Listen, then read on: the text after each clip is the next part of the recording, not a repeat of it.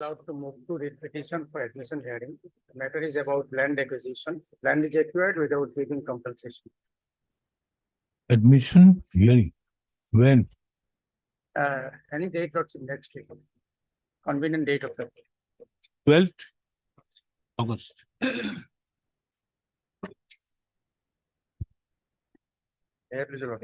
I beg to mention for listing of a case contemporary civil or orders. Okay. Next Monday. I beg for listing of a requisition for motion tomorrow. Tomorrow.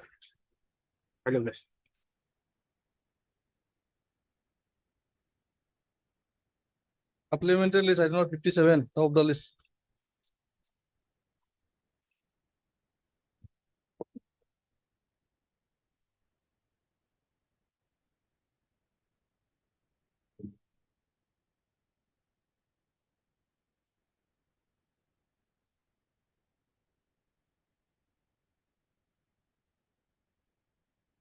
Yes, what did you find? Not much, my lord.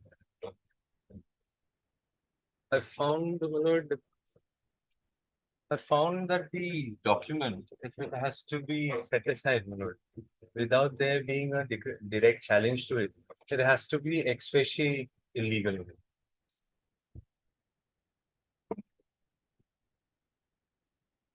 Tell me one thing. How does the plaintiff say that exactly this is the area of land I seek a declaration? Is there any proof that there was a partition? Amicable partition, no. I had already addressed that on the last occasion. They had made a statement, my lord, but there are no findings to that effect that there was a partition amongst the two. Because like I said, my lord, the schedules have a clear boundary.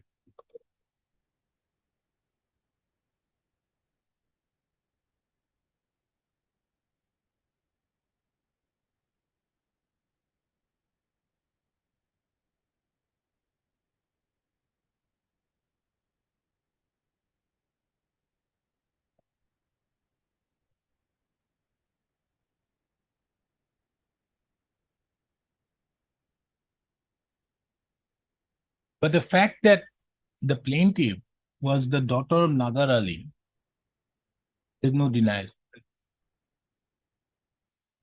The fact that she is entitled to some share of the land. The question is how much share she is entitled to.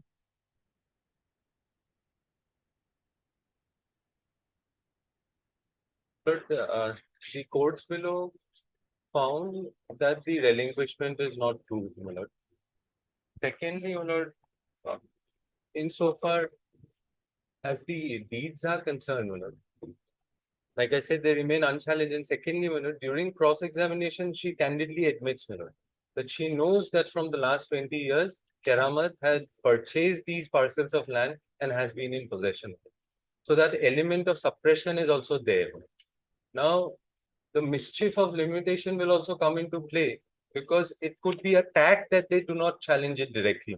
Because had they gone to challenge it, my lord, then 3 years limitation would run out, my lord, and they'll have to show exactly when they had no knowledge of those. Now, if we presume that there is no partition amongst them, Right. then in that regard, the challenge which will be made, there's no required to challenge it. My lord, that again is from that other proposition that when they in a suit for partition, the alienations need not be challenged because they are subject to the adjustments to be made at the time of the decree, which is why I find fault with the very frame of the suit. Now, another aspect is Therefore, we can hold it. If I hold it out here that there is no partition amongst them. The challenge is not necessary. but But the fact that the plaintiff is entitled to a share, not in doubt. not in doubt, my lord, and but then we So also therefore, allowing the plaintiff to file a suit for partition on the basis of the share That she has a share on there. She has a share. Now that. And then that would be subject matter of other proceedings.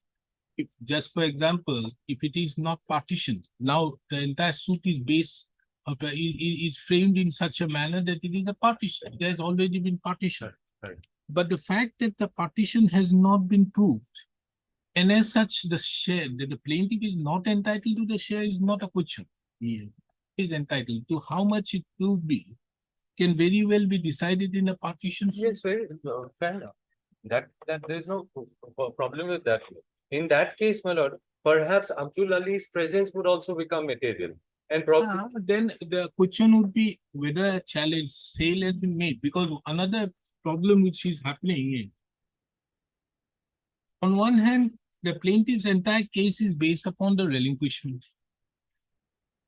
which is yet to be proved. The first appellate court had rejected that aspect. Now,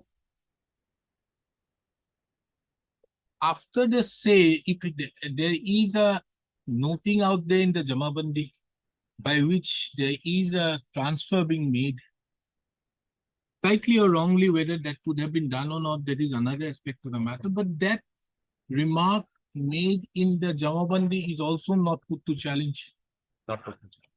which is again touching upon the relinquishment. Correct. And added to that, my lord, because we are not even sure about the date of the mother, my lord. So even if the gift is discarded, suppose she died prior to 77, my lord, then anyways Abdul Ali would have inherited it if not if he's considered not to be a donee also, because we are not sure about the date of death of the mother. Because if the date of death is prior to the sale by Abdul Ali through his father guardian, my lord, then anyways he's entitled by virtue of inheritance. Maybe not to that extent, but at least to some extent. He may be entitled to some extent or whatever may be, but that is again a subject matter of partition. Partition. Correct. But the partition aspect having not been proved, Right. the courts could not have granted that declaration. Yes.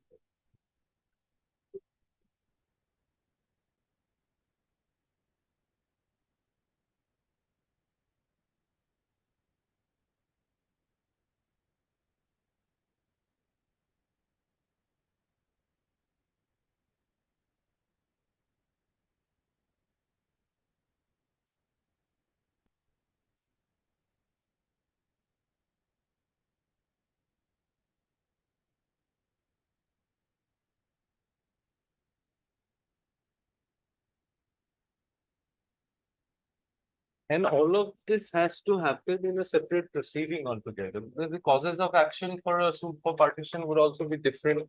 The question about involvement of all the properties and co-owners.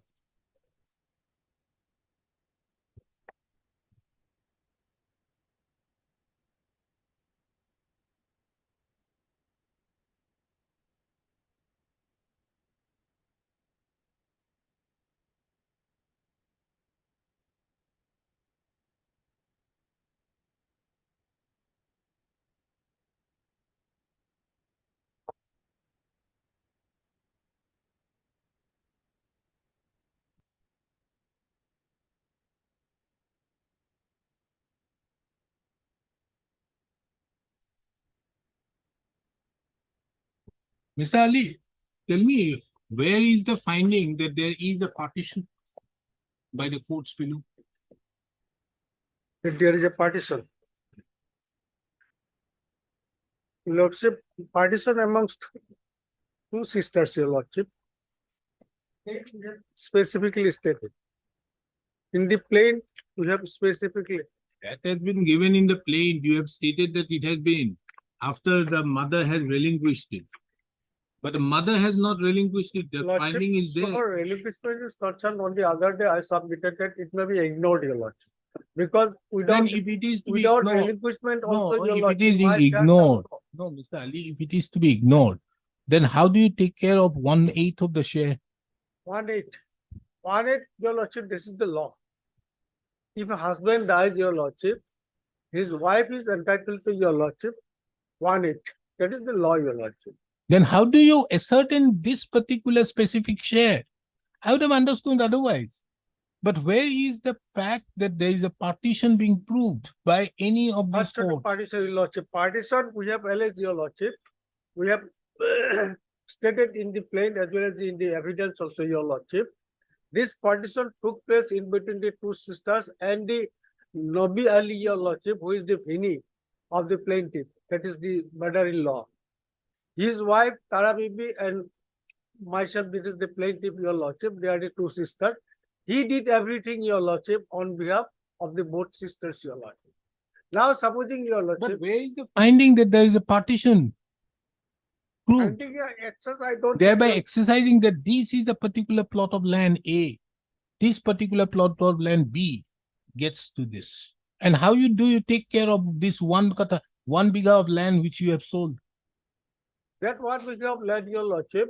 Already, your lordship has taken the view that it can be presumed that it being more than 30 years of old.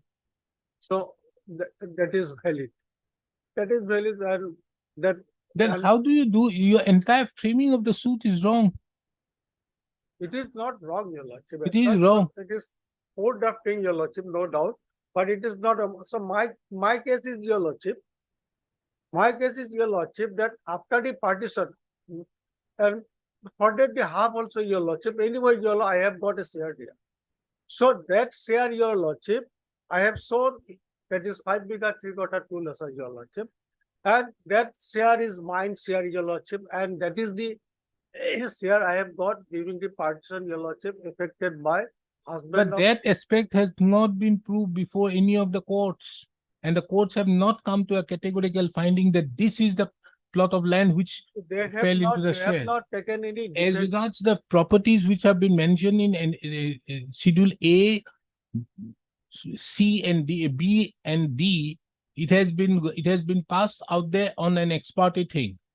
As regards C, there is the dispute. But they, But overall, how do you take care of without there being a finding? they have not taken any plea on that, your lordship, that due to non-partition, this suit is defective, your lordship. There How is do you actually. identify? It may be a case where a sale Now, of this partition in second appeal, your lordship, that cannot be taken, your lordship. This is second appeal. At this stage, your lordship, new plea cannot be taken, your lordship. And my learned friend, your lordship, instructing the plaintiff, your lordship, how to file this suit, that is non-gender, this is non-partition, all these things he has actually suggesting that what should be nature of this suit. That is not the case, your lordship. In between two sisters, your lordship, supposing it is 9 bigha, 4.5 bigha, 4.5 bigha, your lordship, it is the land, say, your lordship, for argument. And I being a lady, your lordship, I having been residing in somewhere all else, your lordship, my sister, Taravani, our husband, your lordship, living in the state, said that I have already entrusted that you cultivate this person also and you give it the produce. Whatever is produced by you, you may have. That is the arrangement. It continued, your lordship, till 1994, that is the death of Abdul Nabi. Thereafter, they stopped, they declined, your lordship, to admit me that I am having any title of her, your lordship. So that is the cause of action that I should get back my, and what is my share? I have shown in A, B, C, and D. Clean case, your lordship. It is not a defective as such in the play. Now, what sort of partition necessary, your lordship? Everything how cannot be. do you ascertain that this is the plot of land? Yes, this is the How? partition. This is the Now, partition. where is it proved? By any of the judgments, it has been held that this partition happened in this manner. Lordship, Where is the judgment? lordship, that finding may not be there. This Without that finding, how could the court come to a particular opinion to that effect? Because your entire basis of your case is, in view of the relinquishment, you are entitled to half.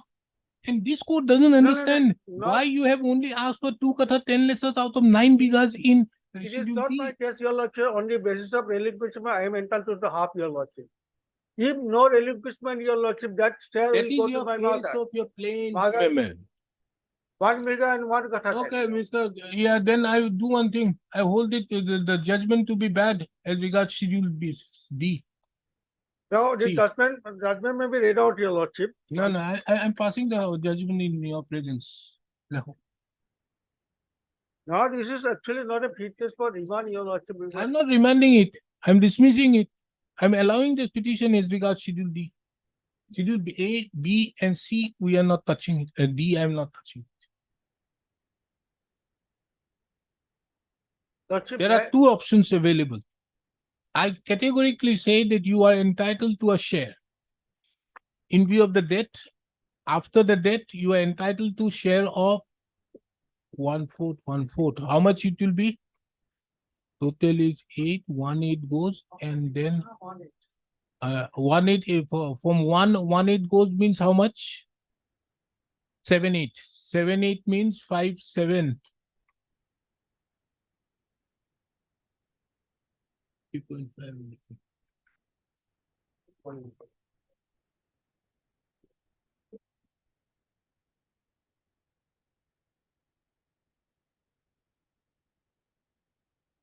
How much each person will be entitled to? 3 bigha 2 kotha 2 lechas for Suruj and Tara. Huh? According 3 bigha 2 kotha 2 lechas collectively for Suruj and Banu, my lord, after deducting 1/8. So that comes to, my lord, 136. 1 bigha 1 kotha 6 lechas. Whose? Suruj's, my lord. I'll do the calculation. No, not on that. It has to be the entire one. It has to be on this 19 bighas. 19 because they'll be entitled to the entire share minus 1/8. Minus 1/8. So it will be divided between two. This minus 1/8. If it is minus 1/8, then how much it is? How much is the total land? Total land is 8 bigha 1 kotha 6 lechha. No, 19 bighas. bighas something. 19 bighas is schedule D. No, we are not concerned with anything. The entire land. Entire land is 8 bigha 60. No. The whole of it, my lord. No, the entire land. From this schedule A, Entire land 3 it kathas, 2 comes to kathas, your 4 lordship. lechas. How much it is? Total? So 19 bigha 1 kata 18 lesser. out of that, it will be this much. She will have a right over that. And as such, she will ask for partition by filing a suit. Whatever it is. That is the best way out. 1 bigha, 1 katha, 4 katha, 8 lechas, 8 bighas, 0 katha, 16 2 lechas. bigha 2 kata 3 lesser, your lordship. Wait, 9 bigha, 2 lesser. 3 katha, 14 lechas. This is 30, 38, 38, 8. In lechas. 1, 3, 7, 7, 8, 9. 19 bighas 4 4, kotha 5, 13 lechha. 18, 9. 19 bighas, 4 katha, 18 lechas. 18. How do you get 13? 18. Isn't it? Yes, correct. So of this, 1/8 would go back. 1 divided by 1/8.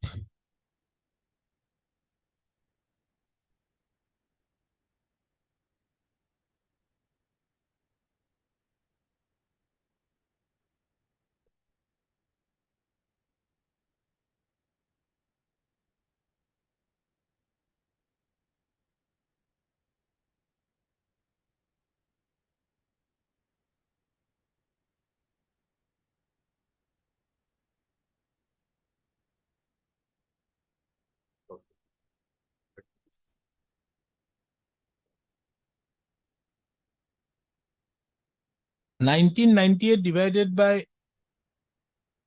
8 is 249. total is 1998. 1998 of which 1/8 would be 249. 249. So it will be 2 kathas, 2 No, there'll be 2 bigha, increasing. 2 katha, 9 lechas.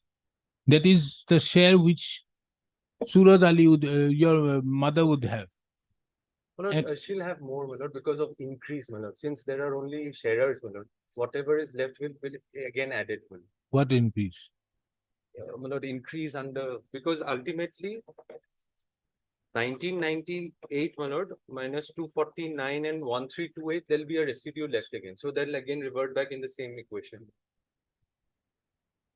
What residual? My lord, from 1998, if we deduct 249 and the share, 2/3 share, my lord, I'm referring to that provision for increase, my lord. How do you get the increase? Because even if we deduct 2/3 for the daughters and 1/8 for the wife, my lord, there will still be something left. So the daughters will get only 2/3. The daughters doesn't become the residuary. Residuary, no. Since there are no sons, they'll remain a sharer. 2/3. Then that residuary will be again divided. Again, in the same proportion as per rule 66. my lord. It will go to how much? The residue reverts to the sharers in proportion to their shares again. So remaining is how much? The calculation. Actually, after deduction of 1/8, your lordship, rest will go in half and half, your lordship. He says that it will go by the residuary. It will not be a residuary. They will only get 2/3. And then there will be a residuary. If residuary is your lordship, it will be divided equally, your lordship. If Then residuary, we will again be left with 420. We will again be left with 420 lectures. For 20 lectures. 20 lectures. That will again go in that proportion. Only 20 lectures. 420 lectures. 4 bigha, 1 kota. How? My lord, because 1/8 would be 249, my lord, and 2/3 will be 1338. my lord. 1338 Third into plus 2/3 will be 1338. 1332. Third into 998 is equals to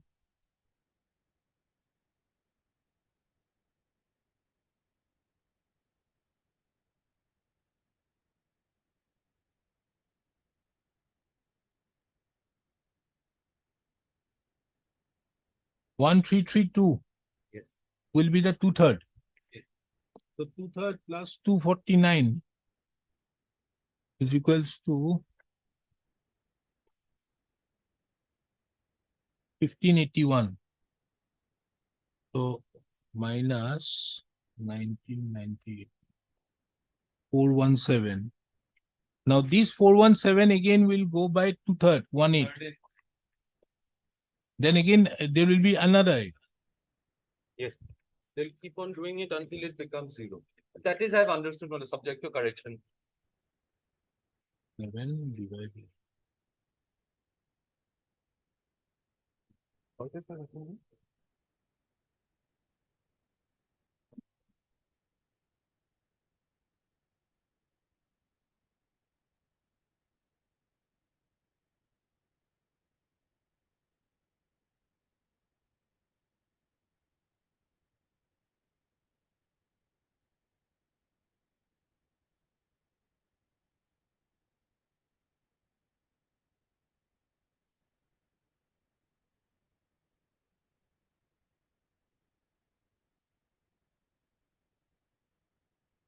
Okay, it can't go more than 3 bighas. Whatever may be, it can't go more than 3 bighas. So remaining 16 bighas, 4 kathas, Yes. 18 lectures has to be divided amongst the petitioner plaintiff as well as the sister, of which she will get half. So this 16 bighas half, the plaintiff would be entitled to 8 bighas, 2 kathas, 9 lectures.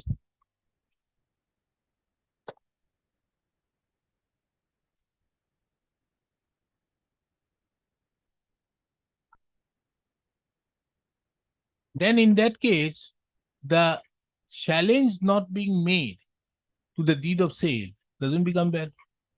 Provided they refile again. Provided they sue again for partition. And they will sue. Now we will say that this actually she is entitled to this amount. and thereupon he will be left with this decision. She can very well go to the deputy commissioner's office under 99 and seek for whatever may be of the entire land. Typically would be, my lord. Then if your lordship passes that here, it'll be a preliminary decree. It's not a preliminary decree, it's a final decree to that effect. I am holding that she is entitled to this amount. Now, the DC will decide on the basis thereof whether if she goes out there that she is entitled to partition, she will go. Now the declaration is already there, she has. This is the only way out. Her rights are also protected and get it through the DC under 54. Well, those other Abdul Ali shared, your lordship will not touch that. Why should I touch? Abdul Ali has whatever right Abdul Ali has got it somewhere or somewhere. It is somewhere he has got it. He may have a right of these 3 bighas, which the mother has given. As to whether she is entitled to more from the mother is another aspect of the matter. That is another aspect. We are not concerned with that. But the fact that Abdul Ali or whatever may be has no right to get more than that, it is clear from the framework of the suit. Abdul Ali, my lord, is not before us. And Whatever may be, can he have any other right? No. The fact that Nagar Ali left behind only 3 persons, and whatever may be, the mother can't get more than that. Mother tongue. So it has to be divided between the plaintiff the 2 sisters with 8 bighas, 2 katha, 9 lectures each.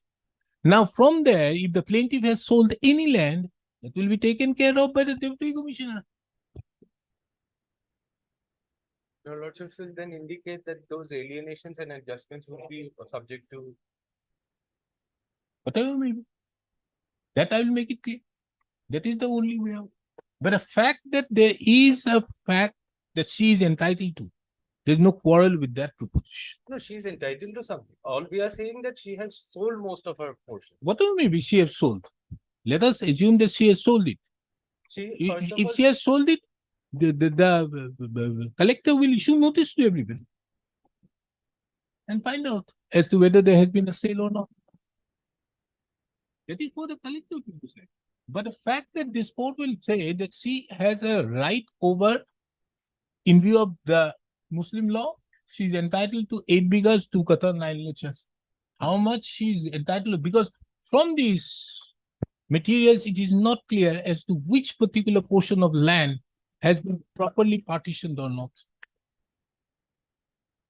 Lord, we have shown in the schedule, your lordship, particular portion we have shown in the schedule. A, your lordship, there is a schedule with boundaries. B, with schedule, your lordship, boundaries.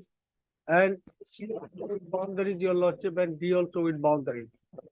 The land, your lordship, in partition, amicable partition. Amicable partition, it may be verbal also, it may be writing also, no doubt.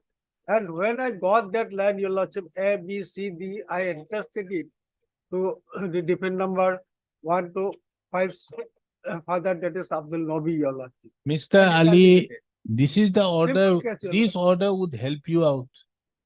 No, your lordship, by this order, if I am helped also, your lordship, it will cause more injustice, your lordship. Injustice in the sense, your lordship, there will be another round of litigation. And that litigation, it will again take 25 years. I am at the deathbed, your lordship. So, meaningless, your lordship. That's why, your lordship, the schedule which we have shown, your lordship, it must be admitted by the court. And the trial court and the first appellate court admitted that this is the land entrusted to you for cultivation. Half of it you gave also. Now that is a fact, your lordship. Where is the finding? That is Where is the finding? That finding. if there is No, Mr. Ali, kindly show me that finding. supposing there is this No, court no, has the no, jurisdiction no, to give kindly finding. show me that finding. I would not touch. Lordship, I am placing section 203, your lordship. No. Kindly show me that finding, which I am saying. You are saying. Show me that finding. I will hold it in your favor. The court has accepted it, your lordship. Where is that finding? Don't So make the submission just I'll have for the to- sake. Show me that specific finding. Lordship, I am coming, your lordship. Now, heard Mr. B.D. Decker, the learned counsel appearing on behalf of the petitioner. Appellants, Mr. S. Ali appearing on behalf of the respondent. Number one. The instant appeal has been filed under section 100 of the Code of Civil Procedure 1908, challenging the judgment and decree dated 15/6/2013, passed by the learned additional district judge Nagaon, entitled appeal number 11(N)/2004, thereby affirming the judgment and decree dated 17/11/2004, passed by the learned civil judge senior division Nagaon, entitled suit number 23/1999. Lordship, I am sorry to interrupt, your lordship. Just I am. You just find out, I'm coming, let me note down the facts, One, just zero, three, show me one. that.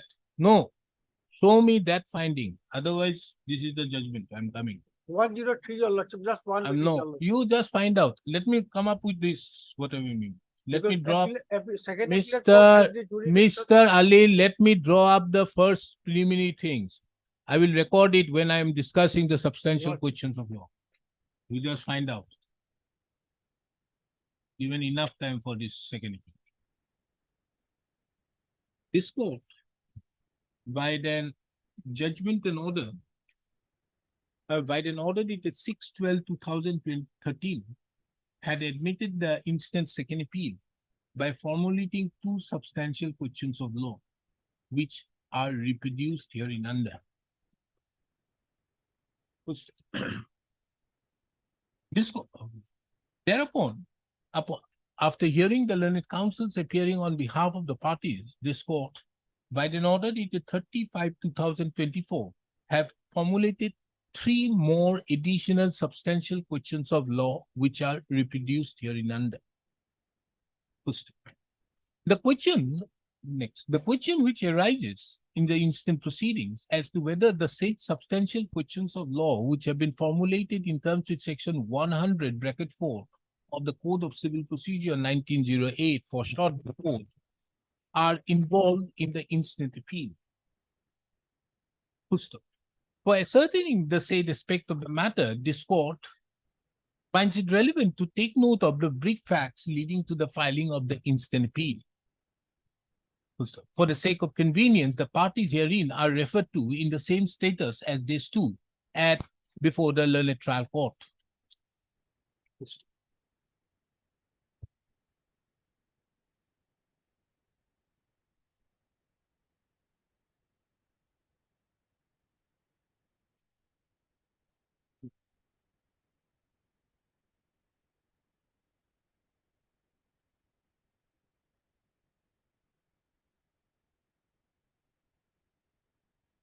The plaintiff,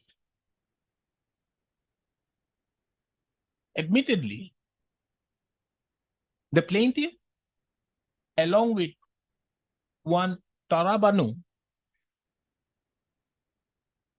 admittedly, were the daughters of one Nagar Ali, bracket since deceased. The father of late Nagar Ali was one Rusmat Sheikh,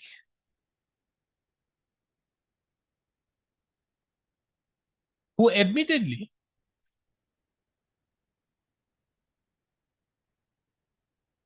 owned various plots of land at measuring 19 bighas, 4 katha, 18 lechas.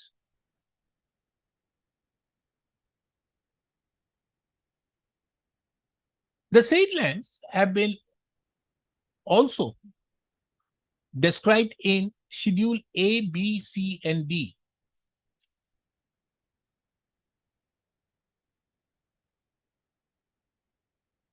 No, originally didn't have been discussed.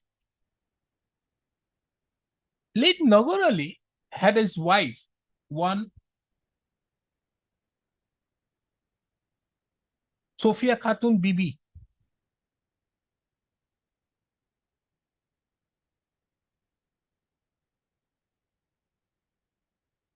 It is an admitted fact that Sophia Khatun Bibi had remarried post death of late Nagar Ali. It is the specific case of the plaintiff that that Sophia Khatun Bibi, the mother of the plaintiff and the defendant number 5,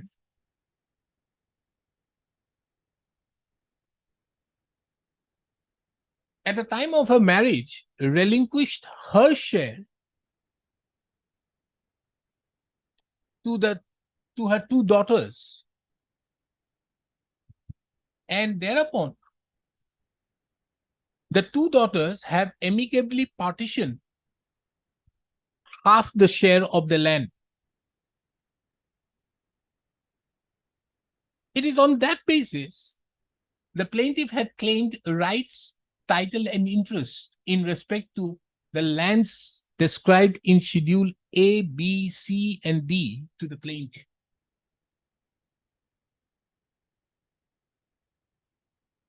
Next. The plaintiff further pleads in her plaint that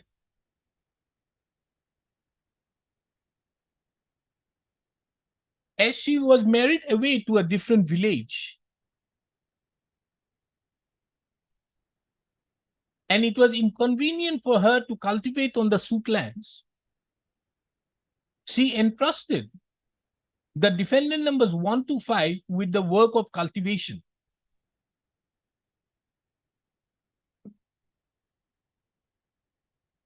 The arrangement so continued till 1994, when the husband of her sister,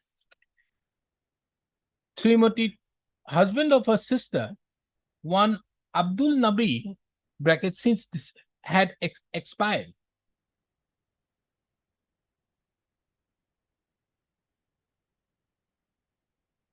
It is the case of the plaintiff that the defendant number 1 to 5 thereupon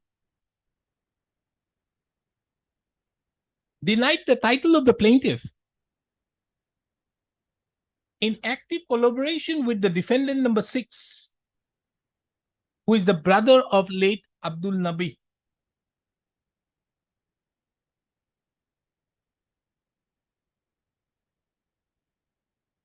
It is the further case of the plaintiff that the plaintiff initiated the proceedings under section 145 and 146 of the Code of Criminal Procedure 1973, which was registered as MR case number 938/96. The said proceedings were disposed of by an order dated 1/8/98 in favor of the defendants, and it is under such circumstances the suit was filed.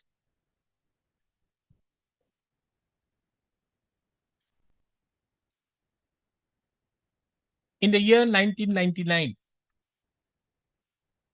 The plaintiff specifically sought for the reliefs that the plaintiff is the owner of the suit lands as described in Schedule A, B, C, and D, having all the right, title, and interest in the land, semicolon, for delivery of khas possession of the suit lands as described in Schedule A, B, C, and D to the plaintiff by evicting the defendants from the land with their men and materials and demolishing their houses, structures, and fixtures, etc. This court have also perused the schedules appended to the plaintiff. And from the said schedules, it is seen that in respect to Schedule A, B, and C, the plaintiff have sought for half of the land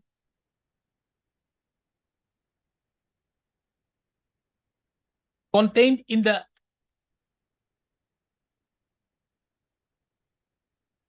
respective dags and patta numbers. However, in respect to Schedule D, the plaintiff has only sought for 2 kata 10 lechas of land out of dag number 215 containing 9 bighas, 3 kata 14 lechas under periodic patta number 97. There is no reason assigned in the plaint, however, as to why the plaintiff has sought for only 2 kata 10 lechas out of 9 bighas, 3 kata 14 lechas contained in dag number 215 of patta number 97. Next. Pursuant to the filing of the said suit, which was registered and numbered as title suit number 23/1999, only the defendant number 6 participated in the said suit. The other defendants, as regards the other defendants, the court proceeded ex parte.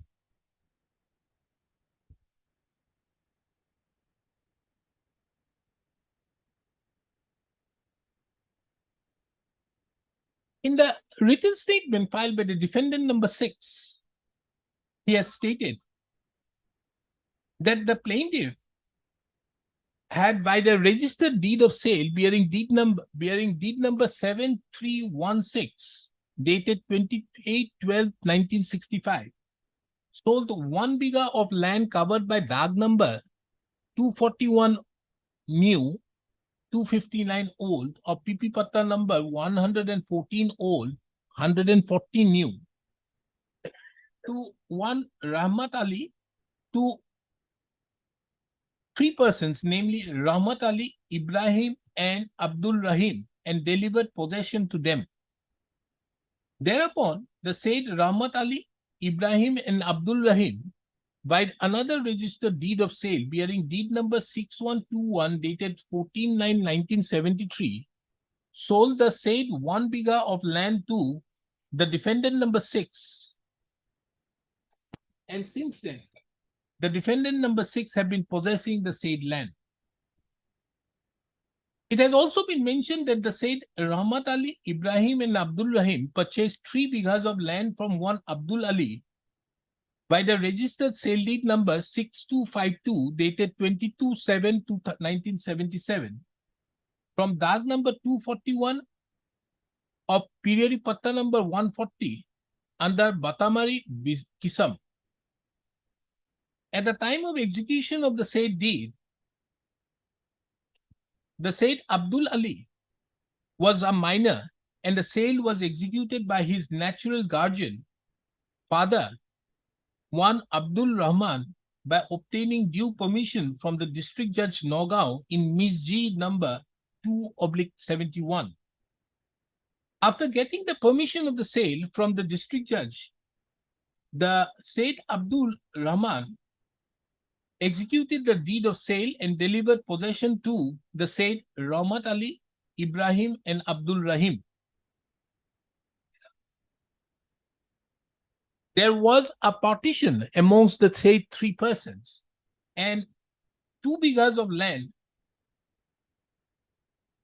was sold by Ibrahim to the defendant Keramat Ali, defendant number 6 Keramat Ali, by a registered deed of sale number 4911 dated 31/5/1984 and delivered possession to him.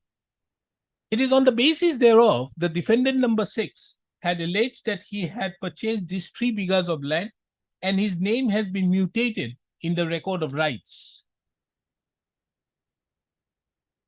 It has also been mentioned that the said surah that it has also been mentioned that the plaintiff, after having sold, that the plaintiff also sold land to Abdul Nabi on 28/12/1965 by the registered sale deed number 7315, and thereupon there is no land which stood in the name of the plaintiff. On the basis of the said pleadings, the learned trial court framed as many as 6 issues.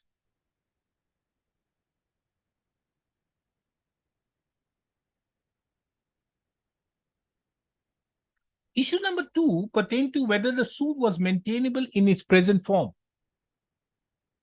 The issue number 3 was as to whether the plaintiff had got right title and interest over the suit land. And the issue number 4 was as to whether the plaintiff had been dispossessed by the defendants from the suit land.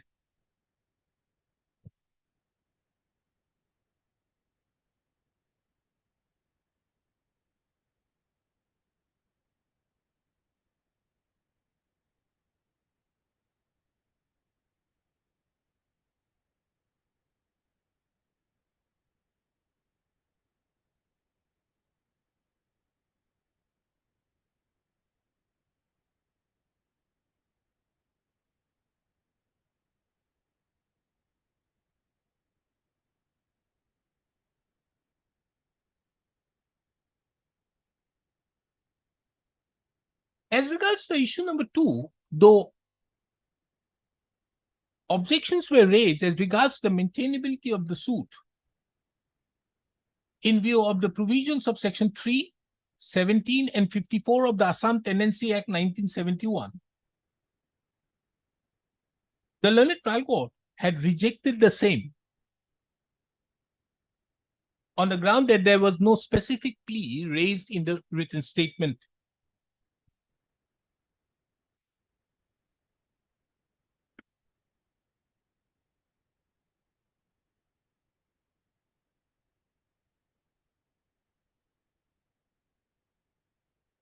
As regards to issue number 3 and 4, the learned trial court came to a categorical finding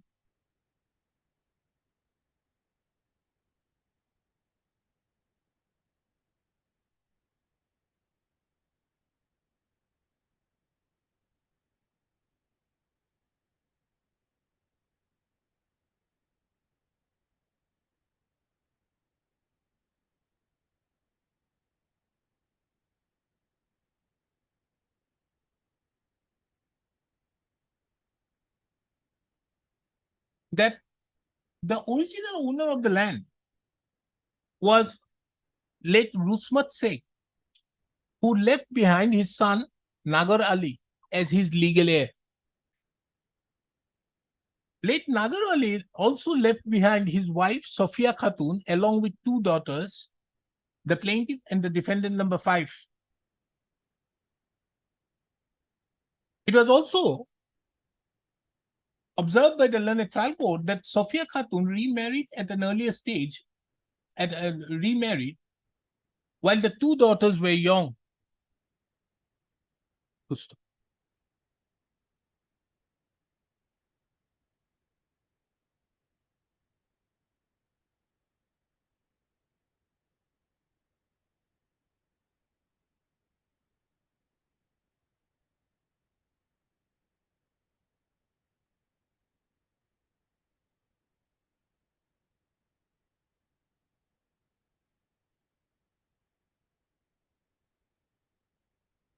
The learned trial court further came to a finding on a perusal of Exhibit 1 to 6 that the suit land originally included in DAG number 274, 260 and 259 under PP Patta number 114 of 1939-40 settlement.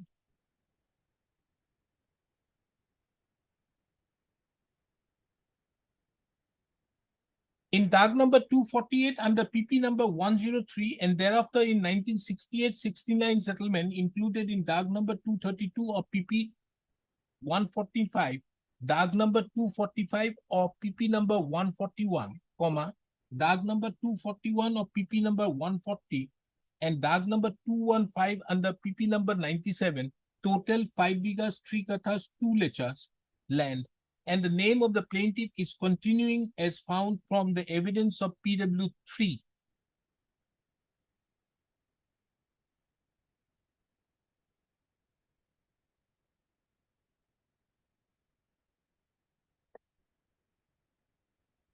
The learned trial court, taking into account the denial of the plaintiff of selling of the land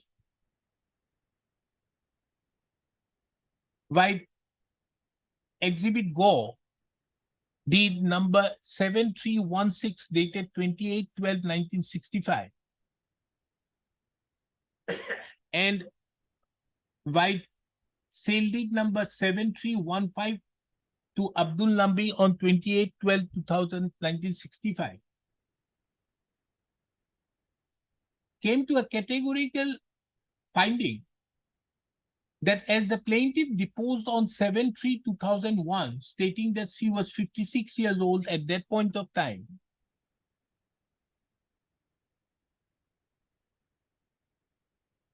her age would be in the year 1965, 10/11 years old minor girl incapable of performing execution of the registered sale deed numbers 7315 and 7316 dated 28/12/1965. It was also observed that the defendant's side had not proved the documents as per the provisions of law.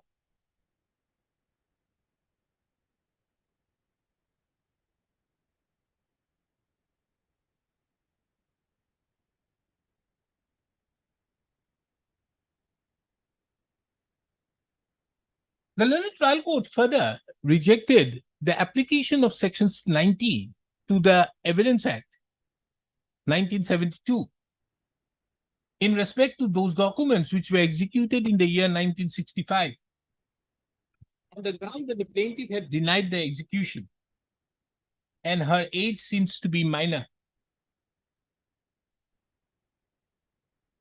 The learned trial court further came to a categorical opinion that in absence of any proper evidence and absence of any expert opinion, the above documents were not the documents, the deeds of sale bearing deed number 7316 and 7315 dated 28/12/1965 could not be, are not believable. And section 90 of the Evidence Act being discretionary and not obligatory, the said provision could not have been applied. In addition to that, the learned trial court further came to a categorical opinion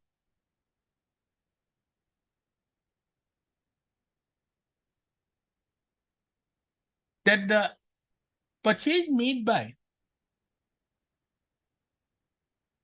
Rahmat, Ibrahim and Rahim of 3 bighas from Abdul Ali by the registered sale deed number 6252 by Exhibit Ghaw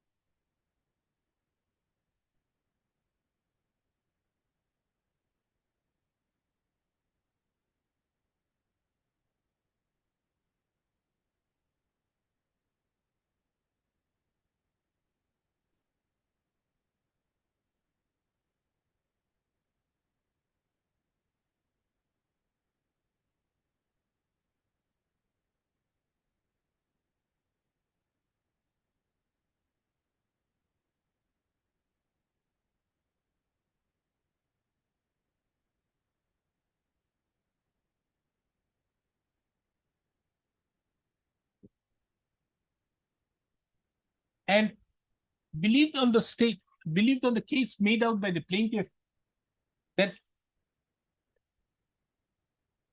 that the father of Abdul Ali had no title over the suit land to sell the land to the plaintiff. Had no right over the suit land.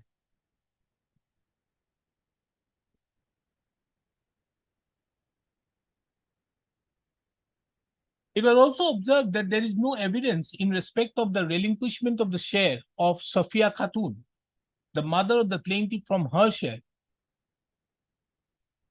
But Sophia's second husband had no right to sell the said land from the suit patta beyond the share of Sophia Khatun, that is 3 bighas land. Right from 426 for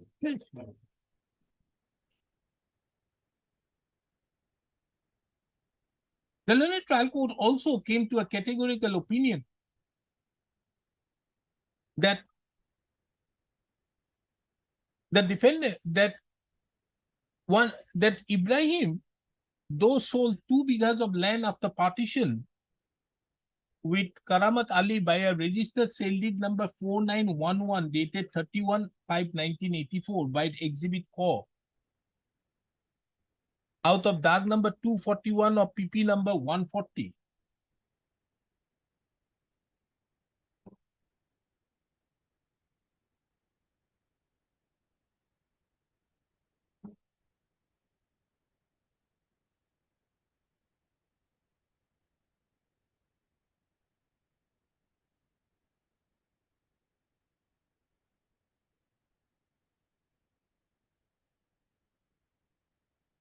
But the said document was held to be not acceptable.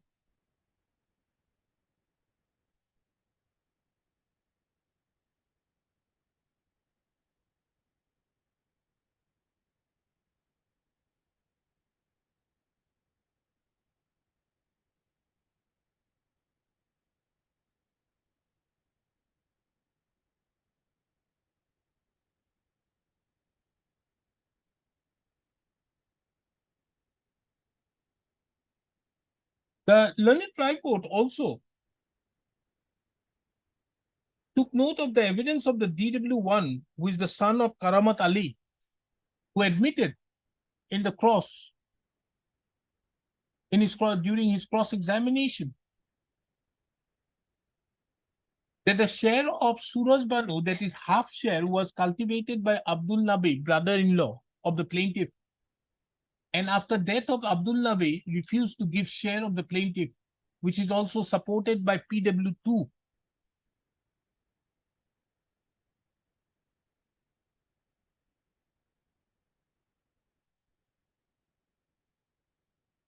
In view of the above findings, the learned trial court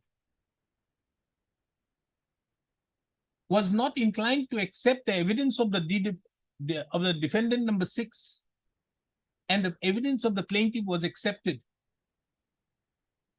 and accordingly held that the plaintiff had right title and interest over the suit land, and the plaintiff had constructive possession over the suit land, which was dispossessed by the principal defendants.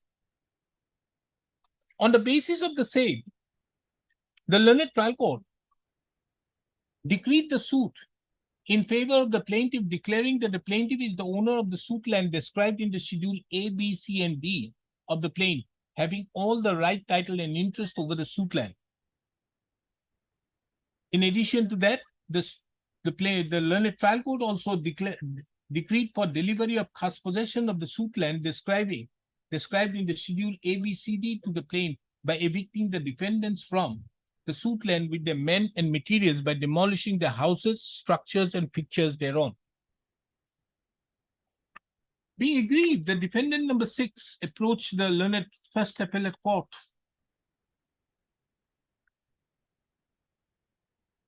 by filing an appeal which was registered and numbered as title appeal number 11/N/2004.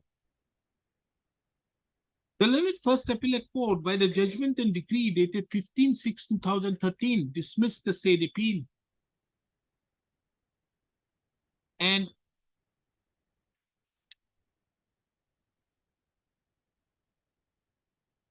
affirmed the judgment and decree passed by the learned trial court.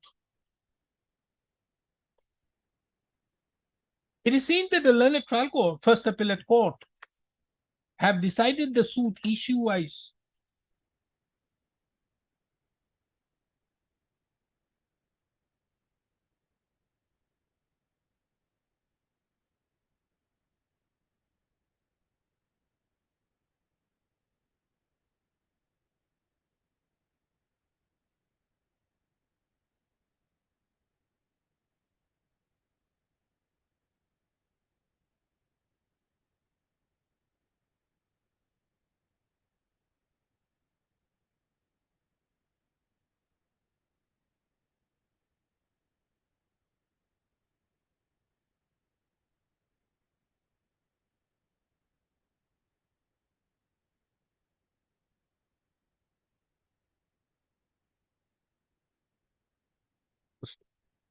The issue number 2 was decided in favor of the plaintiff, holding that the suit was maintainable.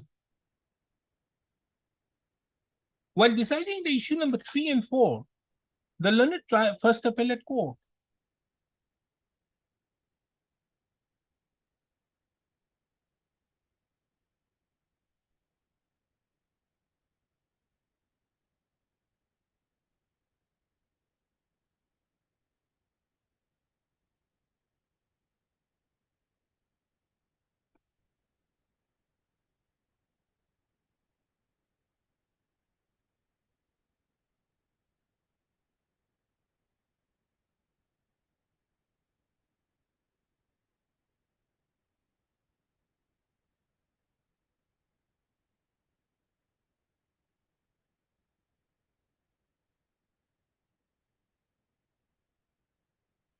upon taking into account the evidence on record,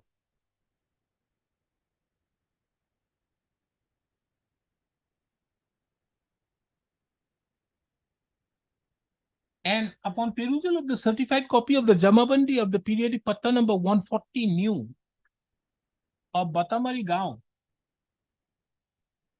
came to an finding that the said document shows that the said dag number 241 had 8 bighas, 16 lectures, 0 katha, 16 lectures of land. The said patta consisted of 3 original pattadas, that is the plaintiff, the defendant number 5, and one Abdul Ali.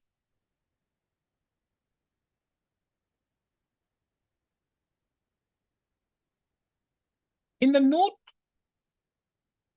4, dated 12/12/1980, 1 bigha of land was mutated in the name of the defendant number 6. In the note 4,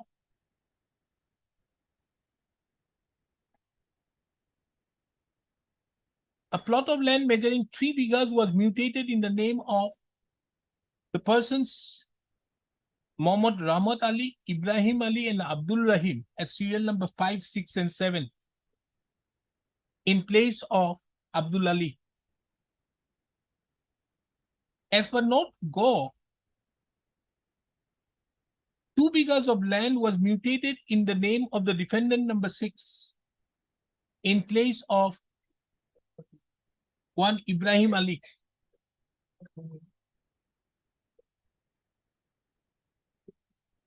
As per note Ungo, a plot of land measuring 1 bigha, 2 katha, 10 lectures have been retained in the name of the pattada. Have been retained by order dated 30/12/1995 in the name of the plaintiff.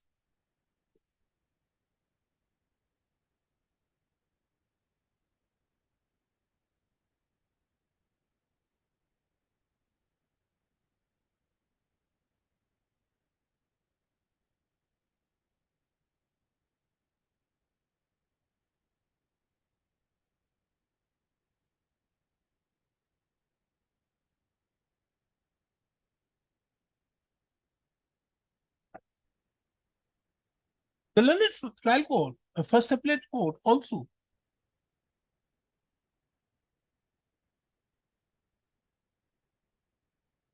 came to a categorical finding that no document could be produced by the plaintiff to show that Sufia Khatun Bibi had relinquished her share of land in their favor.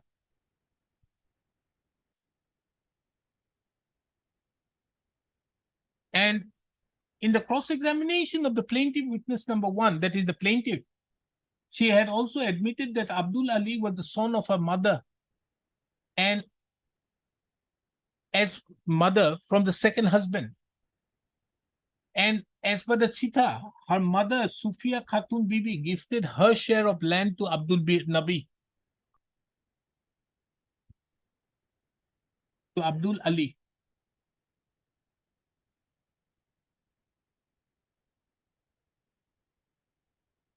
The learned first appellate court disbelieved the stand taken by the plaintiff of relinquishment being made by her mother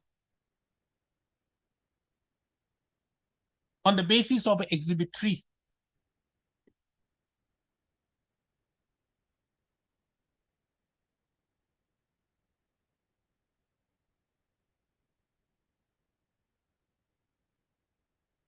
The learned First Appellate Court disregarded the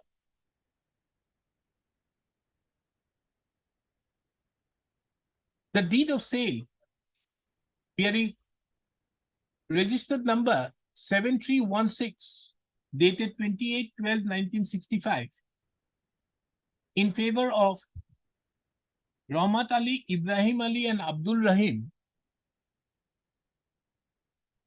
by the plaintiff on the ground that the presumption under Section 90 of the Indian Evidence Act would not have been applied, as the said document was not 30 years old as on the date on which the suit was filed.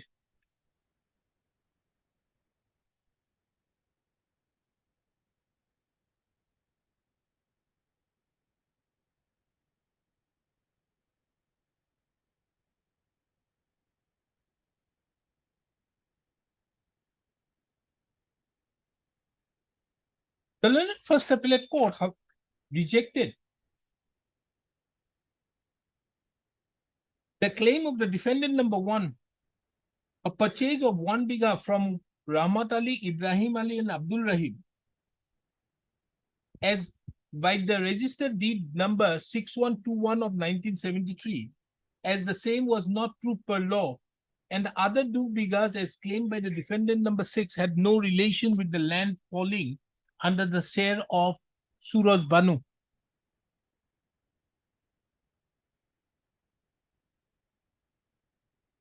It was also opined that as per Exhibit 3, it was crystal clear that Suraj Banu, the respondent, still had her land in the said patta.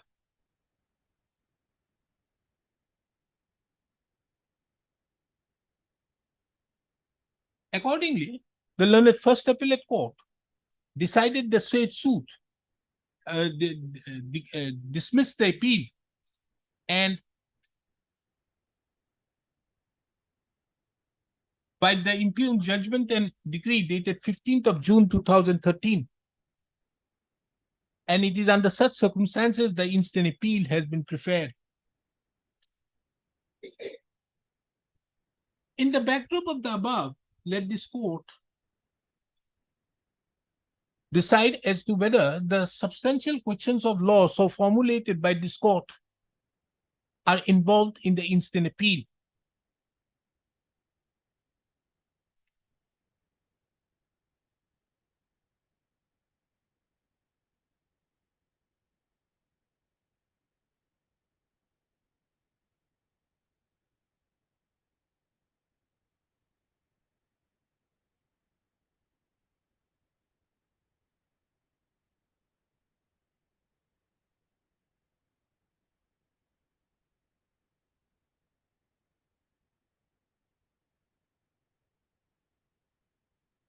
Mr. B.T. Decker, the learned counsel appearing on behalf of the petitioners appellant, submitted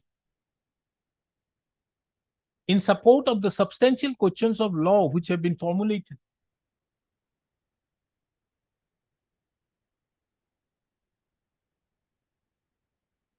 He submitted that this is a case where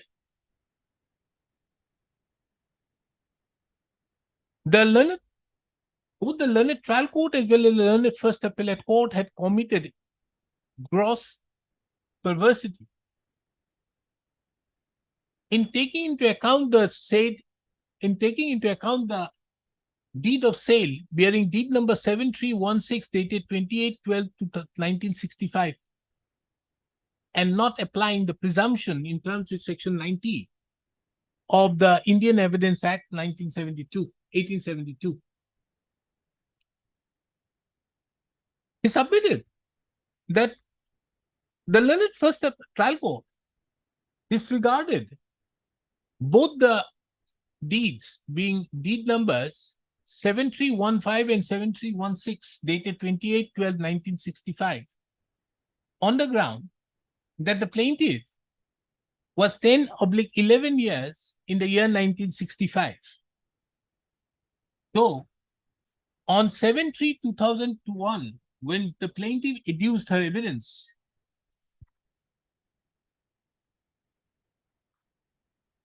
she had duly admitted that she was 56 years. She therefore submitted that taking into account that the plaintiff was 56 years as on 7/3/2001, her age would be 20 years as on 28/12/1965. At this stage, this court finds it very pertinent to take note of that the deed of sale bearing deed number 7315/2000 or dated 28/12/1965 is a document which was never exhibited before the court. And as such, the sale, if any, made cannot be taken judicial notice. The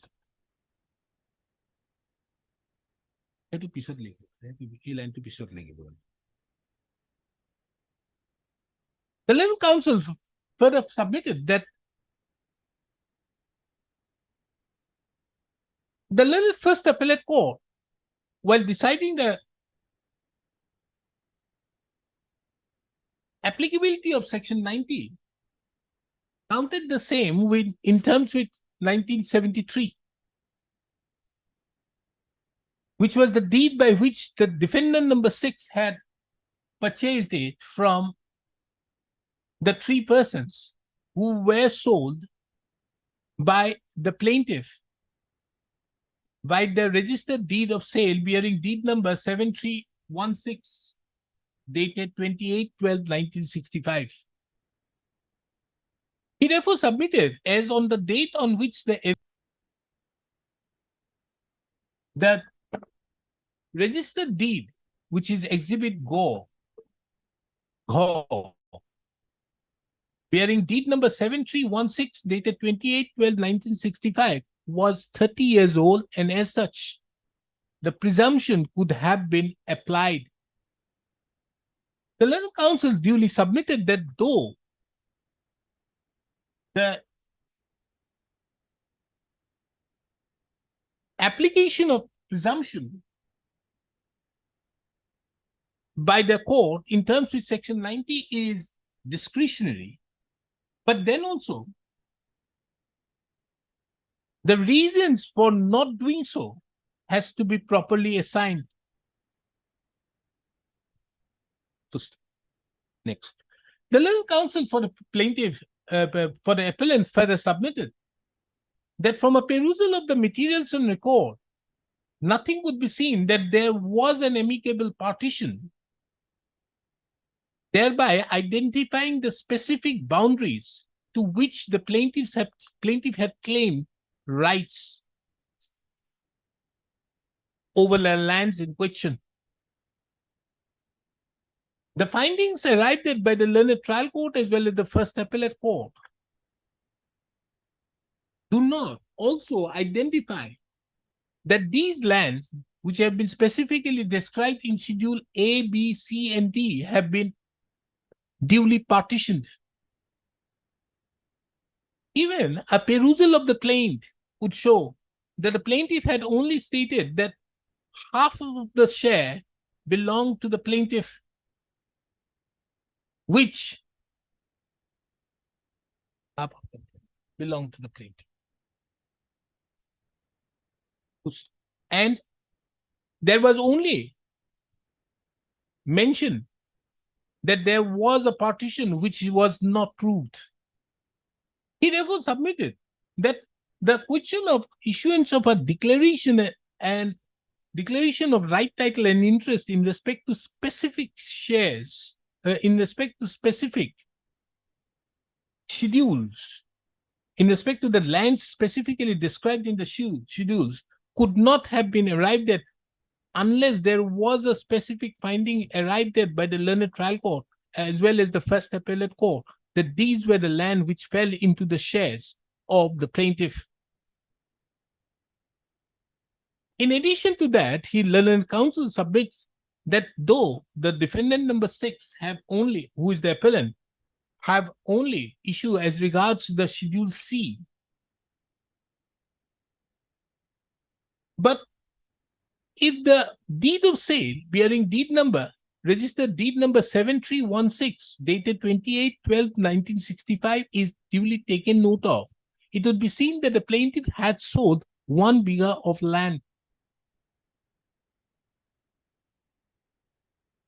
The land, he further submitted that that the plaintiff have categorically failed to prove the relinquishment which have been duly held by both the learned first appellate court, trial court, as well as the first appellate court.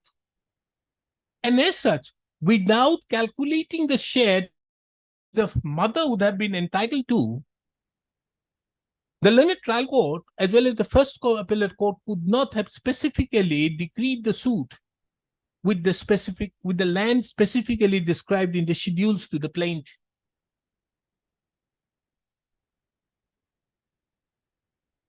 On the other hand, Mr. S. Ali, yes, now come. Please, I gave you time. That is, Your Lordship, section 103. I'm reading, Your Lordship. Hmm. In any second appeal, the High Court may, if the evidence on the record is sufficient, determine any issue necessary for the disposal of the appeal, which has not been determined, which is not been determined by the lower appellate court or both by the court of first instance and the lower appellate court, or which has been wrongly determined by such court or courts by reason of a decision on such a question of law as is referred to in section 100. The recent decision, Your Lordship, will find that a 2018 SCC 303 on this point. So here, Your Lordship, the question of facts. In a second appeal, Your Lordship, question of facts, so it is not inquired into, Your Lordship, gone into, Your Lordship. Now he has made point, Your Lordship, regarding partition. Partition he has admitted, Your Lordship. So for partition is concerned, the defendant number 6 has admitted. And Where? so far, Where? Show me that. that is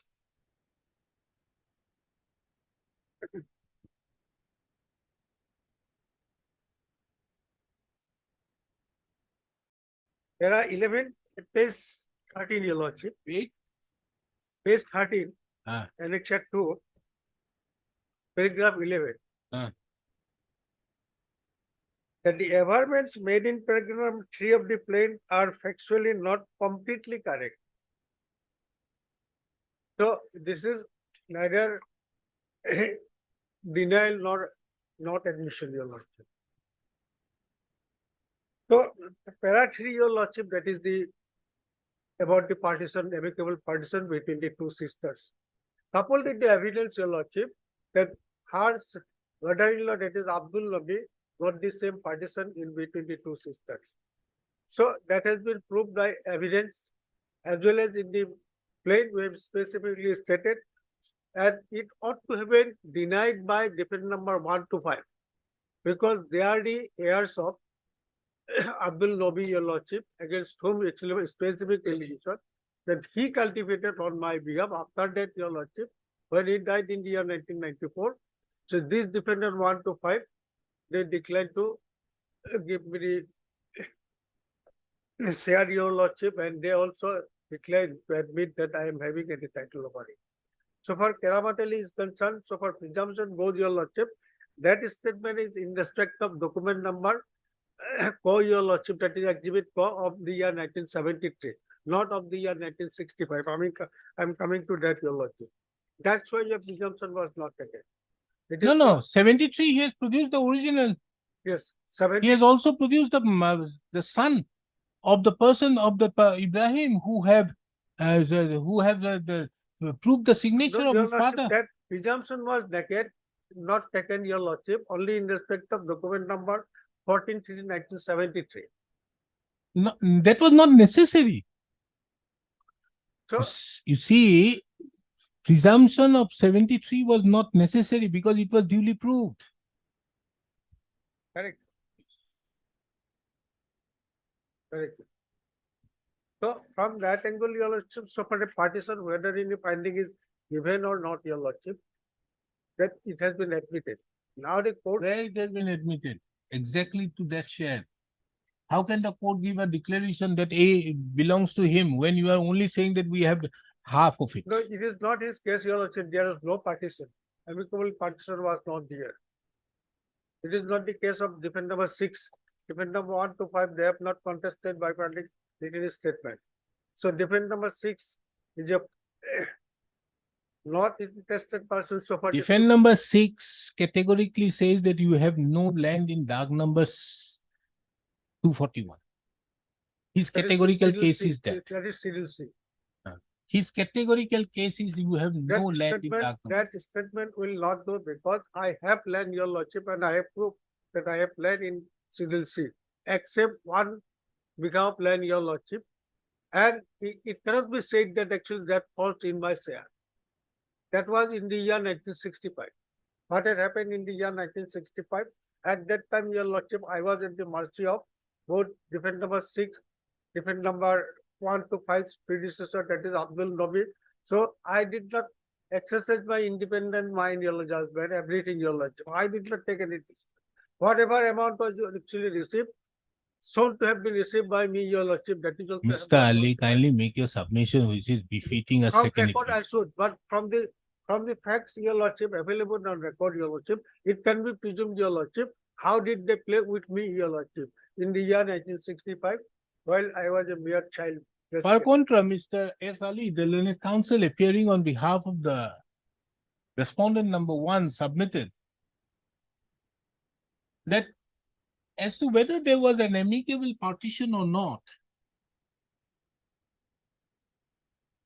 there ought to have been a denial by the defendant numbers 1 to 5 who neither participated in the suit or filed any written statement.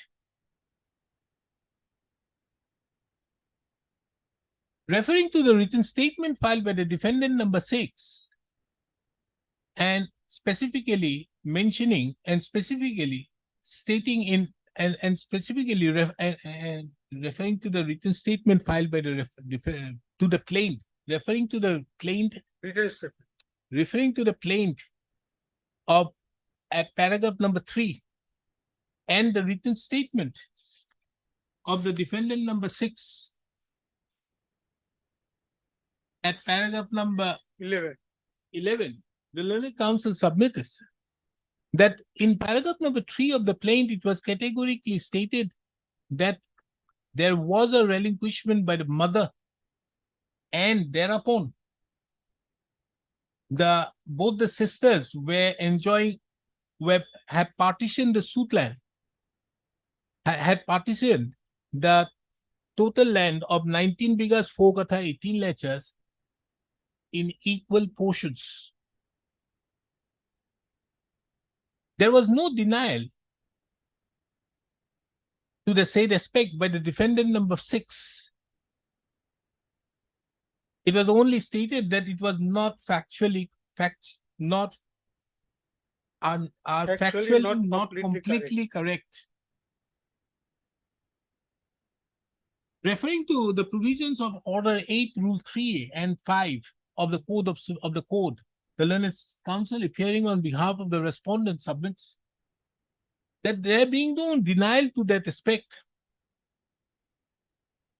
The learned trial court as well as the first appellate court were justified in coming to an opinion that there was a partition of the suit land amongst the 2 sisters. Your lordship, further, the partition they have not taken as a plea, your lordship, in the written statement. No plea they have taken that there was no partition. He further submitted that the learned first appellate court had rightly come to a finding that as regards the deed of sale bearing. But that issue does not arise as they have not taken. Huh? That issue of partition does not arise because they have not taken the plea in the written statement. Will take it. The the learned counsel further submitted that the learned first appellate court rightly came to a finding that the document of the year 1973 could not have been, that no presumption under section 90 could have been applied to the document which was registered in the year 1973. And as such, the question of making any interference with the said finding does not call for any question, does not arise. The learned counsel further submitted that though the learned counsel appearing on behalf of the petition appellant submitted that the suit ought to have been a case of partition, but the said was never taken up in a plea in the written statement.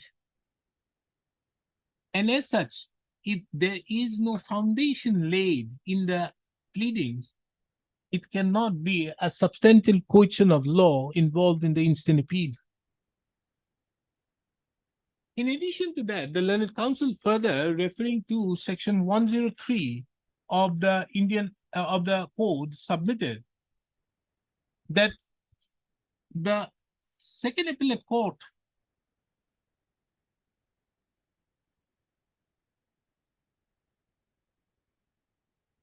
submitted that this court, if the evidence on record is sufficient, determine any issue necessary for the disposal of the appeal, which was not determined by the first appellate court or both, or by the learned trial court, or by both. Or for that matter, if both the courts below have, both or any of the courts below have wrongly determined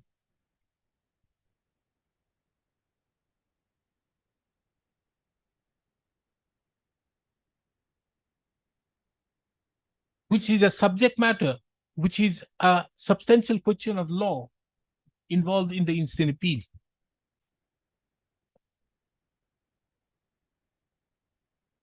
Ending. Chalo. Let me come back 5 minutes.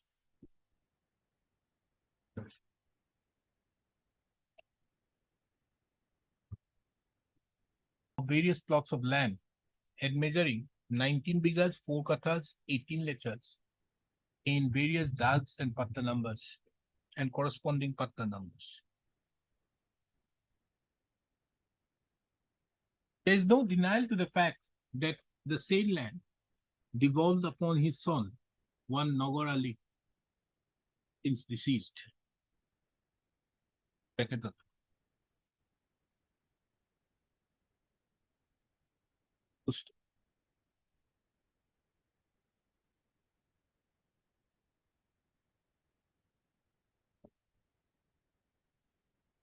The said Nagar Ali, late Nagar Ali, is survived by his son, survived by his wife, one Sophia Khatun, and 2 daughters, that is the plaintiff and the defendant number 5.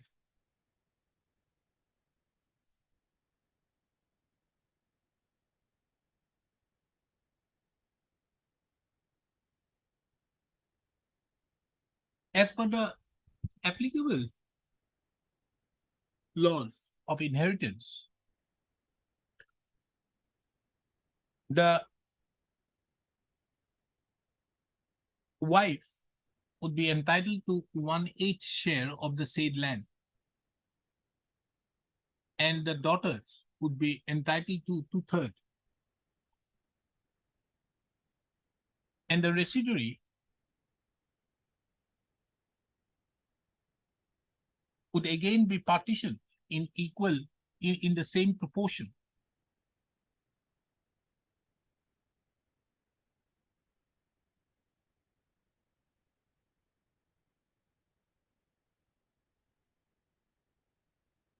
During the course of hearing, it has been submitted that applying the law of inheritance, the share of the mother of the plaintiff and the defendant number 5 could not have been more than 3 bighas.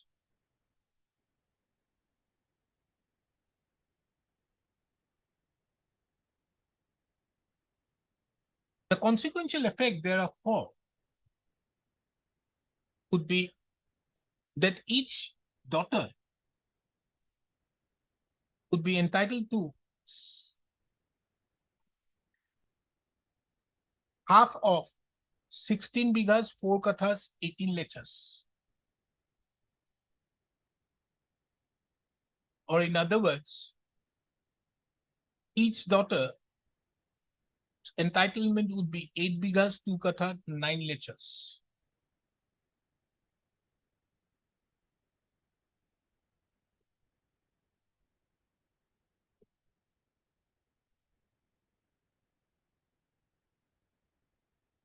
At this stage, if this court duly takes note of the registered deed of sale bearing deed number 7316 dated 28/12/1965, it is a document which was 30 years old as on the date on which the said document was admitted into evidence.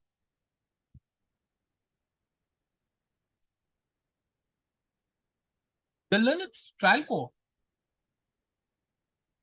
had decided against the said document on a completely perverse finding that the plaintiff as on that date, as on the date of execution of the said deed, was 10/11 years old, which could not have been taking into account that the plaintiff had herself adduced in evidence that she was 56 years old on 7/3/2001.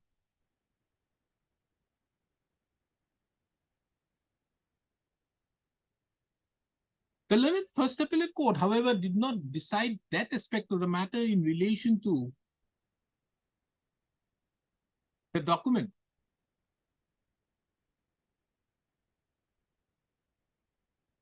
Exhibited as Exhibit Gho.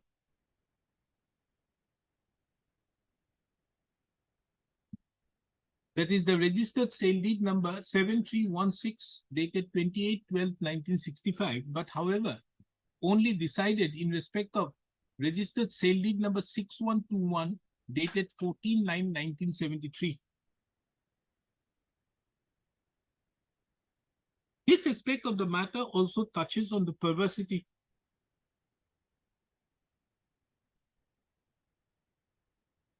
on the part of the learned trial of First Appellate Court in applying the provision of Section 90.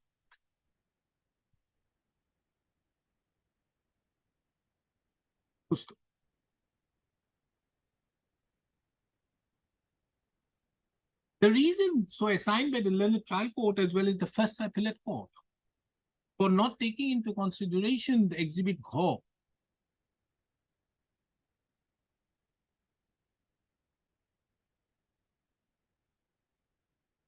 is not in consonance with the provisions of law. And as such,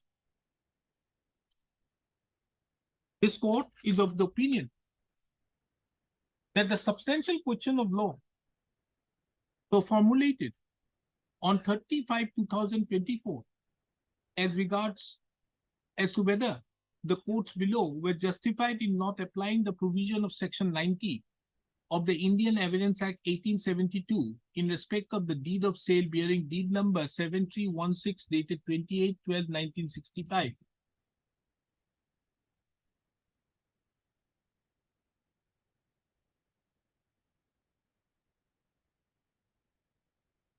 taking into account that the said document was 30 years old as on the date on which the same was received in evidence by the learned trial court, is duly involved in the instant appeal.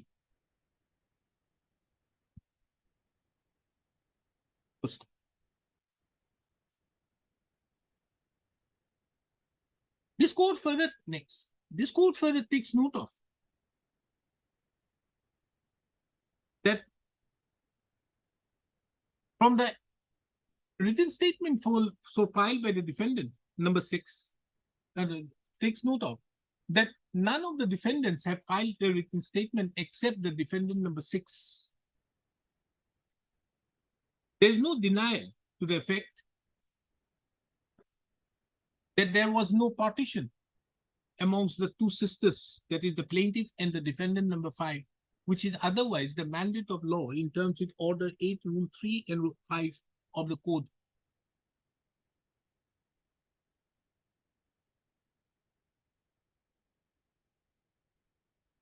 The defendant herein claims, number 6, who is the appellant, claims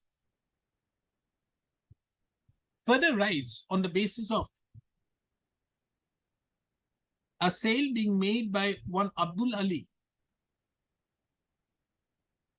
to his father after taking due permission from the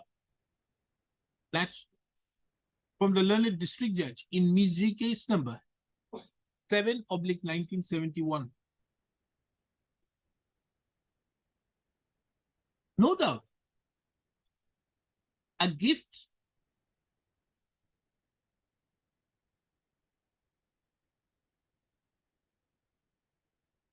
as per the Mohammedan law is permissible.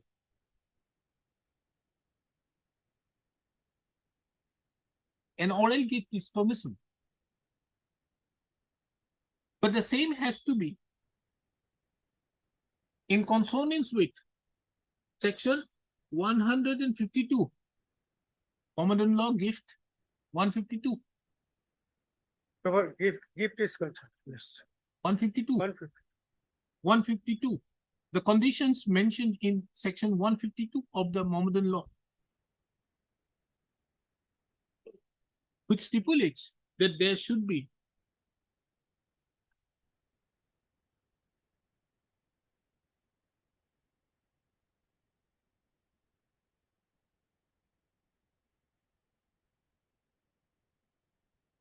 Regarding 3 essentials, Your Lordship, the specific provision is 149. 152 is for delivery of poison. under 149. For delivery of stipulates- poison, it Wait, is so- 150. 149. These things are absent here. It is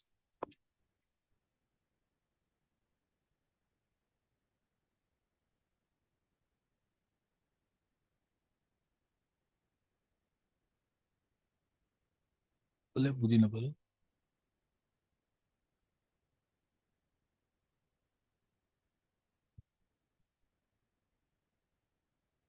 The permission from the district judge.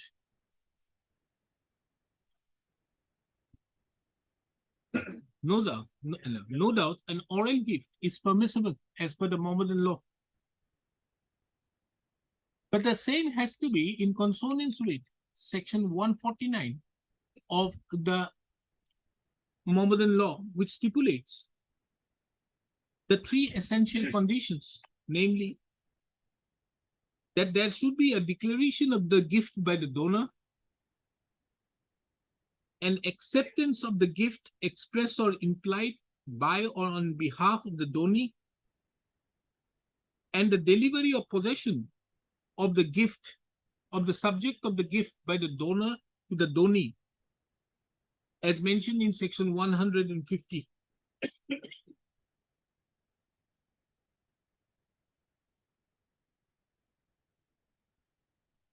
Nothing, however, has been proved during the course of the trial, as could be seen from the evidence on record, that there was a gift by the mother, namely Sufia Khatun, Bibi, in favor of Abdul Ali by following in terms with the mandate of section 149 of the Mohammedan law.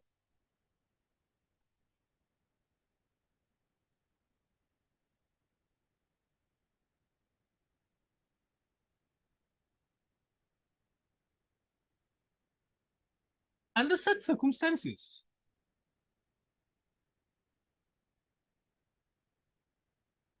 and Mr. Ali, can a minor accept a gift?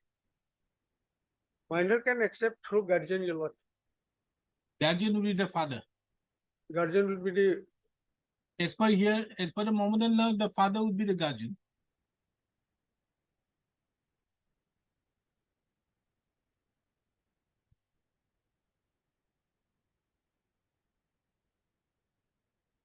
In addition to that, there is also no proof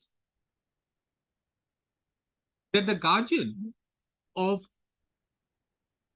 the minor, Abdul Ali, had accepted the gift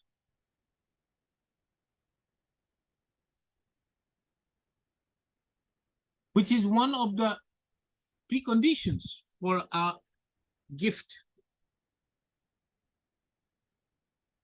taking into account that admittedly Abdul Ali was a minor when the registered deed bearing deed number 6252 dated 22/7/1977 was executed.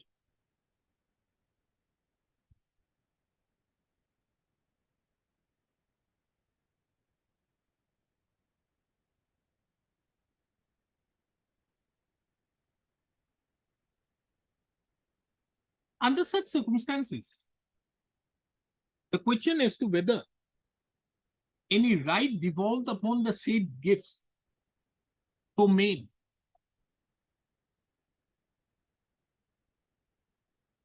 by the mother, so purportedly made by the mother, Sufia Khatun, in favor of her son, Abdul Ali, who was a minor, and as to whether the sale was made in favor of Rahmat Ali, Ibrahim, and Abdul Rahim of 3 bighas of land,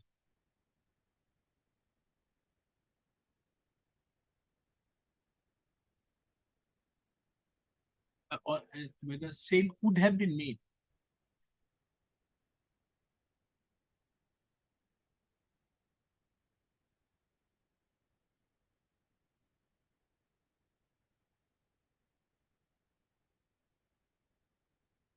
Under such circumstances, the gift having not been proved,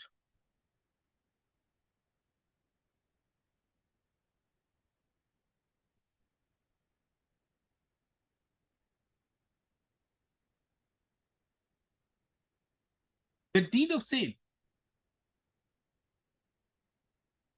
being registered deed number 6252 dated 22/7/1977 by the father of Abdul Ali in favor of Rahmat Ali, Ibrahim, and Abdul Rahim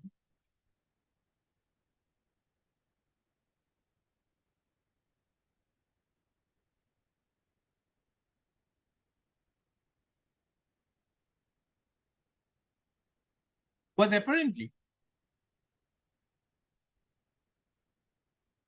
non-est.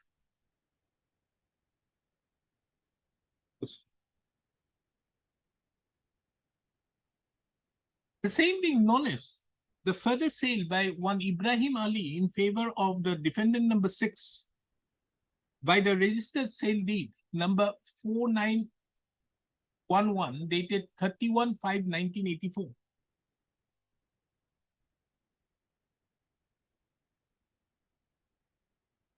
could not have transferred any valid title over the said land.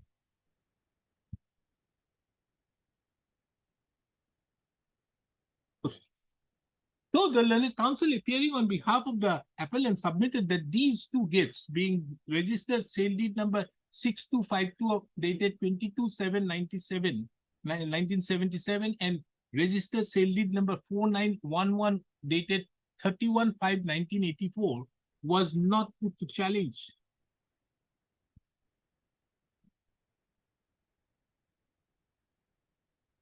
But taking into account that these deeds were void and non-est in law, there is no requirement as per the well-settled principles of law for challenging the said deeds.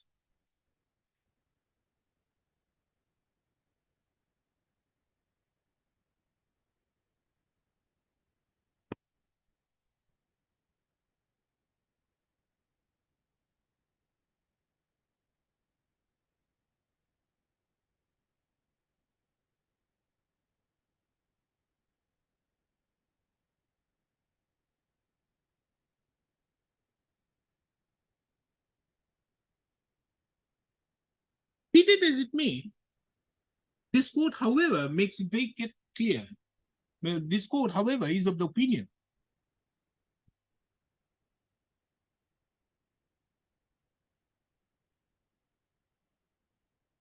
that the deed, sale deed number, registered sale deed number 7316 dated 28/12/1965, as well as the deed of sale bearing deed number 6121 dated 14/9/1973,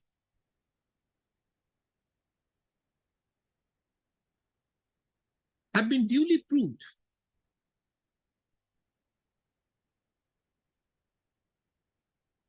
as is apparent from the materials on record. And as such, without a challenge being made to the said deeds of sale, the plaintiff could not have claimed any right over the 1 bighah of land which the plaintiff has sold by the registered deed of sale bearing deed number 7316 dated 28/12/1965 to the said Rahmat Ali, Ibrahim and Abdul Rahim, and thereupon the said Rahmat Ali, Ibrahim and Abdul Rahim transferring by the registered deed of sale bearing deed number 6121 dated 14/9/73 to the defendant number 6. Accordingly, the second substantial question of law, additional substantial question of law, which was framed on 30/5/1964, 2024, as to whether the courts below were justified in decreeing the suit in favor of the plaintiffs in absence of the registered deed of sale bearing deed number 7316 dated 28/12/1965, as well as the deed number 6121 dated 14/9/73 being put to challenge by the plaintiff even after coming to learn about the same pursuant to the filing of the written statement, is a substantial question of law which is duly involved in the instant appeal.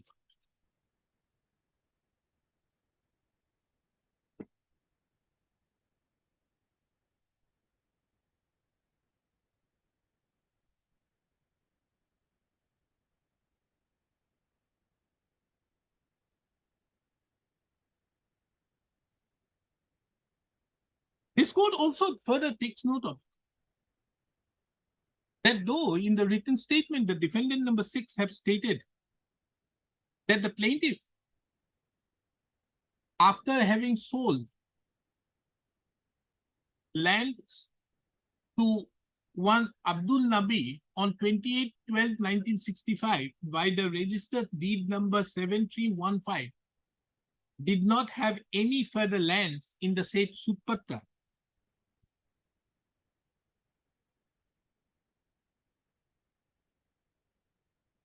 This court is of the opinion that the said document could not have been taken into consideration, taking into account the exhibit, the said document was never exhibited, nor the defendant numbers 1 to 5 had approached the court, have filed any written statement claiming any right on the basis of the said document.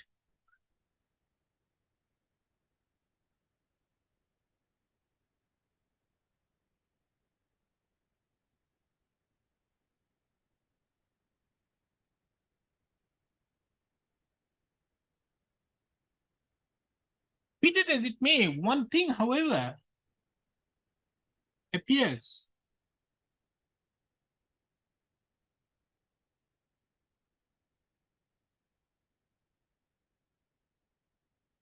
That the defendant number 6 have duly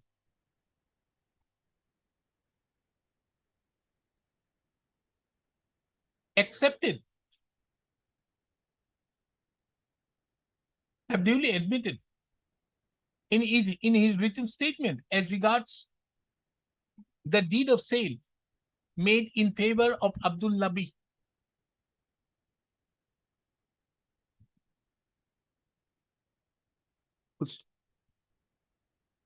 The sale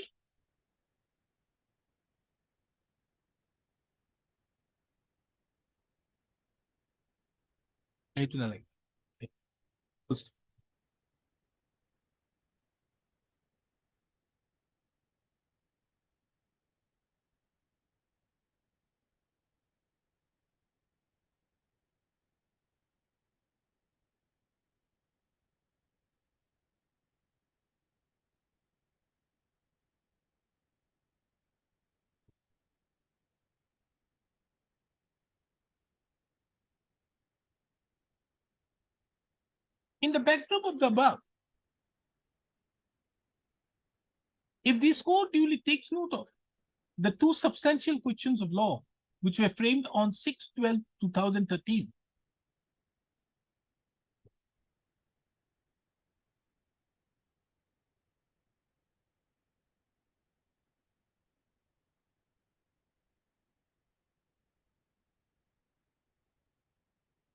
it would be seen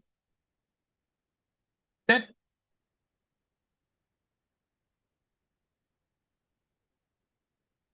from a perusal of the from what has been stated in the foregoing paragraphs of the instant judgment,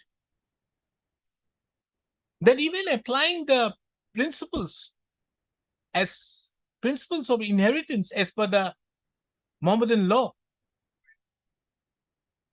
the plaintiff would be entitled to 8 bighas, 2 katha, 9 lechas. She has specifically claimed only 5 bighas, 2 katha. How much?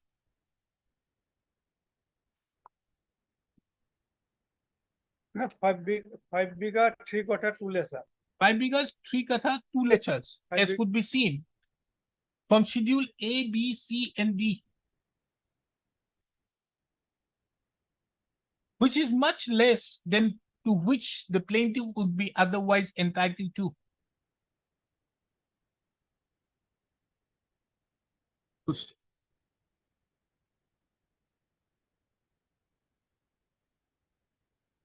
The relinquishment which had been made by the mother,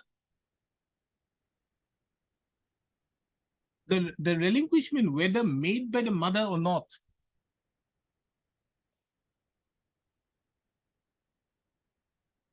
in the opinion of this court, mother of the plaintiff or not, would not, however, affect the rights of the plaintiff in respect to the claim of land made, taking into account that she has only claimed 5 bighas, 3 kathas, 2 lechas. 5 bigger, 3 quarter, 2 lesser. 2 lechas. Whereas she is otherwise entitled to 8 bighas, 2 katha, 9 lechas.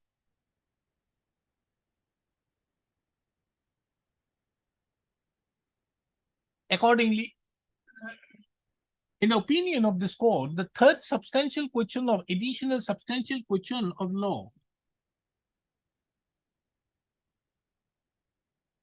formulated on 30/5/2024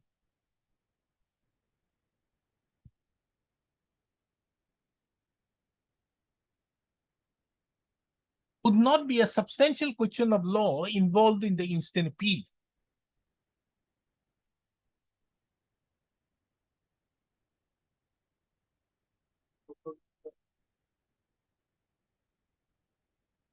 The above decision so rendered herein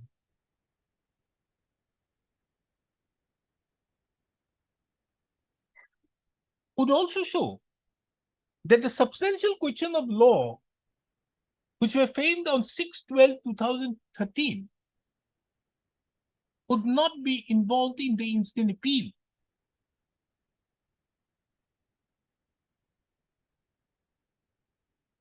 Taking into account that both the courts below have come to a categorical finding on the basis of evidence,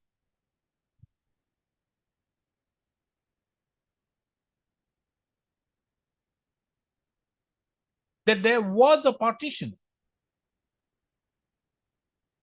and the plaintiff was entitled to a share of the land in question.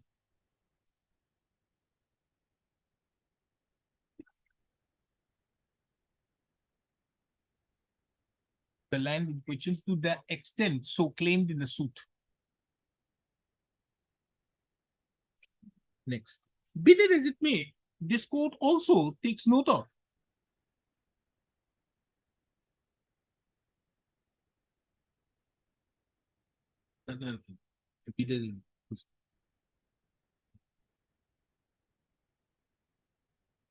in the backdrop of the above, this court duly takes note of that the plaintiff herein would not be entitled to 1 bighah of land which the plaintiff had transferred by the deed of sale bearing deed number 7316/2 dated 28/12/2000 1965 in favor of Rahmat Ali, Ibrahim and Abdul Rahim, which was subsequently transferred to the defendant number 6 by a registered sale deed number 6121 dated 14/9/1973.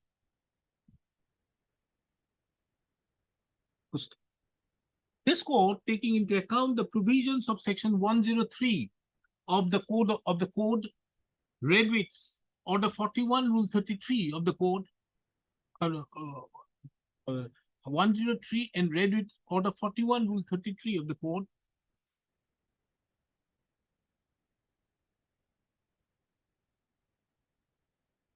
observed that the plaintiff herein would be entitled to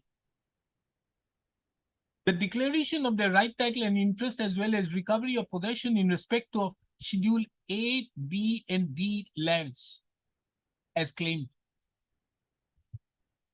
However, as regards Schedule C, the plaintiff would only be entitled to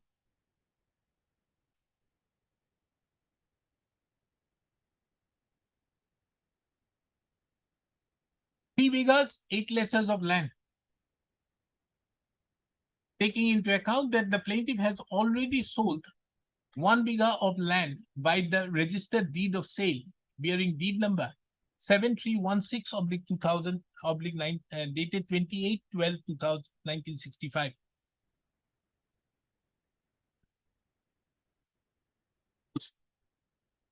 Accordingly, the appeal therefore stands disposed with the above modification of the judgment and decree passed by the learned trial court, which have been affirmed in the first appeal.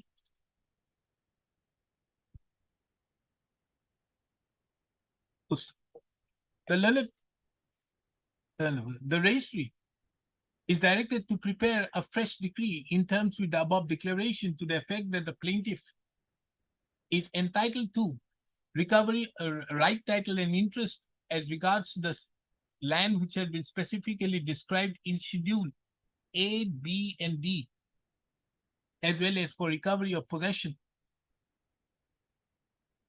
And as regards the Schedule C land, the plaintiff would only be entitled to 3 bighahs, 8 kathas of land.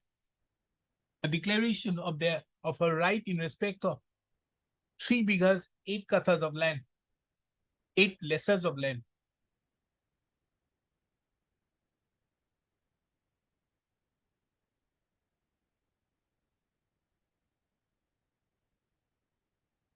Along with recovery of possession. This court is of the opinion that this court further directs the executing court to execute the decree by taking note of, by removing that portion of the land as it appears from the schedule mentioned in Exhibit Gho. That is 1 bigha of land. With the above, return the LC.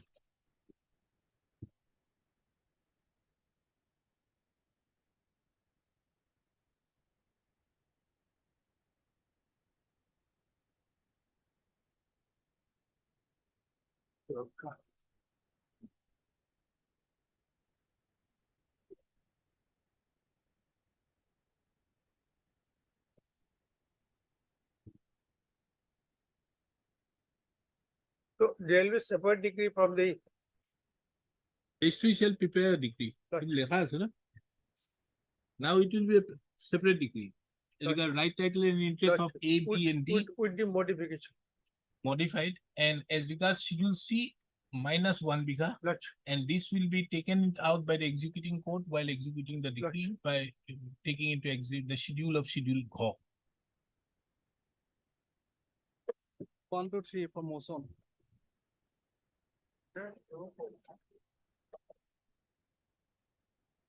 Yes. Petitions are of 2019. Why they have remained in motion for so many years, your lordship, is because the facts are curious. What had happened was that during, lordship will recollect, during the citizenship, the protests against the amendment to the Citizenship Act, your lordship, a notice from the CBI was issued to the petitioner number 1, your lordship, to appear in Kolkata. The notice was served on the midnight of a particular day, and he was asked to appear in Kolkata during the next day, while a curfew was imposed in the entire state. So we came before the Honorable Court. On 16/12, the court said that the inspector should inspect the person who had issued the notice. It should in fact travel to Guwahati, should submit a questionnaire, and the petitioner would get liberty to appear before him.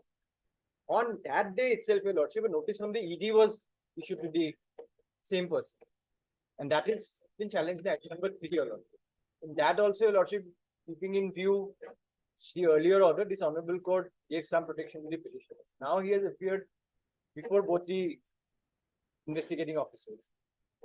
One order is of 16/12/2019, that number 1, your lordship. And the other order is of 20/12/2019, that number 3.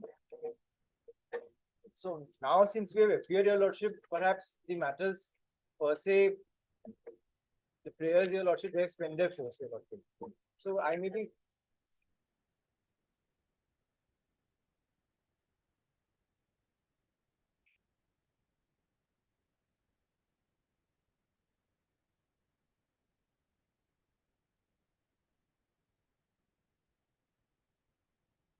Yes, what is your stand?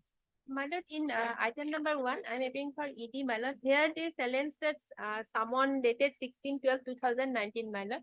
That statement has been taken in that regards, my lord.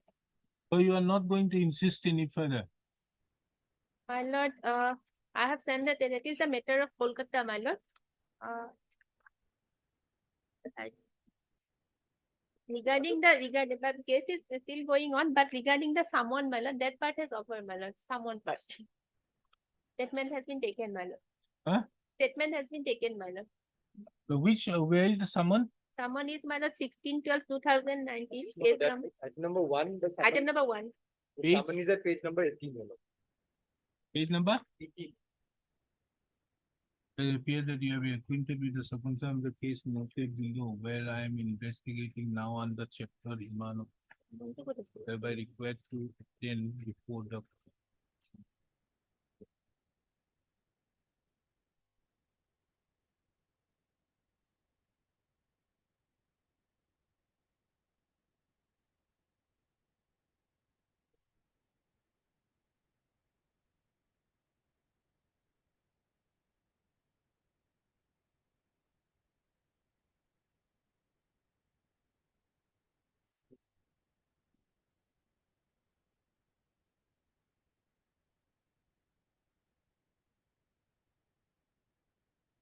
Then what happened?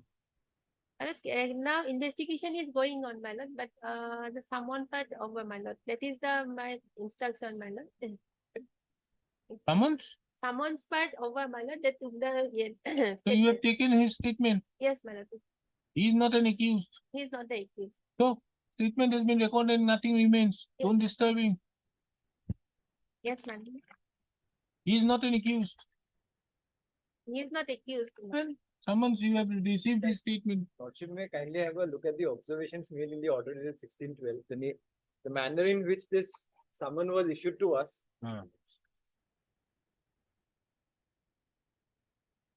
This is wrong.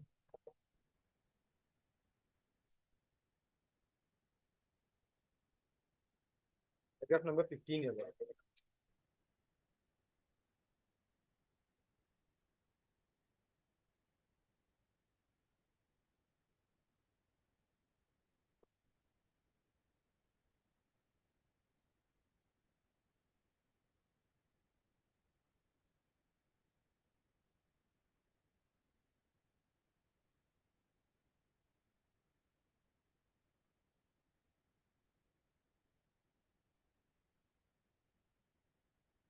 Why haven't you filed your affidavit?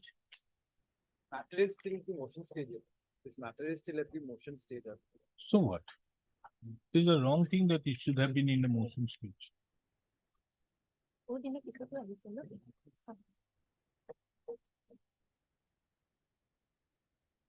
Then after this order was issued, on the same day, Your Lordship, in the afternoon, the order which is under challenge in item number 3, notice from the ED was received. Huh? A notice from the ED, this is from the CBI, and the notice which is under challenge in item number 1. This order was issued on 16th. Oh, this is a case of gross abuse by the CBI and the ED. And then, taking into account this order, Your Lordship, the second order of 28th of December 2019 was passed in Act number 3. There also some Yes. protection was granted to us. Hello, we do one thing. Yes, ma'am. We issue notice. Very well. Make the interim order absolute till the disposal of the repetition. Very well. 3 years have gone, you have not filed your affidavit. What is it? My lord, because at that time the main purpose was the statement of Main record. purpose was to disturb the No, my petition. lord. Then, Then when they came here, my lord, from the Calcutta and they took obviously, they came took because of the directions. Yes, ma'am. And the statement has been taken And who in is here. this Sadhananda Gogoi? He is the petitioner at number 2. On the same day, on 12th, Your Lordship, a notice was issued to him also to appear before the CBI.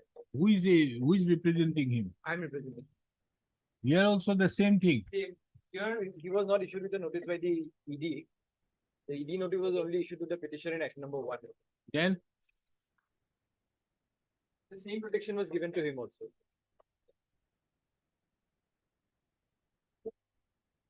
where is that notice? The notice, Your Lordship, in item number 1, it is at page number 18. And That item I've number seen. 2, Both are 18. yes, item number 2 also, it is at page number 18. No, the period is over. So under such circumstances, if the period is over, it has already been, your statements have already been recorded. What survives? Yes. You may Close clearly all this. observe that some liberty may be granted because. Yes, any more disturbance, you can very well appear. Very well. Lekho. Heard Mr. K.P. Pathak, the learned counsel appearing on behalf of the petitioner. Mr. Miss S. A. Gail appears on behalf of the Central Bureau of Investigation My lord for ED. for economic, what is ED? Enforcement Enforcement Directorate. Directorate. And Husnan appears on behalf of the Central Bureau of Investigation on court. I am for 2 and 3. Who are you? Related state response. Mr. S. Borua appears on behalf of the state respondents. It is seen that the 3 petitions have been filed. And it is seen that WPC number 9282/2019 was filed, challenging a notice issued by the Central Bureau of Investigation directing the petitioner to appear, challenging a notice dated 12/12/2019 by challenging a notice dated 12/12/2019, whereby the petitioner was directed to appear on 13/12/2019 at 2:30 p.m. at Kolkata.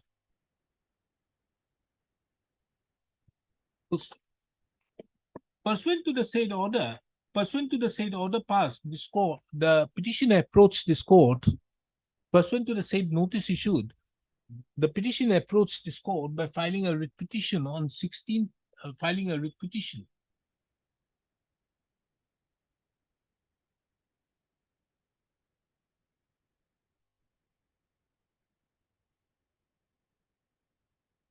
And this court, by an order dated 16/12/2019, had passed certain directions, including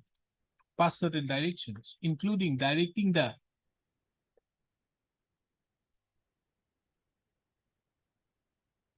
Inspector of Police of the Central Bureau of Investigation, who had issued the notice on 12/12/2019,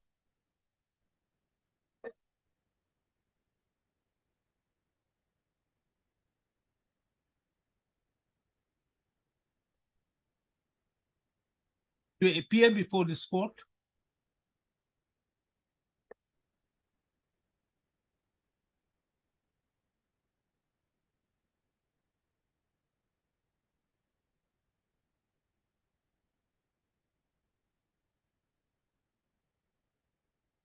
and also appear before this court on 3rd of January 2020, and also gave the said officer the liberty to question the petitioner at Guwahati.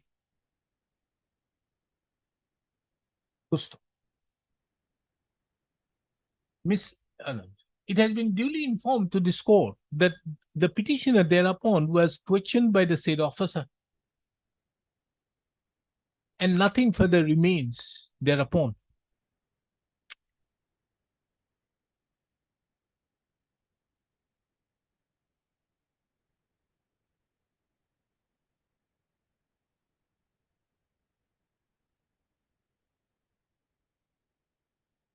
On the same date, another petition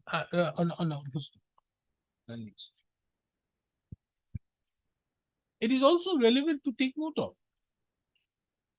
that the petitioner in WBC number 9285/2019 was also issued a notice on 12/12/2019, directing the petitioner to appear on 13/12/2019 at 1 p.m.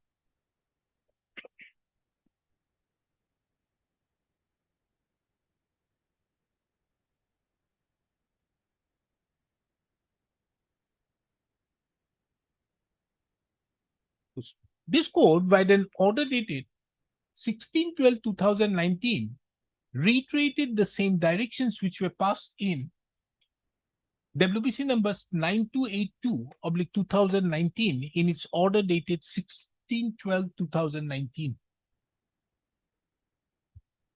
It has also been submitted that in the meantime, the petitioner herein has also been questioned by the officer concerned,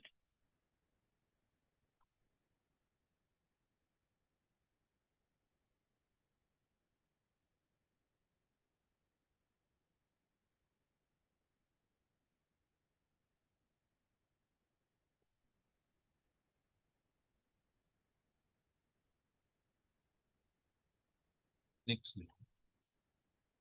It is also seen that on the very day on which this court passed the order on 16/12/2019 in WPC number 9282/2019, the Assistant Director of the Enforcement Directorate had issued a summons to the petitioner in WPC number 9450/2019, who was also the petitioner in WPC number 9282/2019.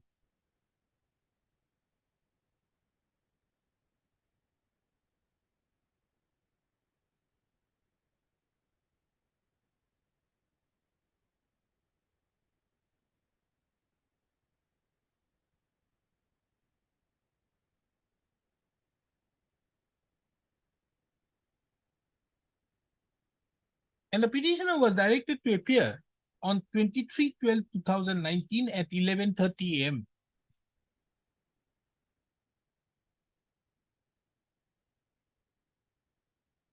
This notice was put to challenge by filing the petition being WPC number 9450/2019 and disclosed by the order dated 20/12/2019.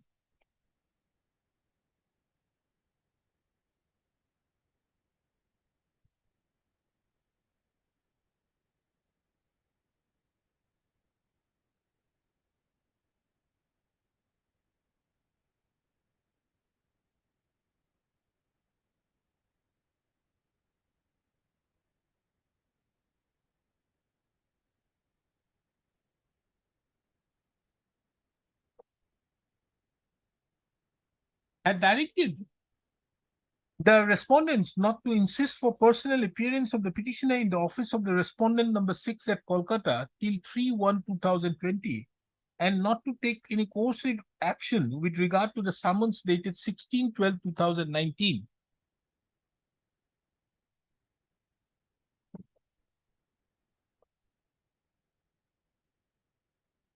The said interim order have been extended from time to time. What happened thereafter? Some documents, your lordship, we were asked to produce some documents before the ED. The petitioner had submitted those documents to his authorized representative. The petitioner submitted those documents to his authorized representatives in the office of the ED in Kolkata. It has been submitted by the learned counsel appearing on behalf of the petitioner that in pursuance to those directions, the petitioner through his authorized representative had submitted the documents which were sought for by the summons dated 16/12/2019. Well, what happened? And that, after that, my statement taken, my statement.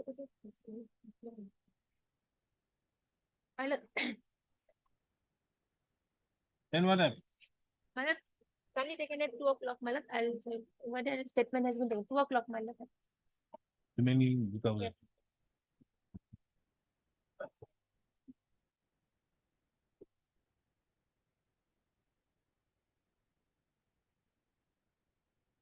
can the PMLA proceedings proceed on its own? So, well, under section 50, Malat, someone has been issued, Malat. Understood. Section 50, you are involving that act, but where? Can it have its own existence?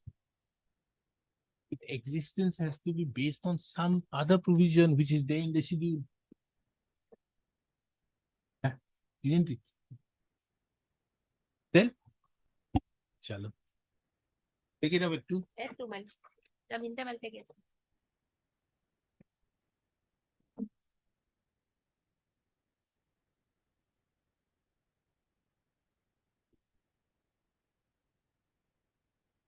That he has appeared before the ED also on 22nd of January 2020. Lordship, I'm sorry, Lordship, I was late in code number 21. I was Okay. late in code number for CBL. For CBL. Didn't you? Ask illegal. Malat,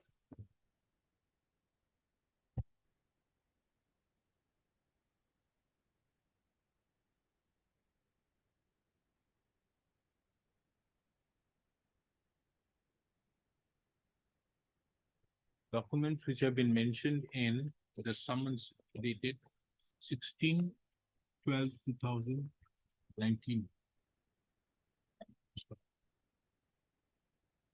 It has also been submitted by the by Mrs. A. Gayan, the learned counsel appearing on behalf of the enforcement director, that the petitioner in WPC number 9450 of 2019 have also been a statement of the petitioner in WPC number have also been recorded.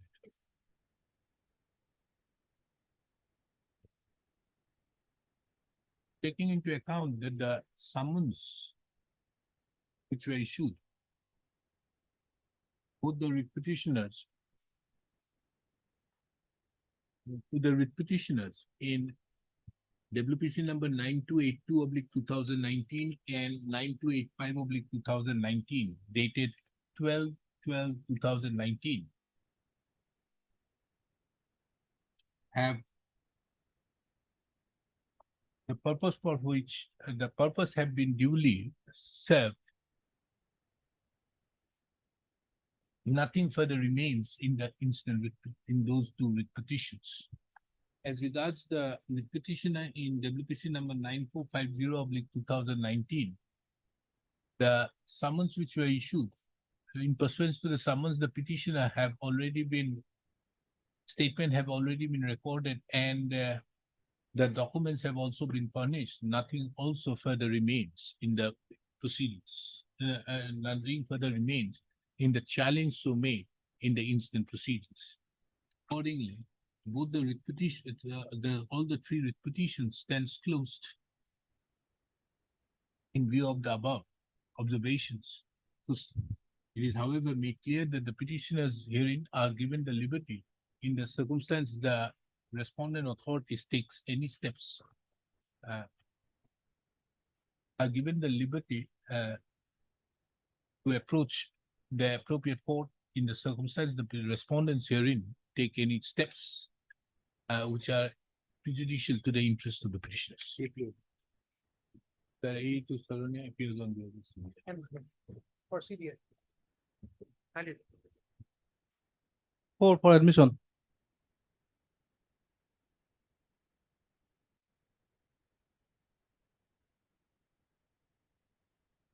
Your Lordship. May kindly pass over the method for timely seniors and lives. What? Lordship, kindly pass over the method for timely in my seniors and lives. Who is on senior? MU Mahmood. Don't know? Sir, Who's MU your Mahmood. senior? Mr. MU Mahmood, Lordship. What happened?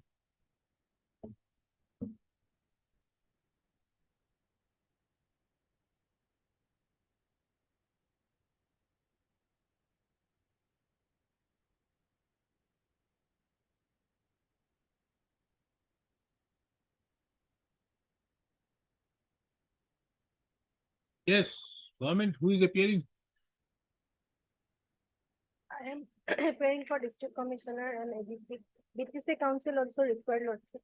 Then, I have received an instruction from circle officer that the disputed land is in government land, is government land. Lordship. Government land. A report is received from circle officer. Circle officer of revenue, Tamulpur Revenue Circle.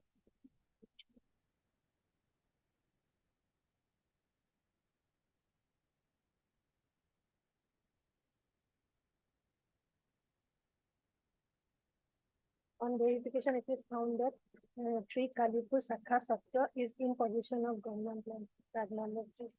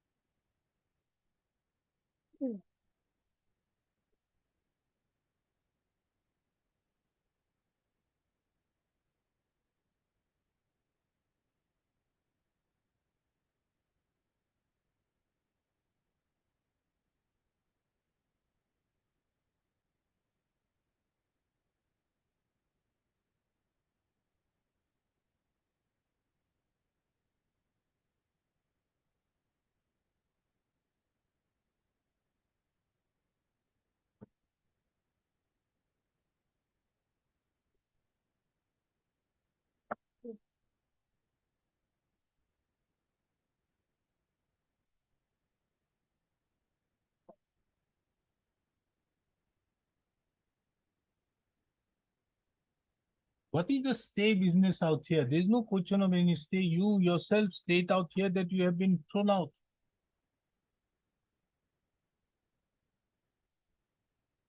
Okay, ask your person to come. We'll pick it up after some time.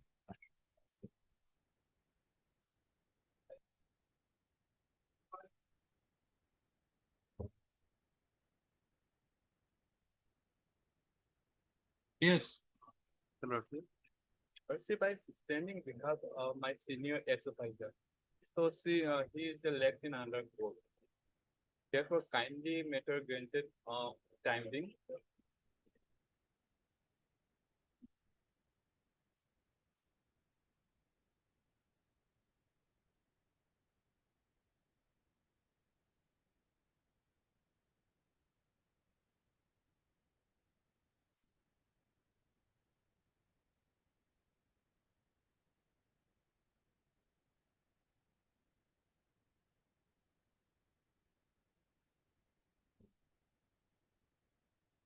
Yes, finance. Who is appearing for the finance?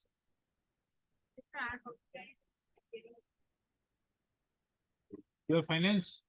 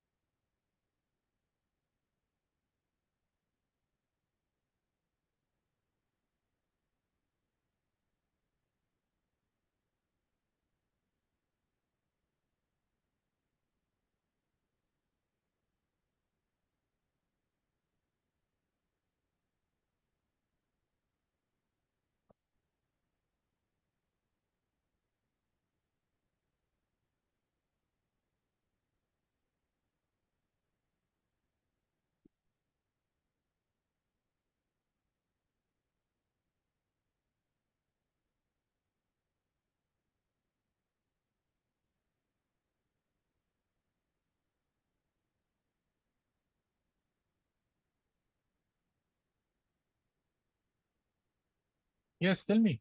I kindly granted time this matter.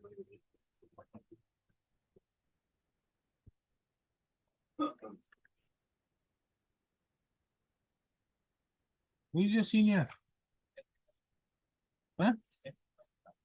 Where is he? He doesn't know that a matter is listed. Yes, my lord, but kindly put in the last matter.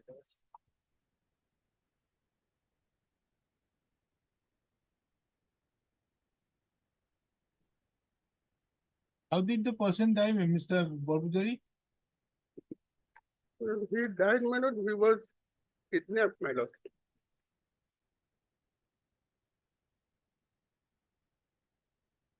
While in duty? No, not in duty. Huh? Not in duty. During the course of duty. No, she may kindly come to my lord page 15 of the writ petition. That is the earlier round of litigation.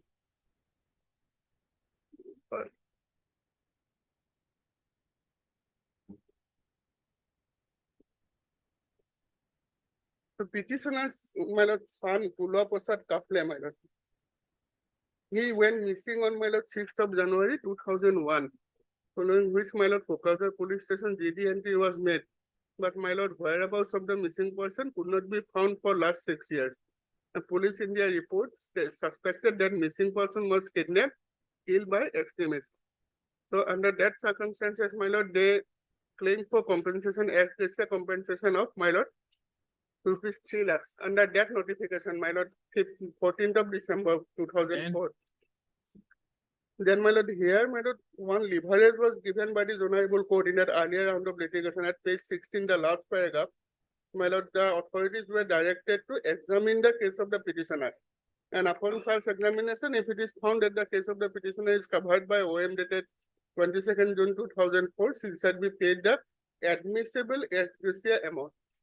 Thereafter, my lord, the authorities conducted the inquiry, my lord, and for head passes speaking order. That lordship will find at page 17.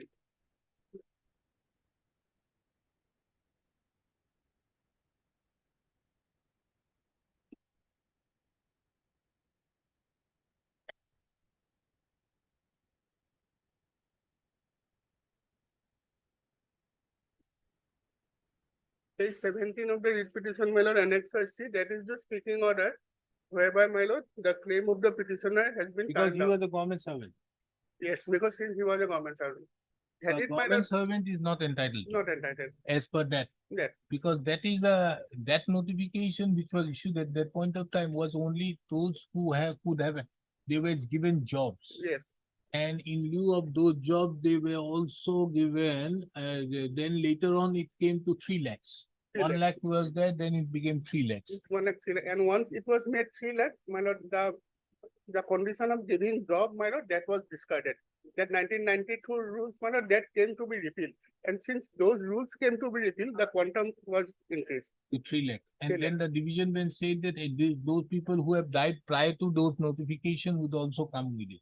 Come to it. Now, under that circumstances here, my lord, it is a case of that person has gone missing. It is a case of presumed death. Now, he might have been killed by extremists. Now, fact remains, my lord, that the person concerned, my lord, the victim, he was a government servant. So therefore, he is not entitled as per that notification. Then, my lord, during the course of hearing of these proceedings, Lordship may kindly see order dated 12/2/24. That is passed by my lord. I've seen that. Yes. No, And during- therefore, yes. I've asked you to Yes. get an instruction in view of your office memorandum. Yes, now during the course of hearing of the present case, manner, petitioner produced one notification issued by the finance department, which was of course not a part of the writ petition. They changed their stand. They say now that we are covered by that notification. So under that circumstances, Lordship directed me to file an affidavit. Accordingly, that affidavit came to be filed. That Lordship will see, my lord, that affidavit. So it starts from running page number, my lord, 25 onwards. 29 is the office memorandum. My lord, running page 25, my lord, it is, my lord, the part of the affidavit, my lord. Not 29. 29 is the OM, yes. 29 is the OM. The families of state government employees engaged in counter agent insurgency operations in the state if killed. While on duty or in connection with discharge of duty, as also the families of the driver, handyman, and other employees of vehicles requisitioned by competent authority for law and order and other such emergency duty if killed due to attack of extremist or antisocial elements, and families of state government employees killed due to hazardous nature of duty shall be paid ex gratia and at the rates mentioned against each category below. Then Lordship will see, my lord, the category. State police, home guard, civilian, state government employees other than police, So it will be 5 lakhs. 5 lakhs. They say, my lord, initially they were claiming 3 lakhs. Now, by dint of this notification, they are claiming, my lord, 5 lakhs, of course, without amending the writ petition. Nonetheless, my lord directed, and we had filed the affidavit. This affidavit categorically says, my lord, that this notification is not applicable to the facts and circumstances of the present case. Why? Because it is not the case of the petitioner that he was killed or he was kidnapped. My lord, her son was kidnapped or killed during the course of anti-insurgency operations. No, why are you?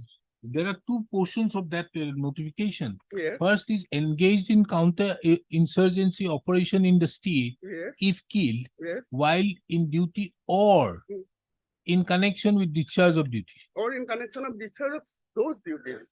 So therefore, Where handyman. is that those No. mentioned? It is to be considered because it is, my lord, the handyman driver. Lordship will kindly see, Lordship will have to read this as a whole.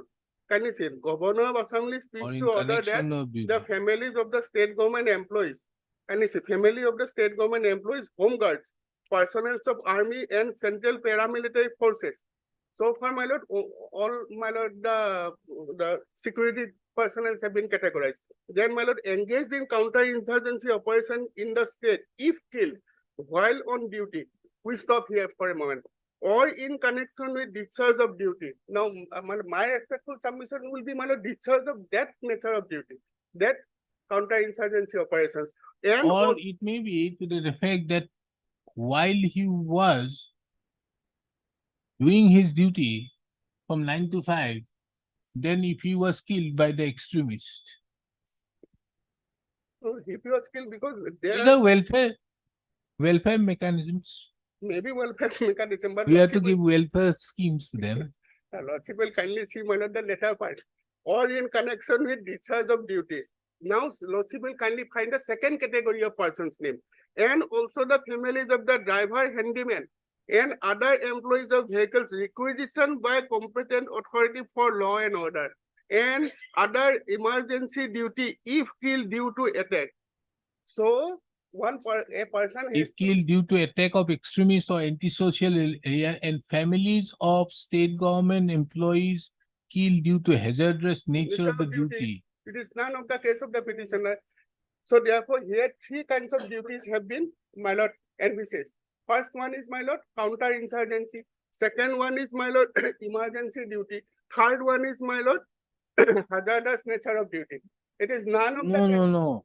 We can very well read that the first one is as regards counter-insurgency duty counter-insurgency operation. or in connection with discharge of duty, which will be applicable to to all state government employees, State government home employees. guards, personnel, and whatever may be. Yes. So if those persons who Yes. are working under the active service of the government or others, whoever may be, whose Yes. names have been mentioned, Yes. they would be entitled to, if they are in counter-insurgency operation or in connection with discharge of the duty, Yes.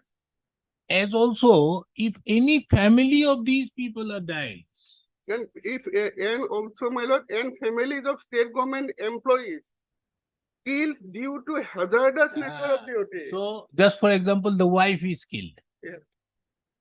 Then also they will be entitled. No, wife has to be engaged in a hazardous nature. No, no, no, no, no. And the families of your employed, Yes, due to employee killed due to hazardous nature. hazardous nature of duty.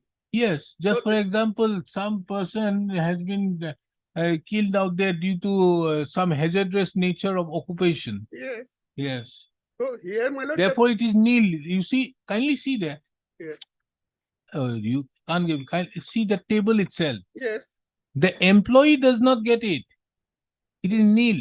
But it is the family. Employees belonging to state service, employees, state government, employees engaged in hazardous in departments of forest, civil defense, or any other department. yes. So Then that definitely, is 2 lakhs. definitely, my lord, the family will get because the person of concern will, my lord, will succumb to death, my lord. But Yeah, why are you having a stepmotherly treatment to the state government employees? So that is the notification that was there at that point of time, my lord. Now, Since it is not covered. now, Now also same position, my lord.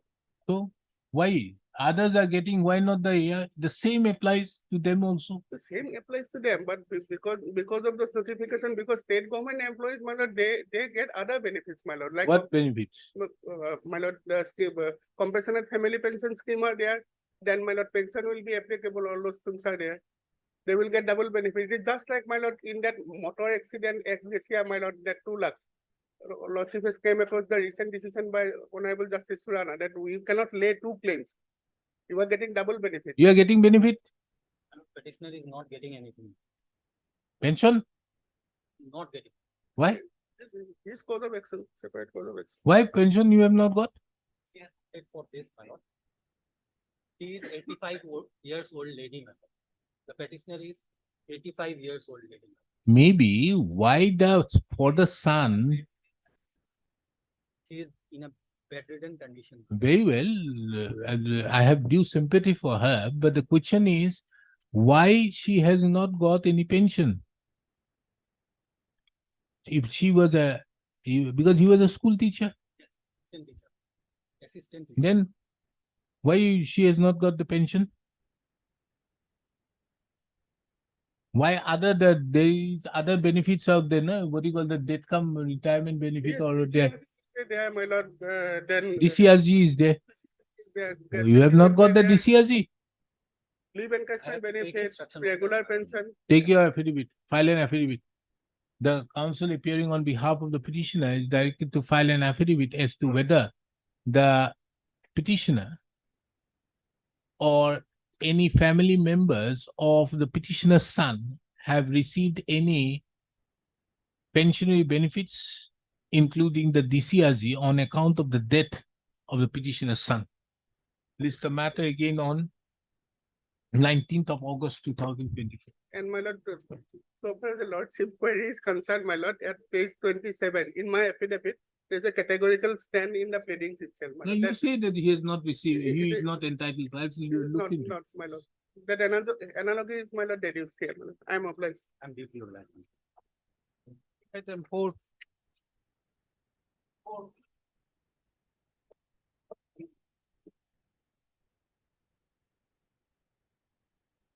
Yes, Is in court number 26, Lordship. 20, 26. Chalo. Why don't you ask him to directly go down to court number 1 and file an appeal after I dismiss it? It may fix a short date.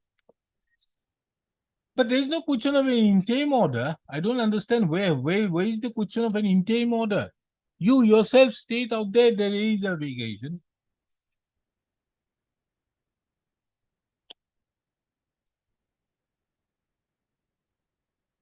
Mr. Nath, you were there when this matter was taken up.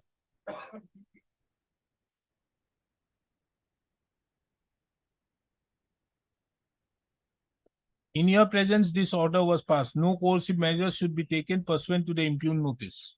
Now, kindly see here, the notice was issued on 9/11/2017 to the President Secretary Tri Kalipur Sotra that it has come to the knowledge that below scheduled land is again encroached by you by making house, although the boundary of the same was demarcated and it is so and so. Now, prior to that,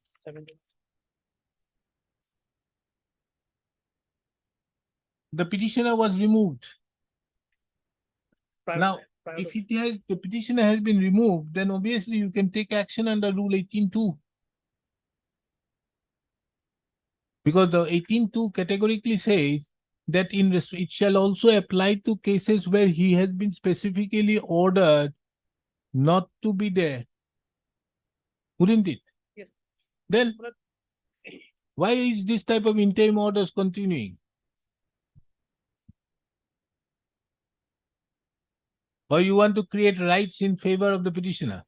No, if the if the petitioner is not there on the date of passing the interim order, ultimately, that interim order is not getting. No. What has happened is this. You kindly see annexure 12. Annexure 12. 12. This is a document by which the petitioner has written it to the deputy commissioner that he has been removed Yes. by the circle officer. True. Okay. Lost. Now the circle officer writes again that you see you have been asked, that is annexure 11. This is 9/8/2017. 9/8 is annexure 12. 12. 9/11 is Annexure 11. 11. 9/11 he categorically says that look here, we have asked you to remove yourself from there. We have evicted you. Then also you have again encroached. And there is a stay operating in this. Why you are permitting this type of orders to remain?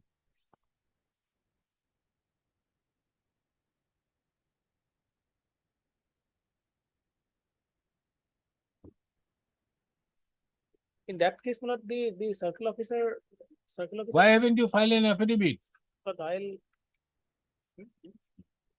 You were the person who have duly appeared in this matter. In the above contest, Mr. D. Nath, the additional senior government advocate, points out that the precise land area under the occupation of so-and-so is not shown in the representation dated so-and-so presented to the DC. In view of the above, let notice be so-and-so. In the meantime, no coercive action. Okay.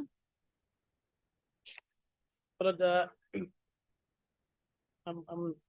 File your affidavit. I was not ready with this one. File your affidavit. We'll file. Ms. S. Bolwa appearing on behalf of the circle officer, Tamulpur Revenue Circle, submits that she has received the instruction This court taking into account that there is an interim order which has been proceeded, which is in operation since 13th of December 2017, directs that the affidavit be filed on or before 19th of August 2024. The interim order passed earlier shall stand extended only till the next date. File your affidavit. The affidavit be filed by 16th of August. 18. Only to that effect that it is a government land, nothing more.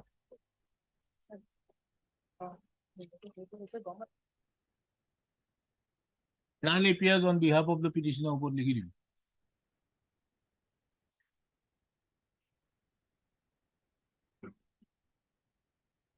Well, in item number 6, Lordship, the affidavit we have already sent, no?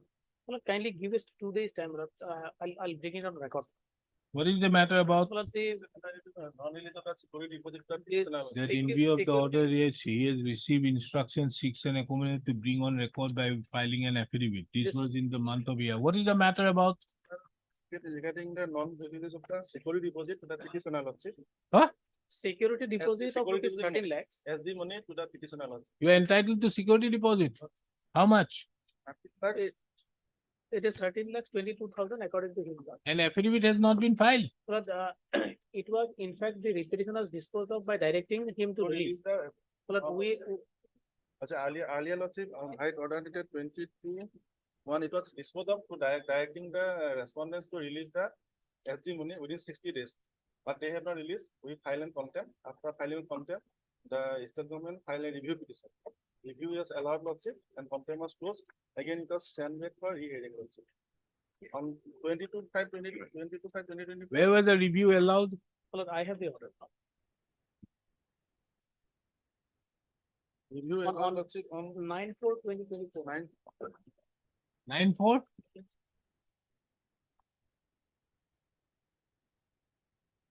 lordship 40/2024. sorry. Mr. Dina, Sorry, pursuant to the review petitioner counsel the impugn order dated the directed release of the security deposit. Right, okay. The two. And this court has allowed the release of the to 3 other persons on the ground that the report of that.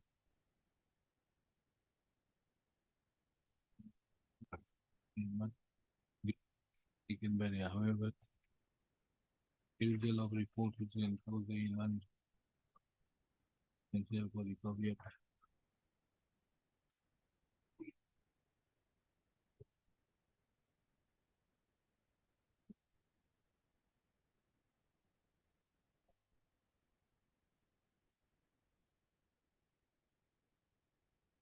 the error apparent on.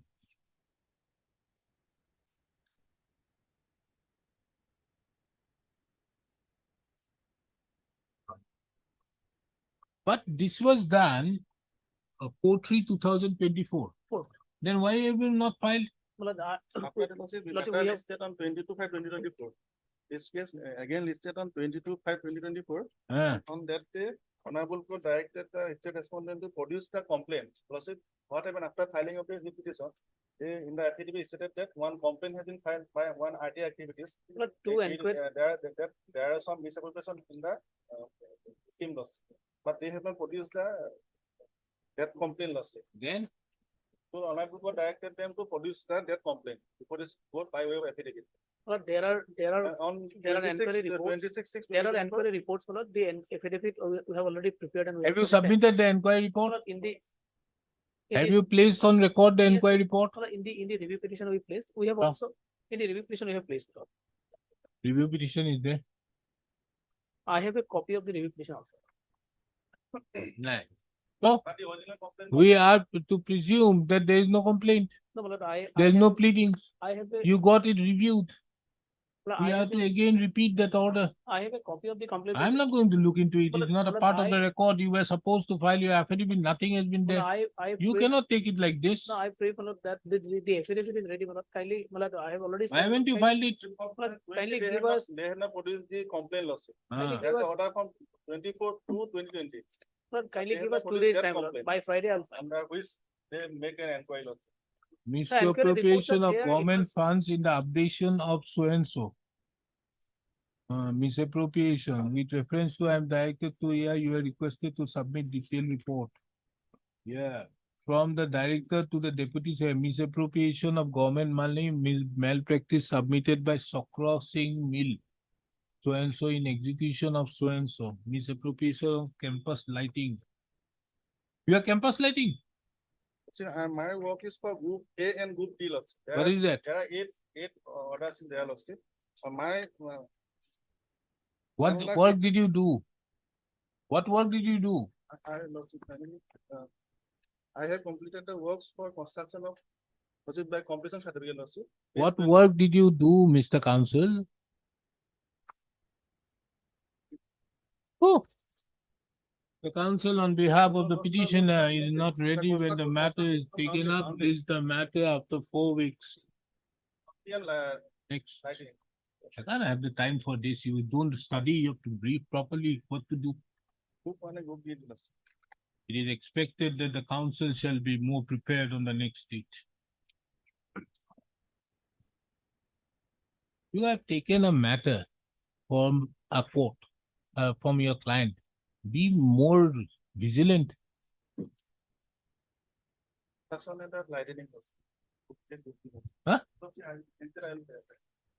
Do it up.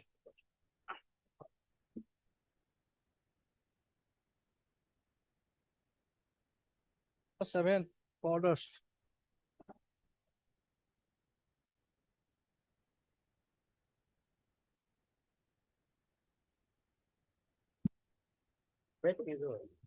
Yes. My lord, and what happened, my lord, our some land has been taken away by the government, my lord. But no compensation, I think, of the short was given. So that is why, my lord, we approached before your lordship. And your lordship would be pleased to turn to page 107. The petition from here. Your land has been taken away by whom? By the deputy commissioner. Why? Morigaon and Dorong. How? For reserve, my lord, tiger reserve, etc. Tiger reserves extension, Acquired? not acquired. Not acquired. What is this? The Urang National Park was a extension part was done, my lords. The collector was appointed, my lords, and we had filed affidavit also. Every process was taken recourse to. And my lord, initially they filed their first writ petition, my lord, wherein they claimed that they were the possessors of 300 bighas of land. But they had not filed any representation. Then they confined their prayer to harvestation of only the crops standing there in my lords, which was also, and which they have filed an IA, my lords, which have been rejected, my lord, because now it's a forest land, my lord. And that apart, my lords had in other case, my lord, First and foremost, My lord, whether the land in question is a forest. yes, it's a forest land now. Earlier also. No, man. Earlier it's a case of dispute.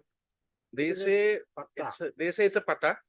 So we say that since the collector is appointed, there was a forum where they could have opposed that or they could have agitated them. Therein they didn't go, my lord. Under 6. Under 6, my lord, the Wildlife Act, my lord. Under the provisions of the Wildlife Act are very clear, my lord. What wildlife? What does wildlife has to do Protection up here? rules, my lord. Wildlife Protection Act of 1972, my lord. What does it say?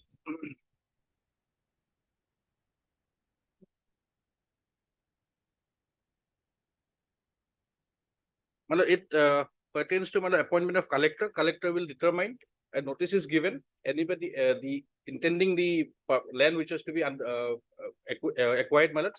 and anybody interested, they have to go to that forum, my lord, no notice was given to us. Did you issue notice? Yes, we should notice, So where is the notice? Notice is not before. Let us see your affidavit when. There's an affidavit filed by the DC Morigaon, For that, my lord, your lordship. Where is the affidavit? In which Page case? 104, my lord. 5242. 50? 5242. 5242.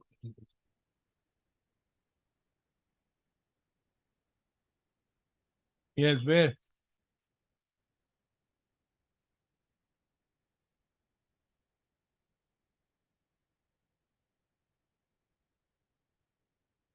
A wildlife protection economy. Yes, where?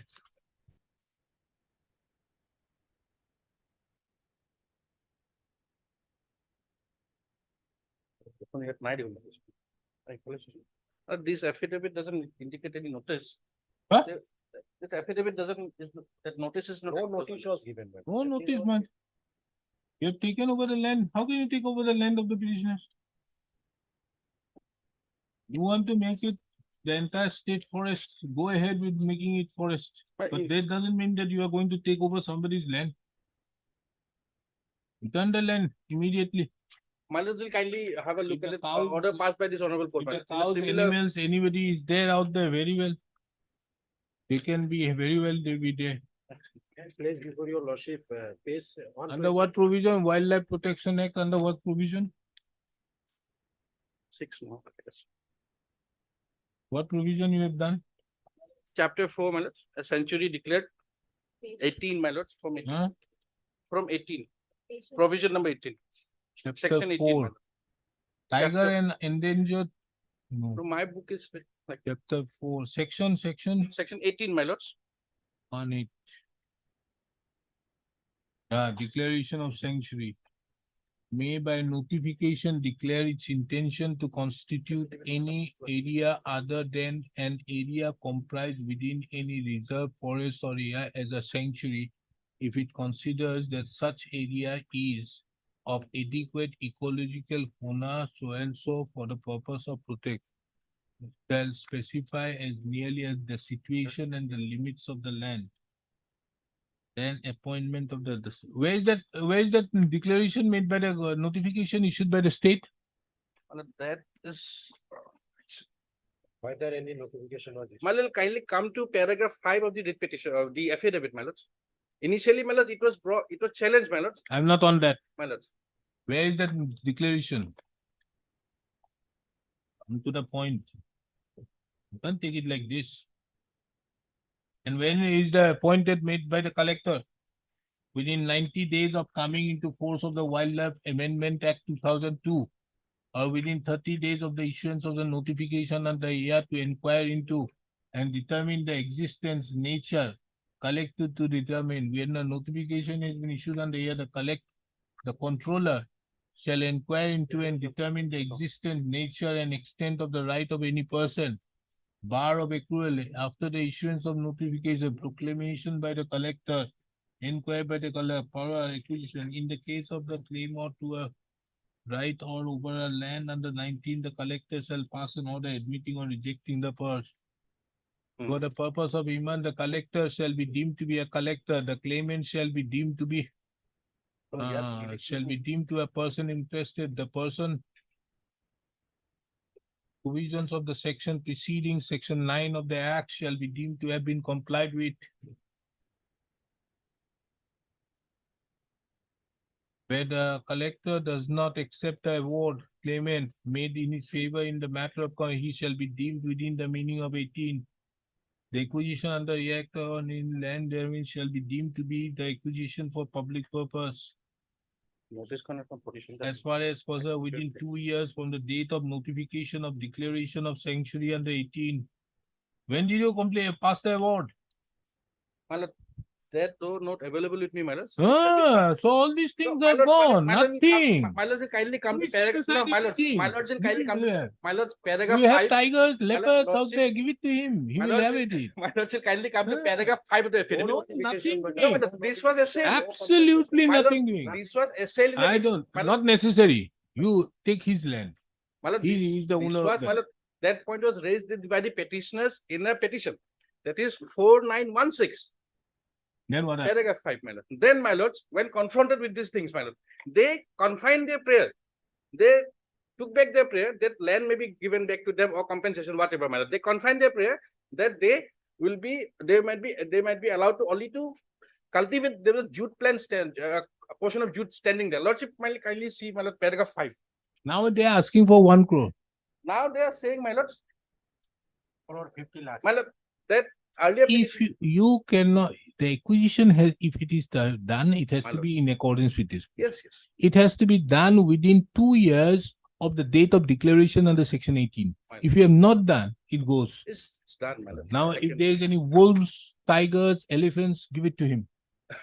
You have make And proper that's about lordship, cases. Nothing doing. similar petition, my lord. Similar petition, I am not bound. Lordship's own order. This is, my lords, regarding that extension of Burasapur in Kaziranga, my lords. Wherein also, my lord, entity came before this court, my lords. What has it?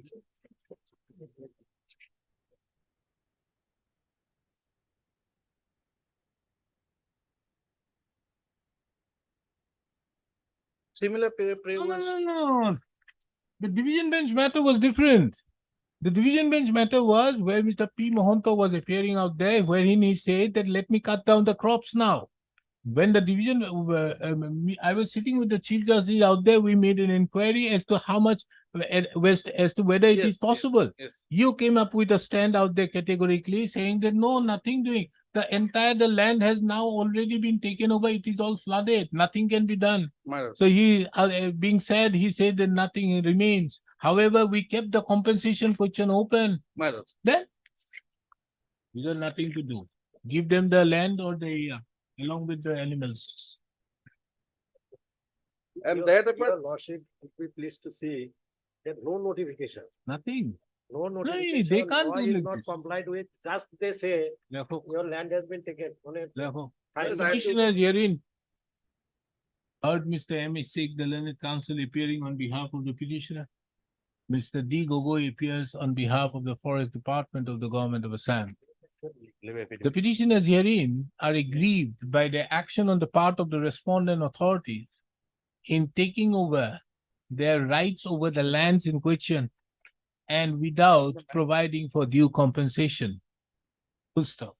On the other hand, Mr. D. Gogoi, appearing on behalf of the Forest Department, submits that the land have been acquired into pursuance in terms with the terms with the provisions of the Wildlife Protection Act 1972, and in that regard have referred to Chapter 4 of the said Act of 1972.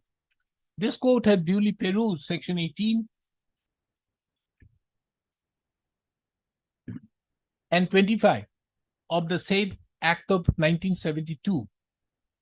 From a perusal of the said sections, it is apparent that there is a requirement of a declaration, notification to be issued by the state government under Section 18, making the intention clear of that an area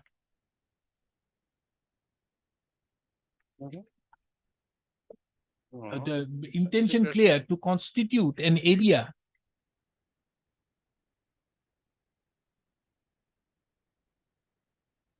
other than an area comprised within any reserve forest or territorial waters as a sanctuary. Full stop. This notification has got due relevance, taking into account that pursuant to the issuance of the said notification, all preceding sections prior to all sections prior to Section 9 of the Land Acquisition Act 1894 would be deemed to have been duly complied with. Full stop. This court also further takes note of Section 25A of the said Act of 1972, which categorically mentions that within a period of 2 years from the date of the notification of the declaration of the sanctuary under Section 18, the collector is required to complete the proceedings in terms of proceedings under sections 19 to 25, both inclusive. Full stop.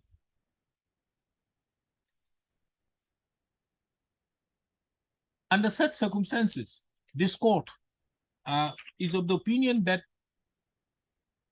taking into account the stand which have been submitted by the Forest Department, the records pertaining to the declaration of the sanctuary, as well as the acquisition proceedings, so resorted to by the acquisition proceedings, alleged acquisition proceedings which have been initiated and culminated by the collector, be produced before this court on the next date. List the matter again on 12th of August. Very good. Liberty is given to the petitioners. We'll have it on 12 to mention the matter for upgradation. My lord. Lord, I am sorry, item 4, I've been told that non-appearance has been. Yes, non-appearance. But then also I've continued But your my interview. figure was here, but- Mr. Mahmood, you kindly take that order. If you want to do the matter, I'm ready to take it up matter. You want to do it? I've been- Okay, let us take up item number 4.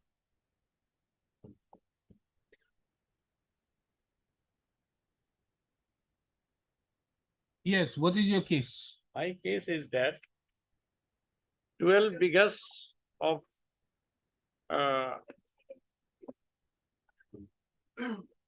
12 bighas of land was allotted in the name of number 3 Kalipur Shakha Satra by the government long back.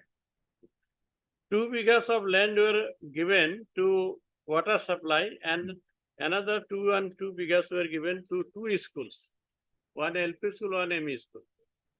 Rest there were only nearly 5 bighas of land now we are possessing. Even though now that 5 bighas are also government wants to take. You were allotted this land by the government? It is our case, madam. No. The allotment cannot be verbal. It has to be based on some documents. Then, Definitely, madam. where is it? That On the other hand, your notification, your representation categorically says that you have been evicted from 2 bighas of land. not evicted, we have given for the purpose of construction of this. No, you say. Kindly see page 32. It is a matter of grief that on 31/7/2000, some of the miscreants of a village with the help of circular officer encroached 2 bighas of land along with the plants which were planted by the public. For this encroachment, the Satra sustains an irreparable loss and injury. Yes. Pursuant thereto, the notice has been issued that you again occupied that land. No. Circle officer issued notice that you vacate the land.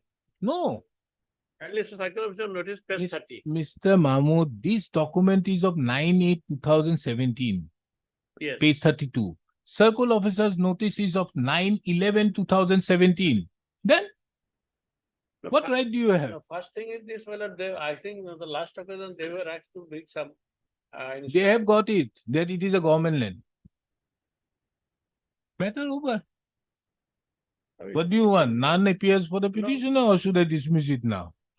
That, well, on merit, it may be. I Chalo. love that, but Heard kindly sit Mr. down. M.U. Mahmood, the learned counsel, appearing on That behalf is of the the loss. petitioner. I am not completed. Yes, complete. Yes, Where is your right to show that you have been granted settlement? Or forget about settlement, you have been allotted. and you see page 13, Yes. this is Assam Satra Mahasabha. Name of the Satra, number 3, Kalipur Shakha Satra, Kalipur. So this is the document from Assam Satra Mahasabha, and we have the branch of that Satra Mahasabha. So this is, and then Lordship may kindly see page 15. Assam Satra Mahasabha registration number so and so. An amount of rupees 1,000 has been received with thanks from Sri Gautam Sharma, the president, number 3 Kalipur Shakha Satra, Kumrikata, as the contribution of the Satra. Then, Then the SMS version is page, that is page 16 also. Then the general meeting recognizing us as the Shakha Satra, that is Lordship may kindly see. I am reading the vernacular portion, page 18, sorry, page 16.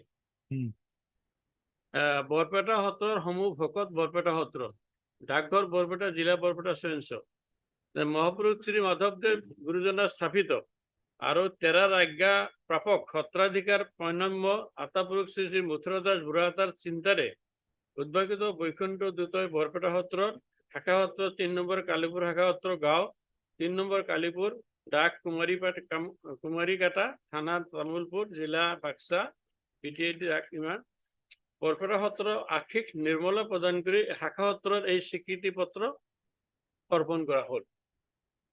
So Barpeta this Satra Mahasabha is the main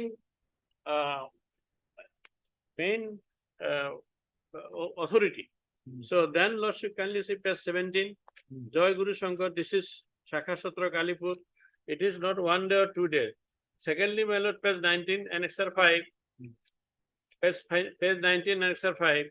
There is a meeting today. Mr. Mahmood, I understand everything, but where is your right? Don't come up with all these documents. How are you concerned with Ahom Khotra Mahasabha? I'm not concerned. Unless you show that Ahom Khotra Mahasabha has given you the land in question, and Ahom Khotra Mahasabha has the land, been allotted the land, or has permanent settlement over the land. Lordship may kindly see page 26. That is one document. It will prove. Yeah.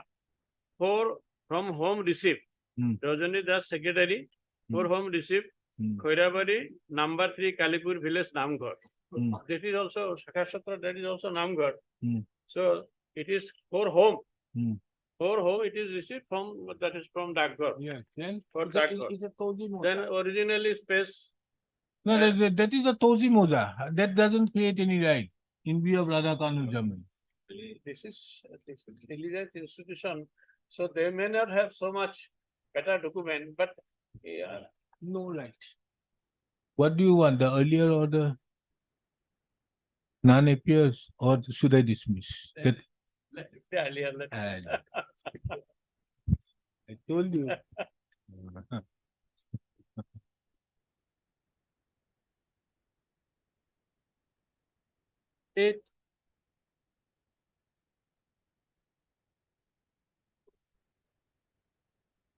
Yes, what is this? I have approved this honorable report. There was a gift deed was executed by my grandmother. He's a grandson in 2007, and I'm occupying the land. So in 2023, almost after 16.5 years, one of my brother, he files an FIR stating that he has come to know that I have applied some connection, electrical connection, and he found that there was a gift deed was posted in 2023. And accordingly, an FIR was launched. I moved an antecedent under 438 and it was granted by this court. Thereafter, immediately on the next day, he made an application before the circle officer regarding the complaint. There is a complaint was filed and how I am in possession. Now, he made an application before the circle officer stating that you please provide the complaint. Complaint was not provided. Huh? Complaint, what is a complaint that has been filed before the circle officer? Twice representation, twice application was made, he is not forwarding it. Ultimately, having known a last he forwarded the complaint petition. And on basis of that complaint, I made a preliminary objection before the circle officer. Page 48, my lord. 48. Now, I said that I am in possession, there is a gift deed. So, if he is not in possession, it is only before a civil court one has to approach. Where is the document? What are you challenging? No, I am saying what has happened, my lord. After the preliminary objection we have filed, now, my lord, we made a statement that circle officer from the office of the circle office, we have sent 2 persons along with 3 police officers, and they want to demarcate the land. What? Yes, that's our main contention. That's what we have made a statement. No, where is the document? No, that's why there is. This is miscase number 50/1617 dated 3/7/2017. Yes.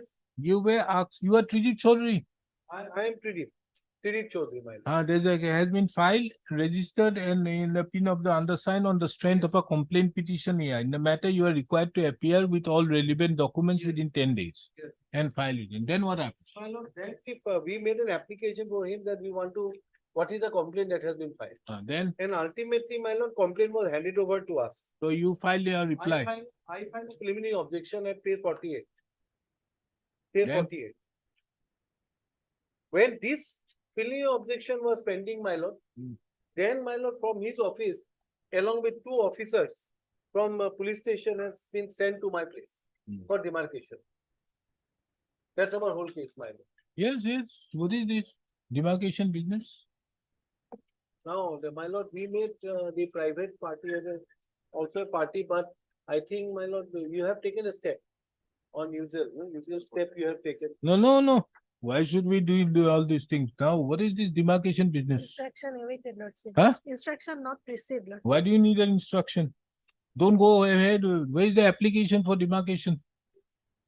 And there is a question of challenging of let the Yes. proceedings continue. But where is the question of demarcation business? Yes, whether that Notice was issued as far back as on when? 27/6/2024, and you don't have that instruction. Instruction awaited, Lordship. Instruction awaited, Lordship. Why? Is it so far away? Where is it? Somewhere in the US. Where is it? It's a stone throw distance from here. We asked the circle officer, who is that? Dispute. Okay. Lordship, 4:15. Ask the circle officer to be present in the I court. will bring this as a short. Ask him to be present in the court at 4:15. Does it take such a long time to get an instruction? It has been given on 27/6. You can't get that instruction. Why? You have gone for demarcation. There's a strong allegation against you. Lordship, tomorrow I will arrange this. 4:15, get your instruction or ask him to be present out here through video conferencing. 4:15. What is all these things? They can't take this court for a ride. Today the matter has been fixed. Isn't it clear out there? We'll take it up at 4:15. Get your instruction. In a matter where there is an application being filed for cancellation of the mutation, what business does the circle officer have to do as regards this? 4:15. No, my lord, further what he had done, my lord, forget about the circle officer. When there was the interim order passed by the court, now ADC has come up, and ADC said, now we want further documents from you. Get the information from the circle officer. What is this? You go ahead with the decision on whatever application is there, decide on whatever may be as to where regards the mutation or not. He has filed an application for cancellation of the mutation, decide it in accordance with law. We are not on that. But what is the demarcation business? 4:15, get your instruction or ask him to be present to video conference.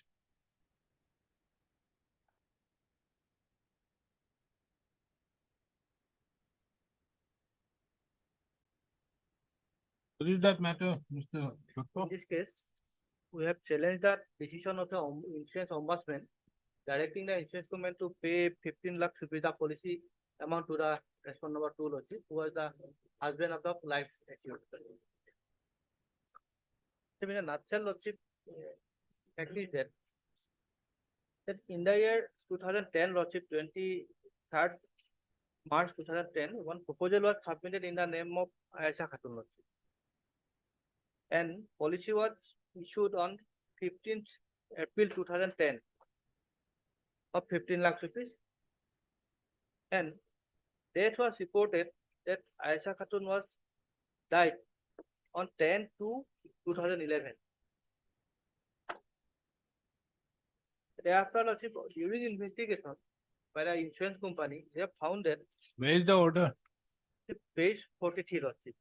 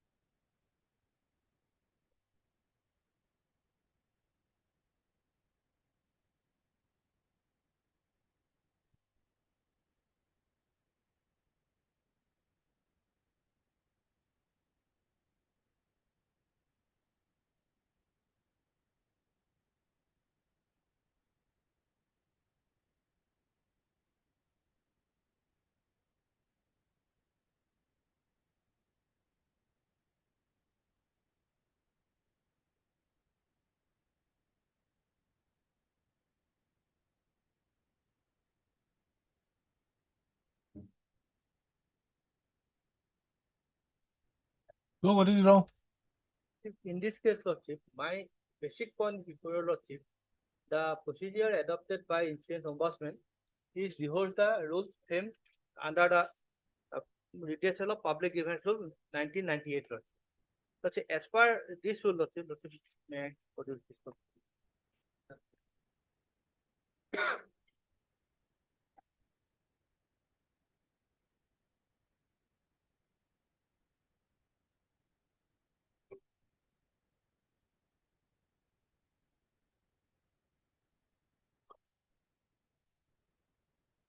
Page paragraph 15, 16 is my case, Lordship, of my petition.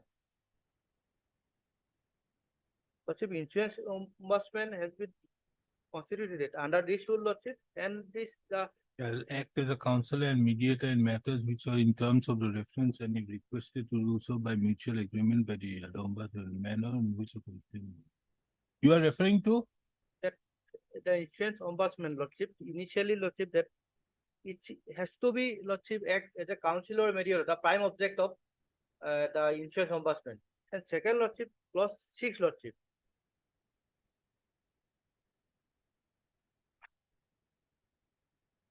The Insurance Ombudsman governing body shall appoint one or more person as ombudsman for the purpose of this rule. Lordship, next, 13, Lordship. Clause 13. Any person, the manner in which the complaint is to be made. Any person who has a grievance against the insurer may himself or through his legal heir make a complaint in writing to the ombudsman within whose jurisdiction the branch or office of the insurer complaint against the located.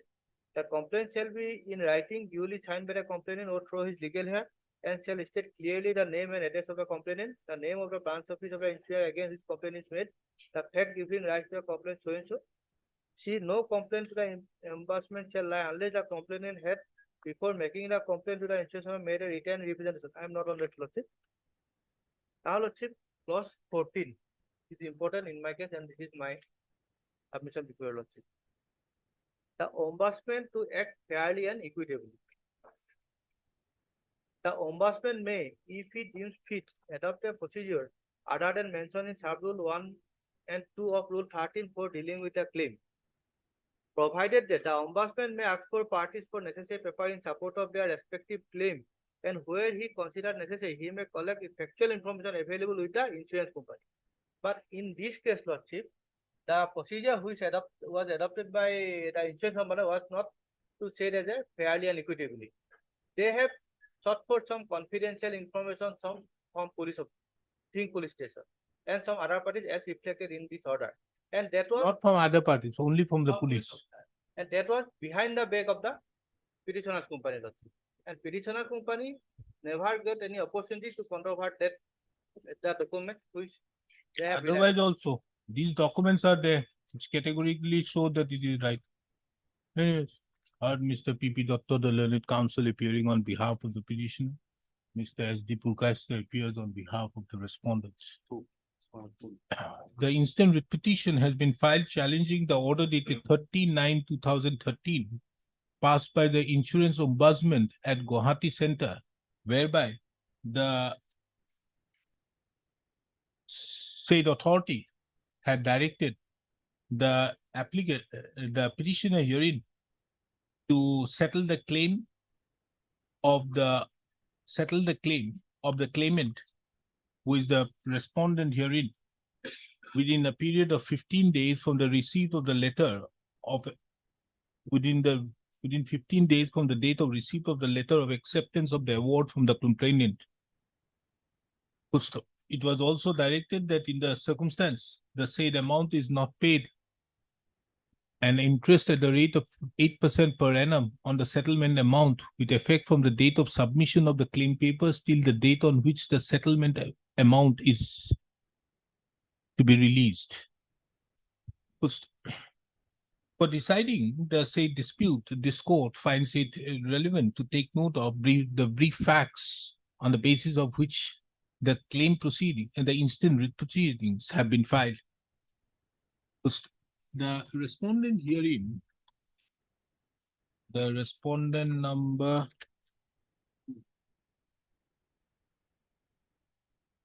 Number two, herein, as a complainant had filed a complaint before the insurance ombudsman at Guwahati Center, which was registered and numbered as complaint case number 21/L03/96/12-13/ZHY. First, the complaint's case is that his wife had taken a policy from the petitioner company with the date of commencement on 23/3/2010. And while the policy was in force, she died on 21/12/2010. The complainant, being the nominee under the policy, preferred the claim and submitted all the relevant documents.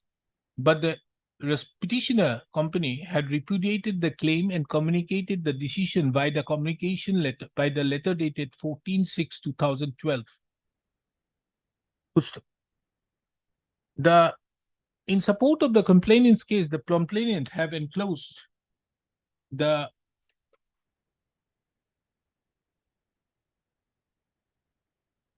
death certificate issued by the Register of Births and Deaths, as well as the death certificate issued by the village headman.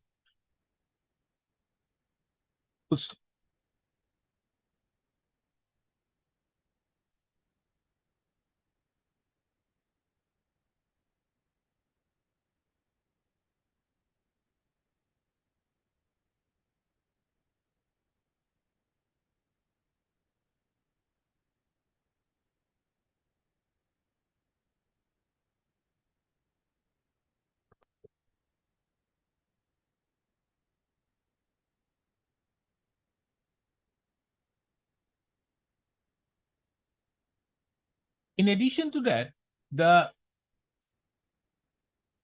another death certificate issued by the attending physician, Dr. R.C. Bodlo, MBBS, Dhing, PhD, dated 21/4/2011, was also taken into consideration.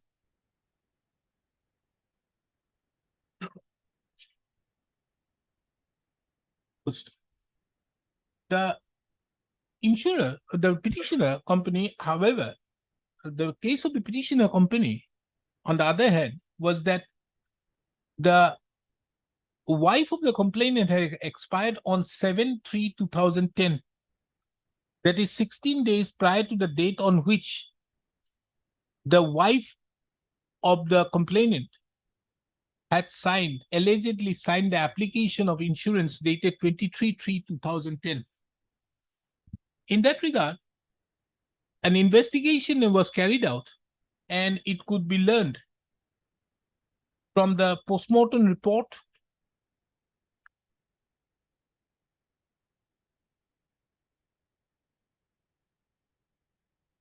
that the wife of the complainant expired on 7/3/2010 at 1 p.m. In addition to that,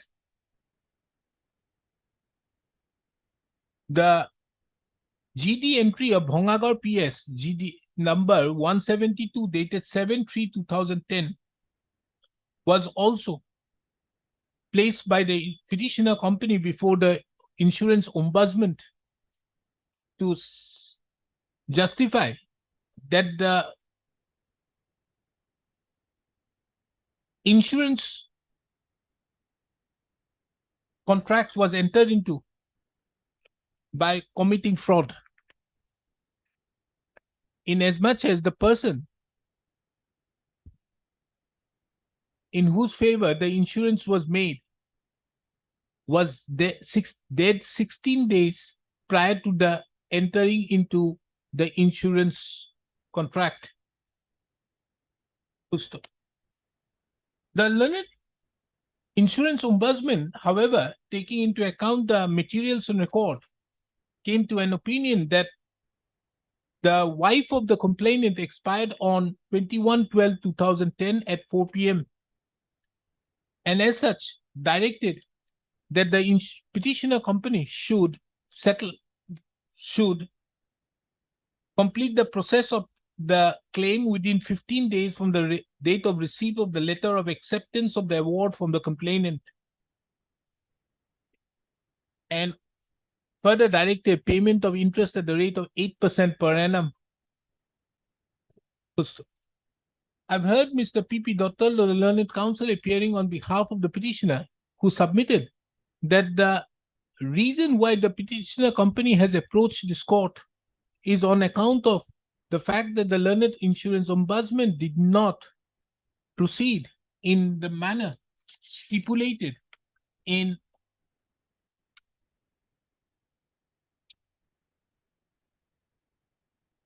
the Redressal of Public Grievances Rules 1998. The Learned Counsel referred to Rule 12, 13, and 14 and submitted that the Learned Insurance Ombudsman did not specifically comply with Rule 12, 13, and Rule 14. The Learned Counsel further referred to the fact that the Insurance Ombudsman have taken into account a report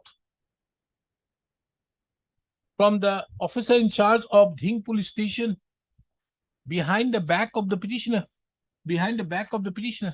and as such, the entire award is liable to be interfered with. I've also heard Mr. S.D. Purkayastha, the Learned Counsel, appearing on behalf of the complainant, who submits that the documents which were submitted by the complainant were documents issued by the governmental authorities, more particularly the death certificate which was issued by the Register of Births and Deaths. He further submitted that the death certificate was also, another death certificate was also issued by the attending physician,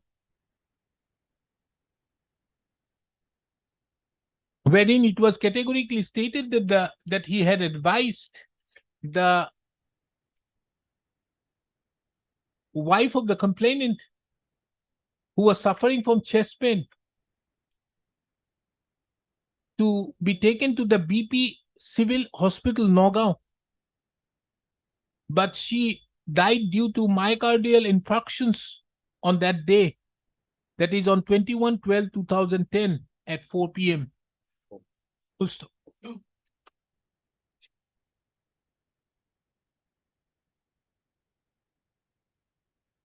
I've heard the Learned Counsels appearing on behalf of the parties and have given an anxious consideration to the materials which have been placed on record.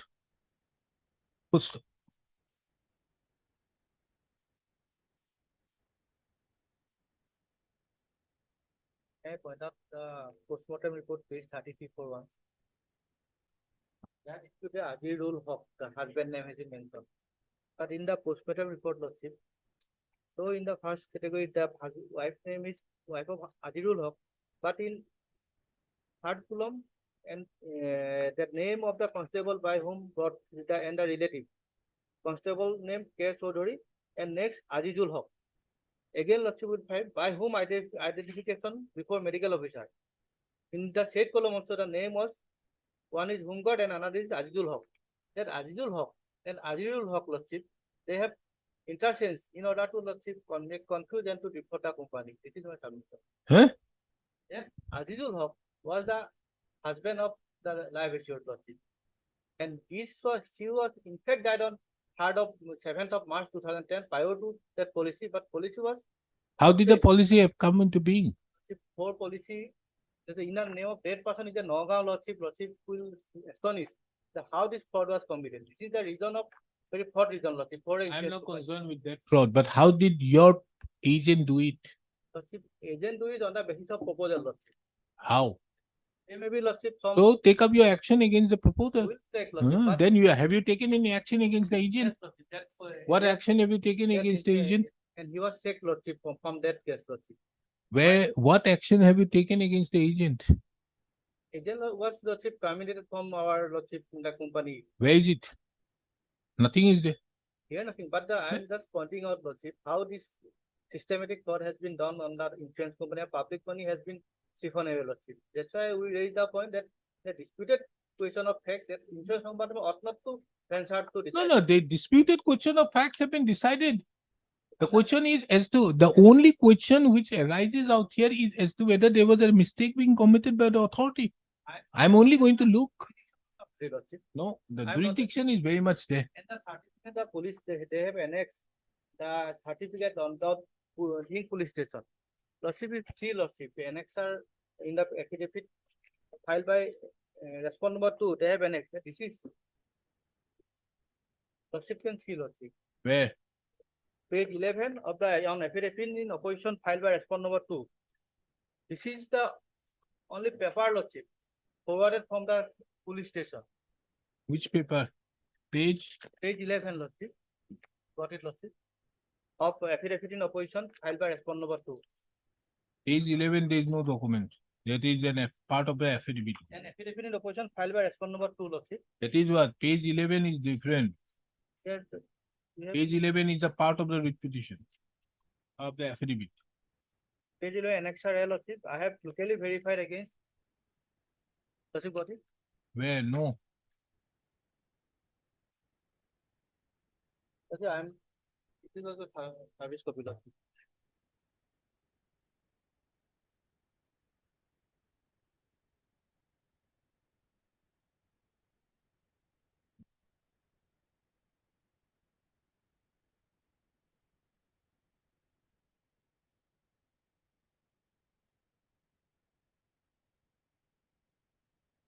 The affidavit This is the filed confidential on basis report, of the insurance Locally ombudsman, Lordship. verified against the deceased Aisha Khatun and found that she died on Iman at her residence at Tulukia Iman. This is for your information. Then, Whom he examined, who has signed it, no names. no, I'm not going to rely on that.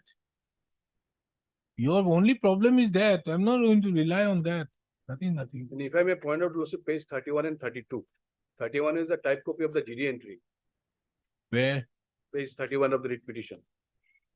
They have deliberately written the name Aisha Khatun, No, in the- wife of Azizul Haq.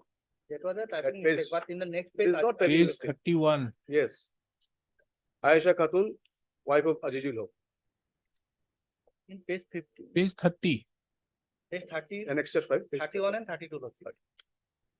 32 is There was a the mistake. original. There was a vernacular. mistake in spelling Lordship. Extract of so and so and so. This is a. Where is Aisha Begum and Azizul Haq as per the GD entry, original? Now, where is your death certificate? Page 30 Page 30. is your death That's right. certificate. Page 31, Lordship, the GD entry.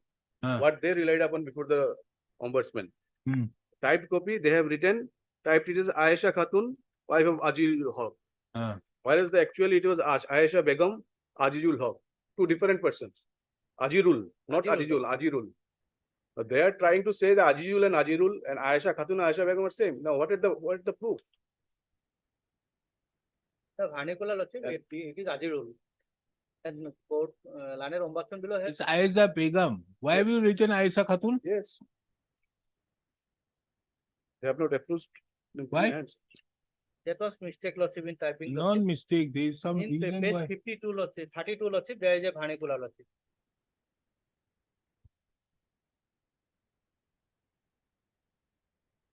And in postmortem Aisha Begum.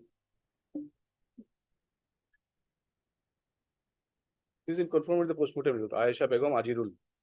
A different person. Ajirul, but in the. But where is your postmortem report? No, why postmortem? I am a natural death lawsuit. It can't be a natural death. No. It can't be a natural death, Yes. Mr. Purkasta. As per, At the age of 33, you cannot have a natural death. it was not through injury, not due to any injury. No, the moment you have to ask for a insurance claim, you have to have a postmortem. So doctor's report, doctor's report is there. Doctor, attending physician, R.C. Bordoloi.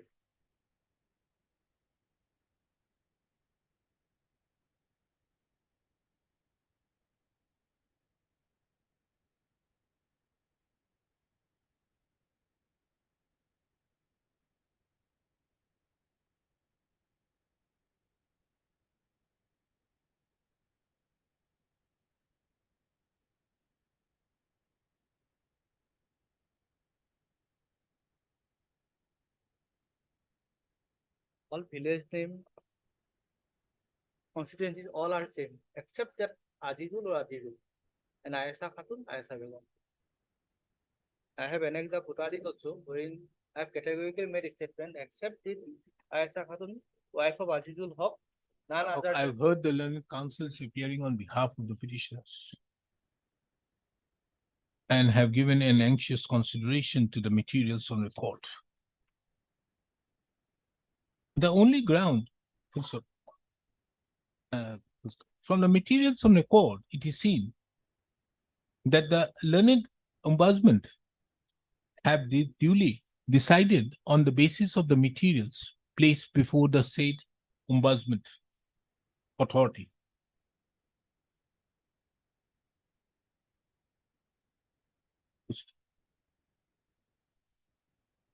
The point, the reason why the instant writ petition, this court,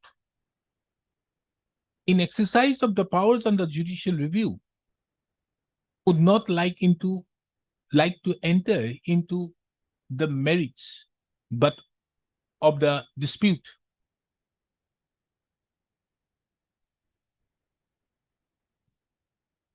However, it is only the decision-making process, if it is not in accordance with law, this court can exercise the powers under Article 226 of the Constitution. Challenging the decision which have been made by the learned, challenging the award which have been made by the, which have been passed by the learned ombudsman authority, the counsel appearing on behalf of the petitioner submitted that the said order was passed, award was passed, not in accordance with Rule 13 and Rule 14 of the Redressal of Public Grievances Rules 1998.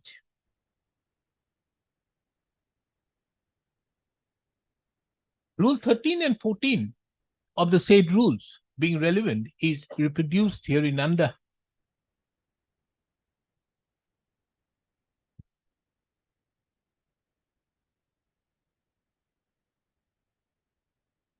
Rule 13 stipulates the manner in which the complaint is to be made.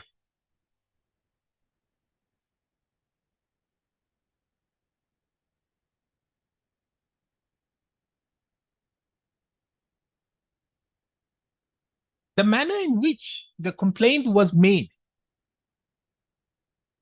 in the instant case, the learned counsel appearing on behalf of the petitioner could not show any infraction to the said Rule 13.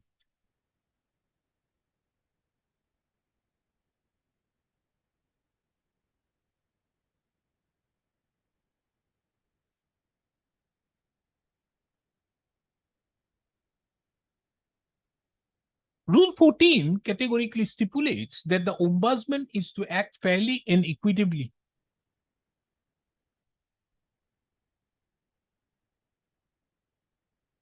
The procedure which is to be followed by the ombudsman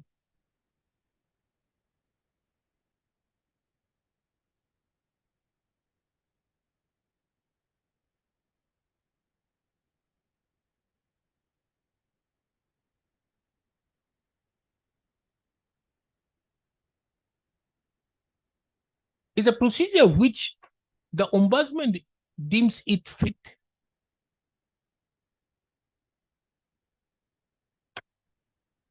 Meaning thereby that there is a discretion conferred upon the ombudsman to decide the claim. Only the requirement is that the ombudsman has to act fairly and equitably.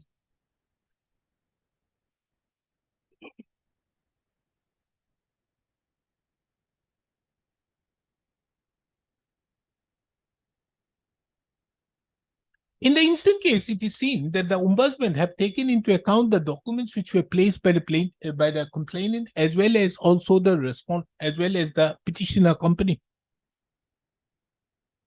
and on the basis thereof have taken a decision.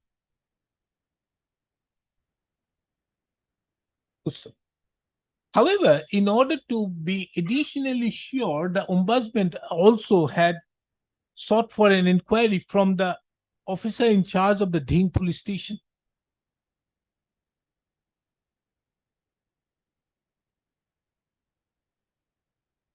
To inquire as regards the authenticity of the complaint, the allegations made by the complainant.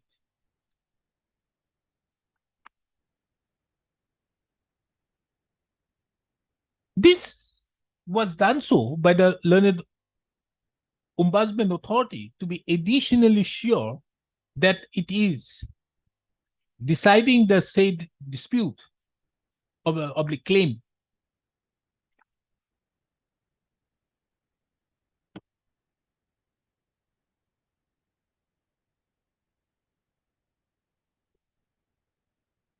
Without causing any injustice to either of the parties. This confidential inquiry so made, in the opinion of this court,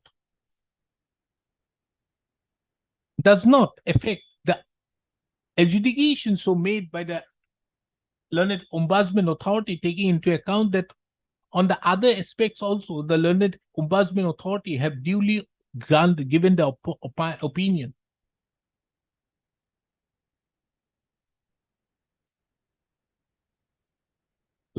Under such circumstances, this court is of the opinion that the learned ombudsman authority had of the opinion that this is not a fit case for exercising the jurisdiction under Article 2 to 6 of the Constitution to interfere with the award passed by the learned ombudsman authority.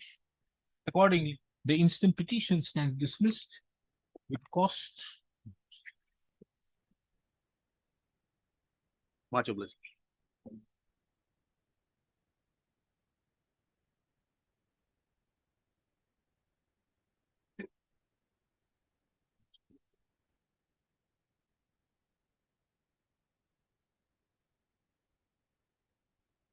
Ten.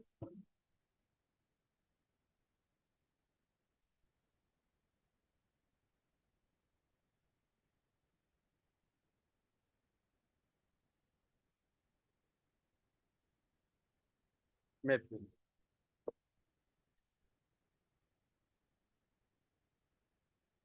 Yes, what is this?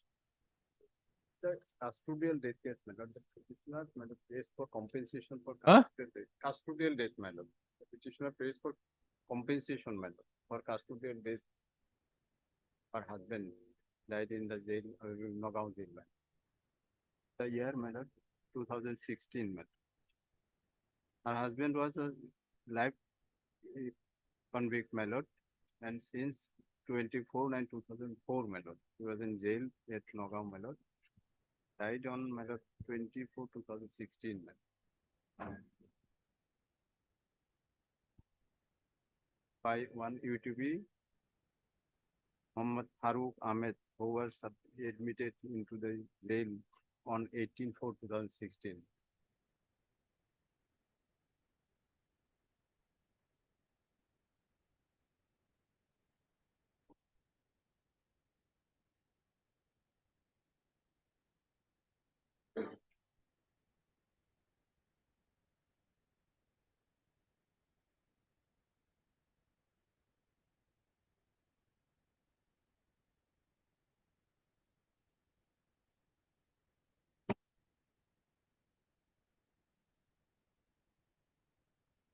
Who died?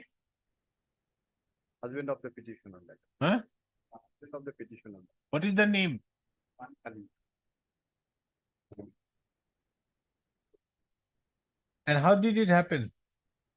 That was, my lord, one Farooq, MD Farooq Ahmed. He was also one accused, my lord, of the jail, my lord.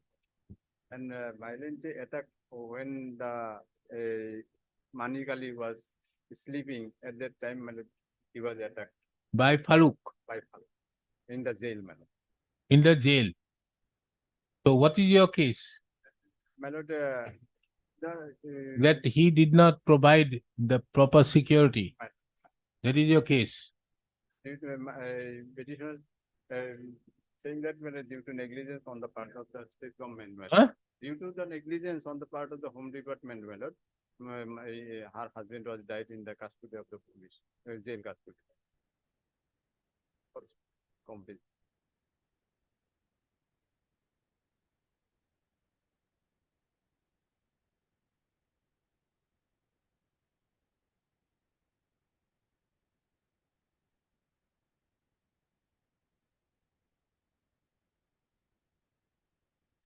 Were they in the same custody? Same custody. The other person was mentally derailed. He was also a convict and he killed this person. Husband of the petitioner.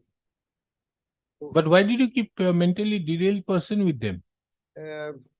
We have taken all the precautions. Lordship, there was a medical board. There, the board has allowed, madam, therefore. Medical board allowed it. Yes, Lordship, we have filed a detailed affidavit that there is no. I've seen it, but where is negligence it? on our- Learned counsel for the accused, while petitioner paid the bail for the accused and further submitted the accused is a mental patient and affixed a Xerox copy of the medical service stating that but considering the fact the accused is produced for the first time, the detected since the invasion of the year.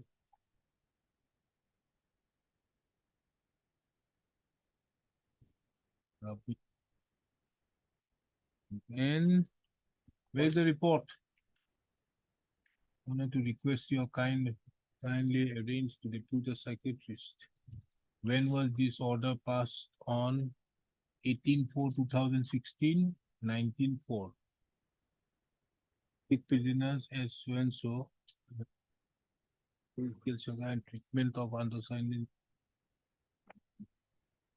Is The honor to request you. Then with reference to the honor to request to kindly constitute a medical board that is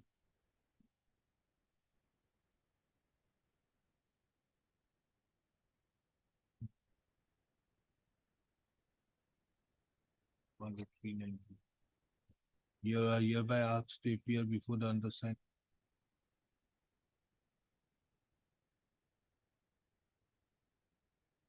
Then where's the medical board? Lordship, that was not constituted by that time. Huh? He was produced before the jail doctor. My Lordship will find that page 4 last part, Page 4 last part. of your affidavit? Of that. Absolutely no, I'm not going to look into this. Where is the medical board's The report? medical board was. till So then. there is an infraction by you. And when there was something said that he's a mentally ill, having suffering from all these things, which was a medical certificate given, why did you have a person that's staying with the normal convicts? You couldn't have done that. Unexpected. No, not What we unexpected. say- what we You pay the said- 10 lakh rupees and then it became the 10 lakhs. We said, what we said, Lordship will find here. 10 lakhs. last- 10 lakhs is the payment. Give it. You should have been more careful.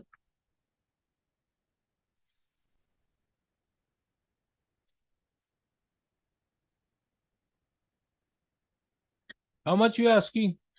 He is asking for 21 point, I do not know what is the basis of that.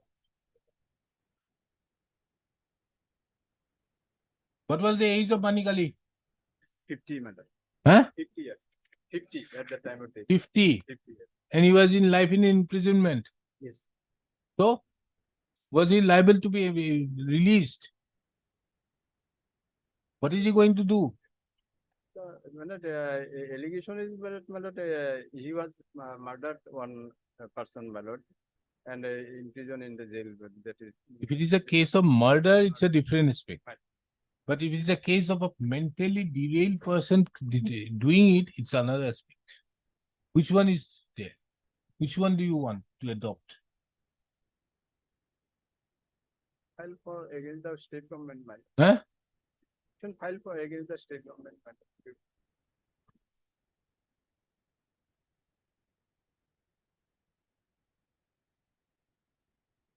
So you did not constitute any medical board. No, that is subsequent. You did not get it also. And when did the incident happen? 21. 18.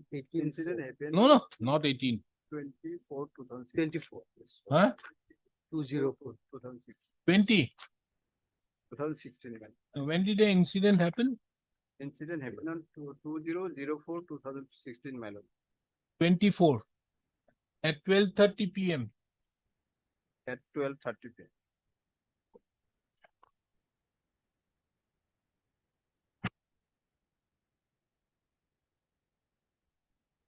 And when did you send him to the this civil hospital? What time?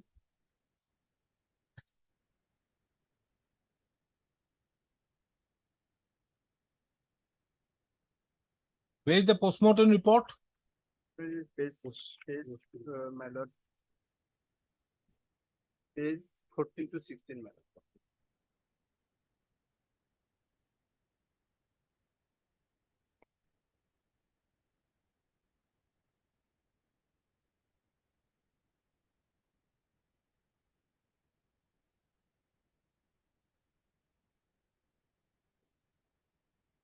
Was it a case of broad dead?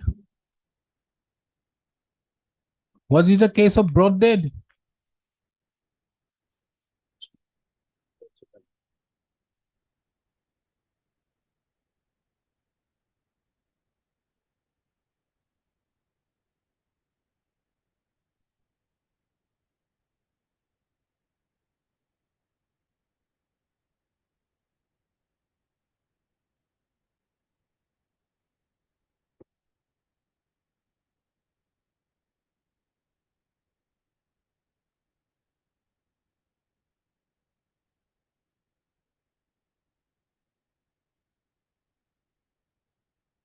Hmm?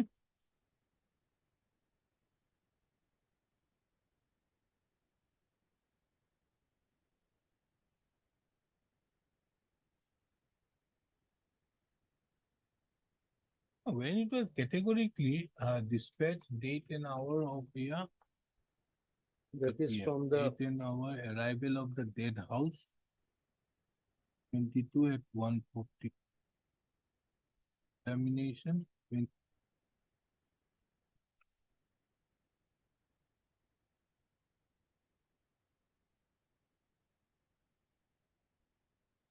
Where did he die? MC hospital. Mister?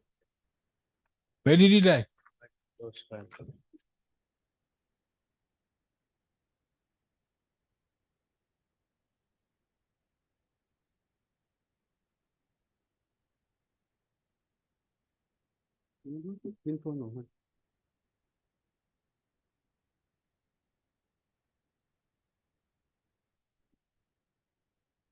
He died on 22/4/2016. Kindly see page 36, running page 36. He was immediately given treatment by the medical and health officer at the jail, and then he was referred to Iman Nagaon. From there, he was shifted to GMC on the same day, that is on 20, but unfortunately on 22/4/2016, he died. Yes, 22/4. Where are the documents of medical treatment? Hmm?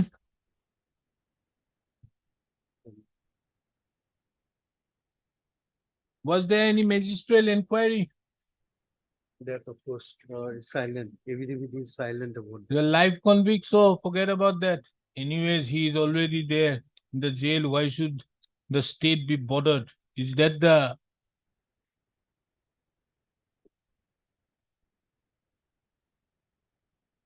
attitude of the state? That why should the state be bothered? Life convicts have no human rights.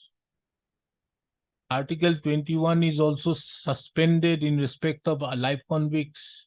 Is it something like that, Mr. Talukdar? Something? It seems so. expected. Then why there is no magistral inquiry? That part is silent. Yes. Now I believe. They normally, whenever there is a death out there in the jail, there has to be a magistral inquiry. Yes. Why there is no magistral inquiry?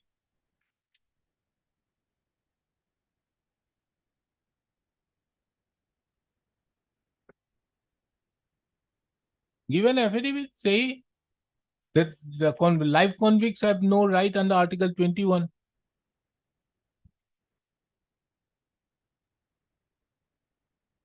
It will become easier for this court to pass an order, judgment.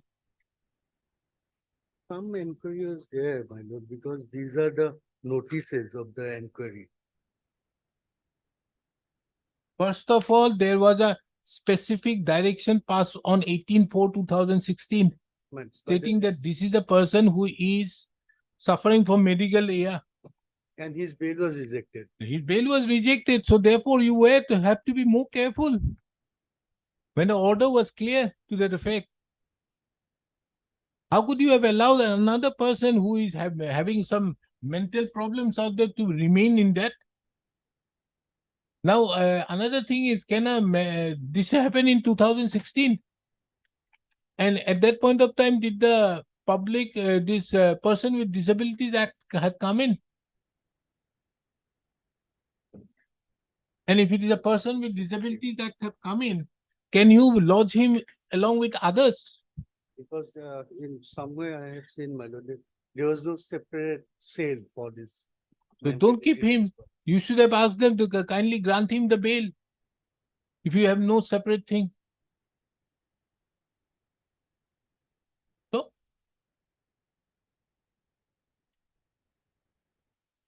produce the ministerial inquiry. What have you done? Heard, Mr. Bisla. So and so, appearing on behalf of the petitioner, and Mr. B.J. Talukdar appears on behalf of the state respondents. The petitioner herein is aggrieved by the actions on the part,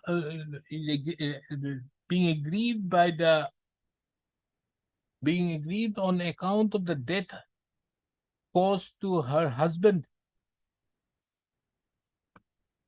an avoidable death caused to her husband in the jail custody,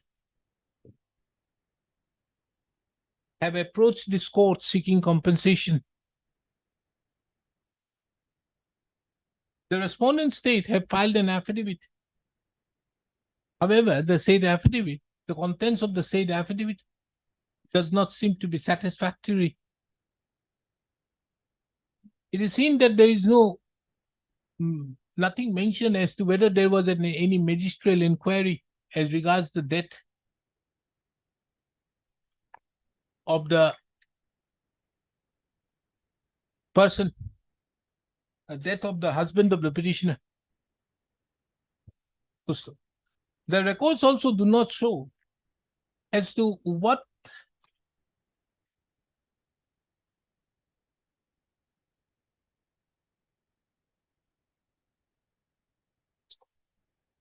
steps were taken by the respondent jail authorities pursuant to the directions issued to have the inmate Mohammad Farooq Ahmed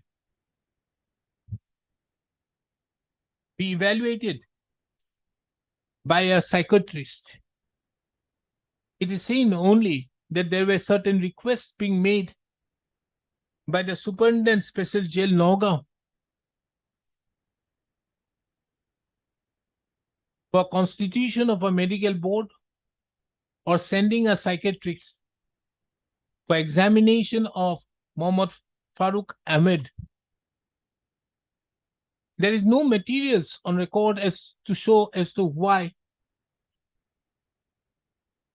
the authorities, including the Superintendent BP Civil Hospital Nagaon, did not send a person, a doctor, a psychiatrist to evaluate the inmate Mohammad Farooq Ahmed. The documents, the materials which have been placed by the respondent does not seem to be satisfactory. And as such, this court grants an additional opportunity to the respondent state to produce the records in respect to the death, records pertaining to any investigations so carried out on account of the death of the husband of the petitioner, list the matter on 28th of August 2020, 29th of August 2024. The matter be shown as parted. The respondent is directed to produce any other materials to justify that they had duly taken due action on the next stage.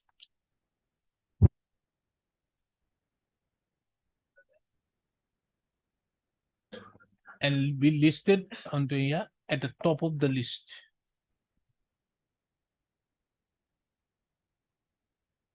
Yes. So this matter relates to the killing of a person, and he has been branded as a member of the NDFP. And our conclusion is that while he was coming to home at 8:30 p.m., he was killed. Either it is a claim of the police that the police killed him because he has opened fire. But to my humble submission, I think No government employee. yes, an inquiry is required or not. Inquiry is required to be required, madam. This type of cases where compulsion needs to be assessed, or under what circumstances he was killed. Only claiming that he is an extremist is not, I think, not sufficient. Who was an extremist? And claim of the SP of the Sunishpur that this person was a member of the NDFP. Okay, then So he was killed in the ambush.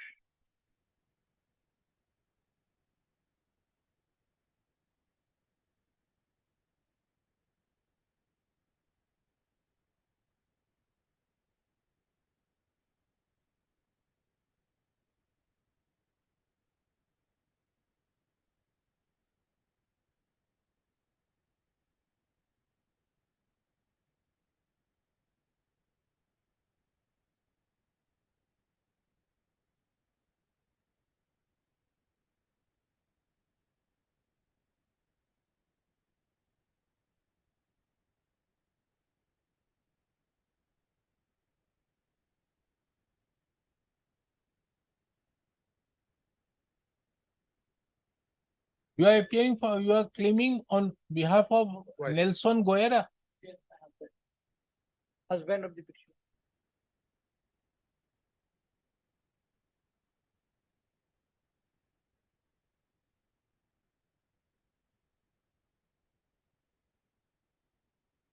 Now, how can a person be killed?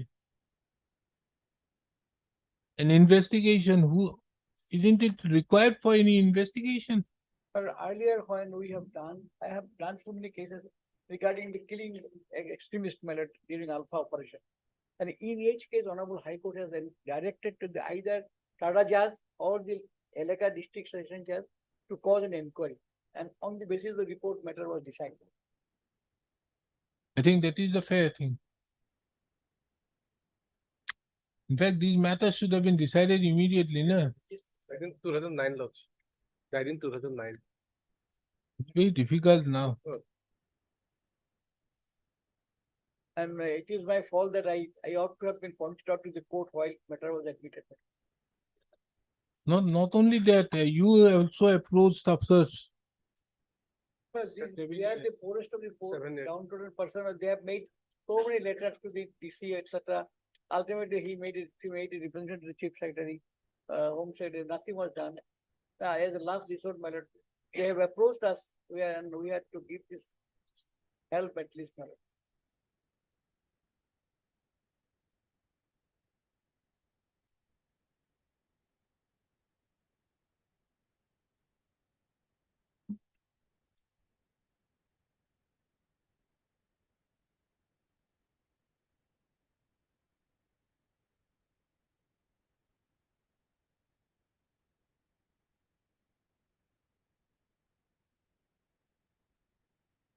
Because his case is that he's not an NDBF. According to our affidavit, he's NDFP laws. Your affidavit is, I think, is not sufficient. If it is your affidavit, you must be having records.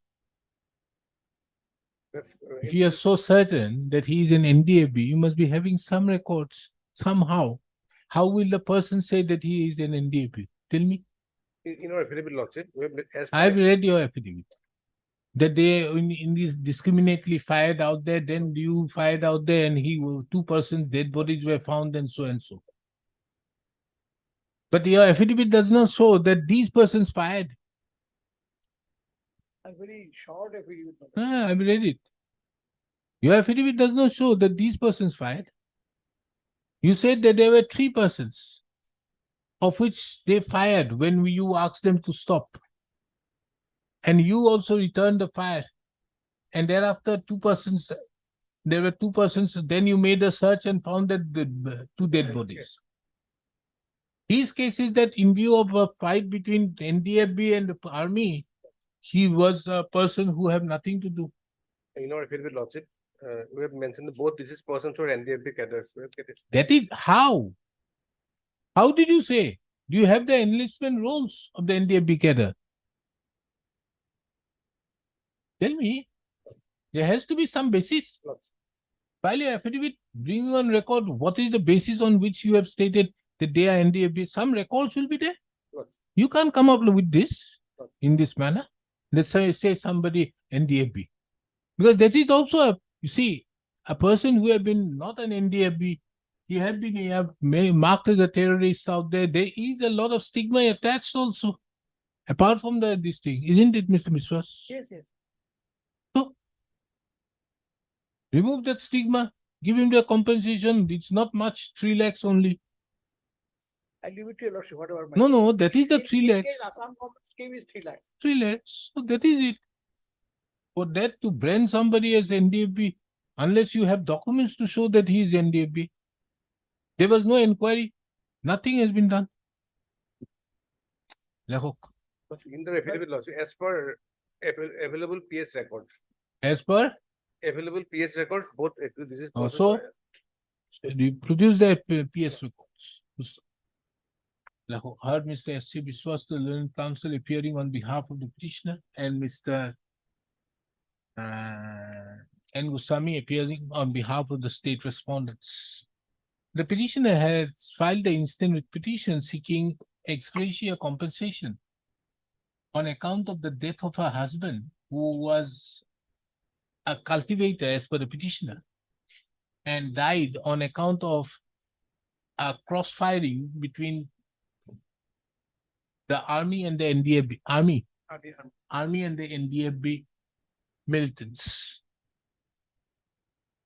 On the other hand, the respondents have filed an affidavit stating inter alia that the husband of the petitioner was an NDFB cadre and involved in various anti-national, that is, waging war against the nation. The said affidavit is based upon some records of the police station. Taking into account that the same is made, the said affidavit is being filed on the basis of such records. The said records be produced before this court, which shows that the husband of the petitioner was an NDFB cadre. List the matter again on 29th of August 2024, showing the on which date Mr. N. Goswami shall produce the reports.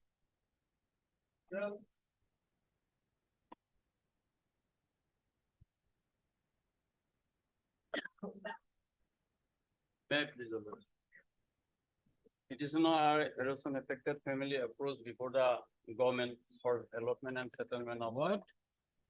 Accordingly, on 17/7/2007, Under Secretary to the Government of Assam, Revenue and Rajasthan Management issue a letter to the Deputy Commissioner for submit a proposal in favor of the petition offers. Accordingly, Lordship 8/10/2010 Subdivisional Land Advisory Board was recommended 2 quota each government land to the petitioner, Lordship.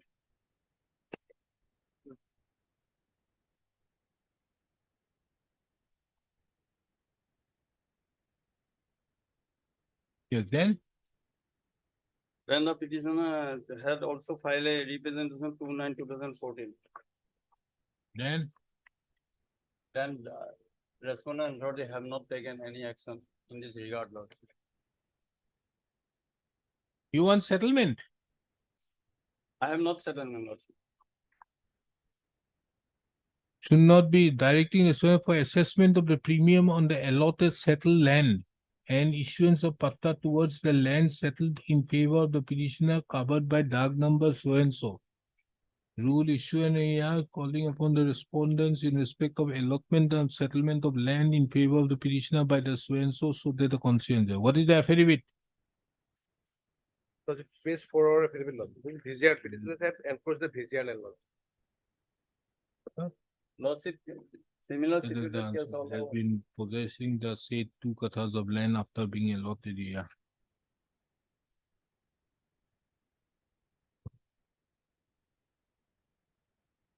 Have issued circular from time to time in this regard.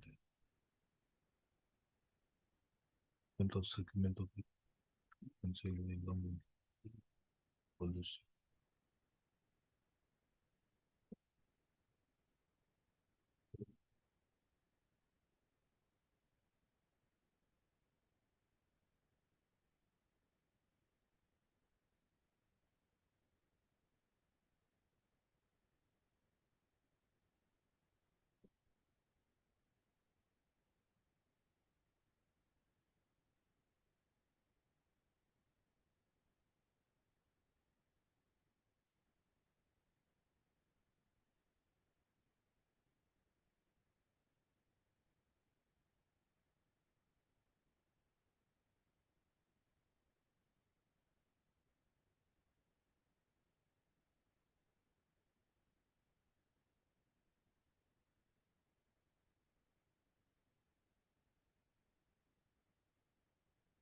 Yes, what is this?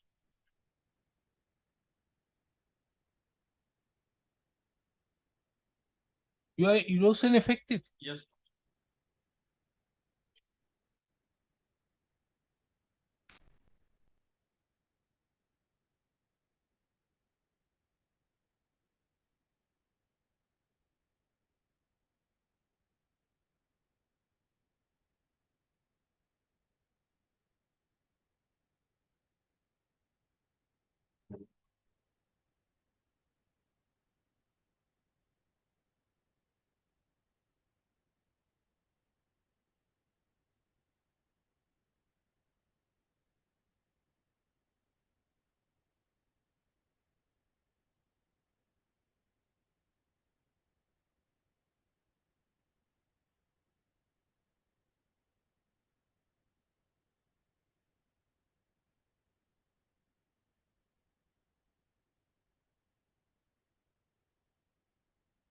Petitioner belongs to a scheduled type community law.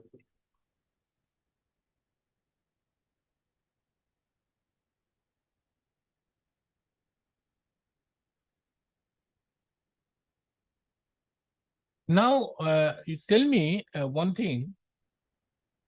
Why is this assistant commissioner and or subdivisional officer, are they not a part of the SDLAC? If it is a visual lens, why are you recommending for allotment?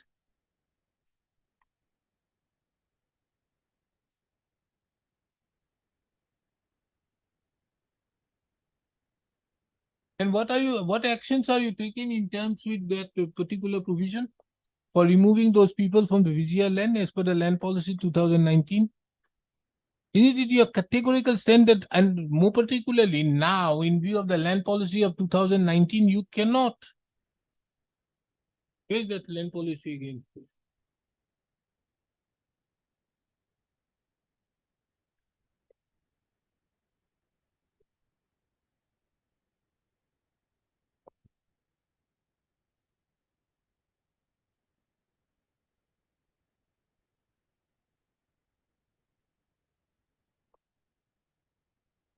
Deputy Commissioner shall make necessary endeavor to preserve the existing VCA and PGR for use of the people of the public.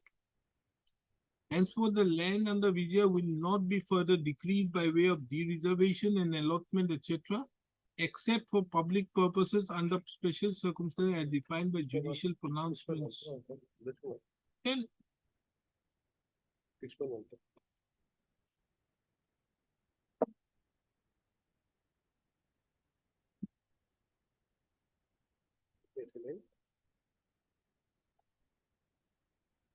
got to stay, not to evict you. Huh? Yes, sir. Lucky.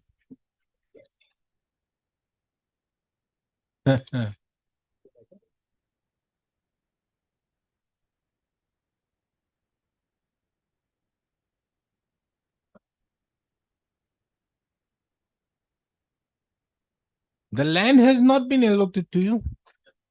Where? The land has been allotted. Where?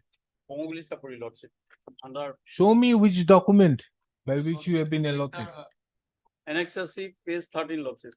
Page Page 13 Lordship. 1-3. Annexure C, page 13. This is a recommendation.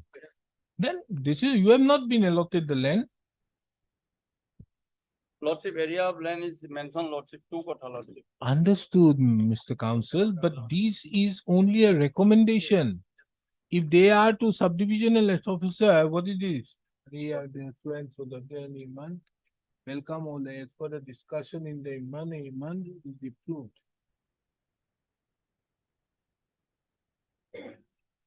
So and so 2 Kathas, part 4. Well, the land has not yet been allotted. Therefore, heard Mr. So-and-so, the learned counsel appearing on behalf of the petitioner, Mr. N. Goswami appears on behalf of the respondent, and Mr. Respondent number 2 and 3, and Mr. A. Bhachaji appears on behalf of the Revenue Department of the Government of Assam. The petitioners herein have filed a writ being aggrieved by the inaction on the part of the respondent authority in not settling the land, in making allotment of settlement of the land in favor of the petitioner pursuant to the recommendations so made by the state state district was Subdivisional. the Subdivisional Land Advisory Committee in its meeting held on 8/10/2010,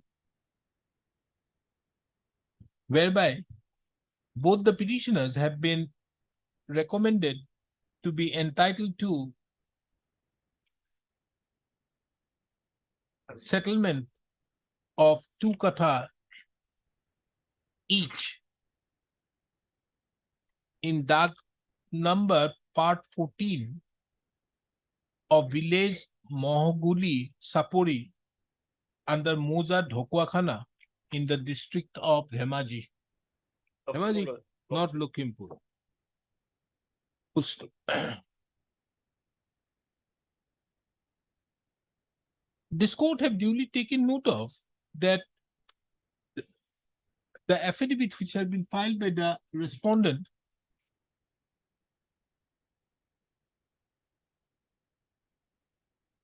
number 3, wherein it has been mentioned that the land covered by Dag number 14 part under Mohoguli Sapori under of Dhokwakhana Revenue Circle is a village grazing reserve, and the petitioner have been enlisted as an encroacher along with other encroachers. Referring to the land policy of 1989, more particularly clause 6.1, it has been mentioned that the petitioner is not entitled for allotment of the settlement on the VGR land as VGR land, full stop. It is also mentioned that the state and the subdivisional land advisory committee did not allot the land in favor of the petitioner, but only proposed for allotment by the government, which has not been approved till now. Full stop. This court duly takes note of heard the learned counsels appearing on behalf of the petitioners and also have given due anxious consideration to the respective submissions.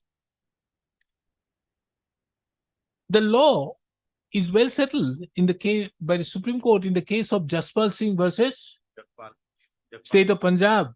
reported in so and so, wherein it has been categorically observed that village grazing reserves cannot be granted settlement. This court also takes note of that Rule 95A of the settlement rules framed under the Assam Land and Revenue Regulations 1886, which stipulates that Rule 95, which stipulate that that no person can encroach upon village grazing reserves. This court also takes note of Rule 95A, which only permits any settlement post the de-reservation of the village grazing reserves, and there is a particular procedure to be followed. In the instant case, nothing could be shown to the effect that the village grazing reserve in respect to the land in Dag number 14 part have been de-reserved or any steps in that regard have been taken. This court also takes note of clause 6.1 of the land policy of 2019, wherein also it is the policy of the government not to further decrease by way of de-reservation any VGR and PGR lands. Under such circumstances, this court cannot issue a writ thereby as a writ as sought for in the instant proceedings merely on the basis that there was a recommendation made by the Subdivisional Land Advisory Committee. Accordingly, this court finds no merit in the instant petition for which the same stands dismissed. I don't understand why rule has been issued in this type of matters. These are all Monday, Wednesday, Friday matters.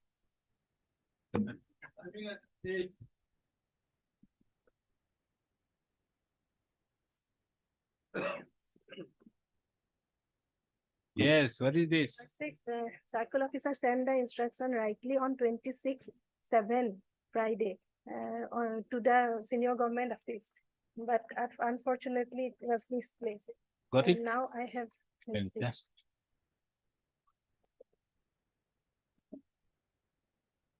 The officials of the circle officer not went to demarcation. It's okay. Paragraph 6 is related.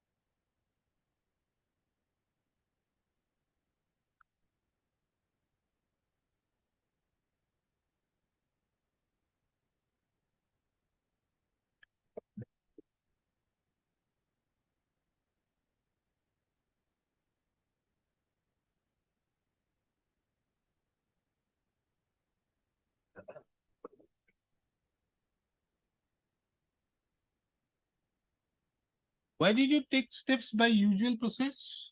There was no order as such, my lord. That is the big problem. There was no order. Anyways,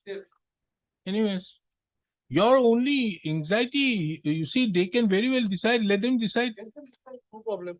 But they should not. But he, in his, may deny. no, out here, he duly admits one thing that you are in possession. You are Tridip Chaudhary. Yes.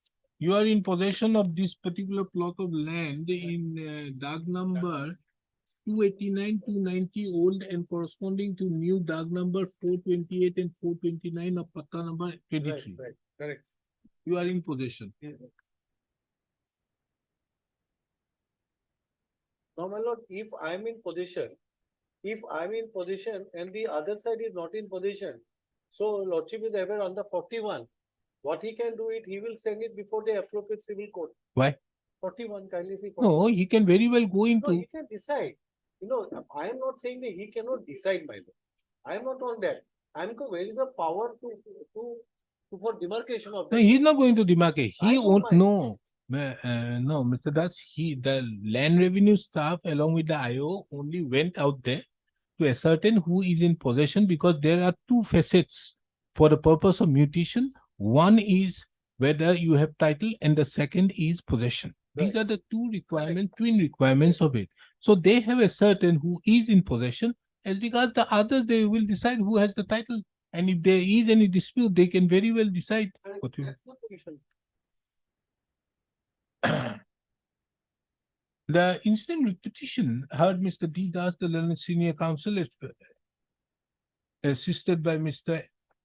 So-and-so appearing on behalf of the petitioner, and Ms. S. Burwa appearing on behalf of the respondent number 2 and 3, and Mr. A. Bhattacharjee appearing on behalf of the respondent number 1. The petitioner herein have sought for direction, sought for writ in the nature of sorcery for quashing the proceedings, being Miss Case number 56/2024, initiated by the respondent number 3, as well as also for quashing of the impugned notices dated 2/4/2024 and 28/5/2024. In addition to that, the petitioner have also sought for direction upon the respondent number 3 not to take any coercive action in respect to the land measuring 2 kata 10 lechas covered by Dag number 289, 290, 323 old, 428 and 429 new of Patta number 23 old, 1652 new of village Zaporigo under the Beltola Moza of the district Kamrup, Assam, without following the due procedure prescribed under the Assam Land and Revenue Regulation 1886.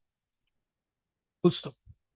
This court, via a detailed order dated 27/6/2024, had directed that till the next date, the possession of the writ petitioner on the land situated at village Japarigo under Beltola Moza in the district of had directed that the possession of the writ petitioner over the land covered by Dag number 289 and 290 old, corresponding to new Dag 428 and 429 of Patta number 23 old and 1652 new of village Zaporigo under Beltola Moza, should not be disturbed with the leave of the court. This court, however, takes note of that no notice was issued by the order dated 27/6/2024. Accordingly, this court directs issuance of notice upon the respondents. Ms. S. Borua appears on behalf, accepts notice on behalf, Mr. A. Bhattacharjee accepts notice on behalf of the respondent number 1. Ms. S. Borua accepts notice on behalf of the respondent number 2 and 3, and 2 and 3. As the said respondents are duly represented, extra copies of the writ petition be served upon them during the course of the day.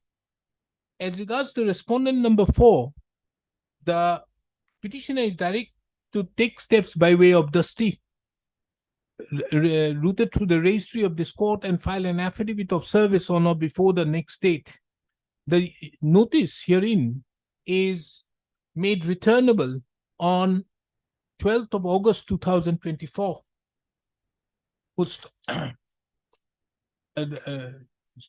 This court have also taken note of the instructions which have been issued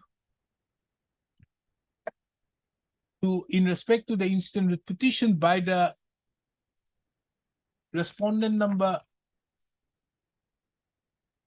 3. Full stop. Wherein, full stop. From a perusal of the instructions, it is seen that the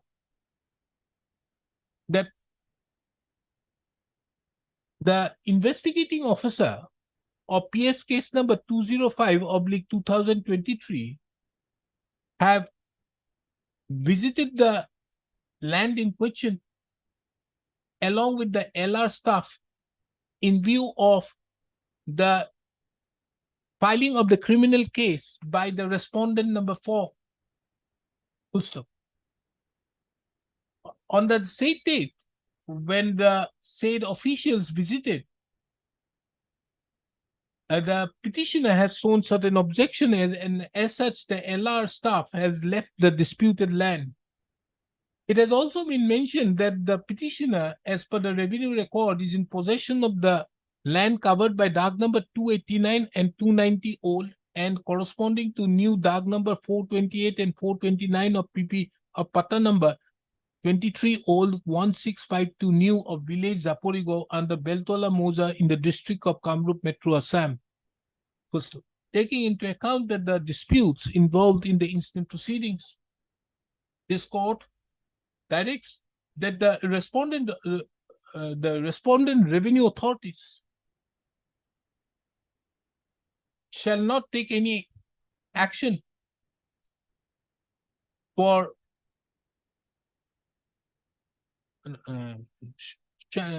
directed that the respondent revenue authorities and more particularly the respondent number 3 shall not take any action as regards so as to disturb the possession of the petitioner over the land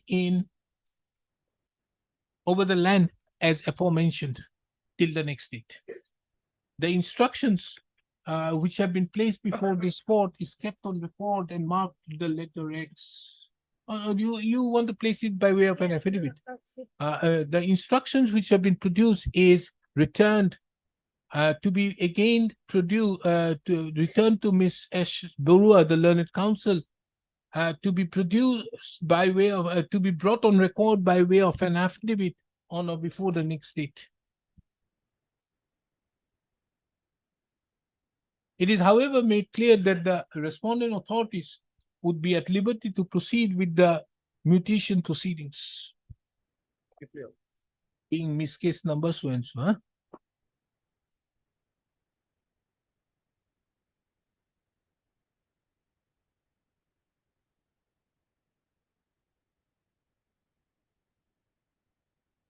Yes, what is this? The matter pertains to compensation of land and jirat. Land? Land and jirat. Jirat. Then? But high voltage power line, my lord, was constructed over the petitioner's land. And the compensation has not been. So why haven't you approached under section 10? Why? Under the Indian Telegraph Act. How can this court do all these things? My lord, to Huh? the matter, this all the cases, my lord, to make a representation before the district magistrate. No deceiveness. You approach section 10, isn't that? Now the Judgment is also there. Then there are many orders being passed. that is 2015, my lord. Construction has completed in the year 2015. Huh?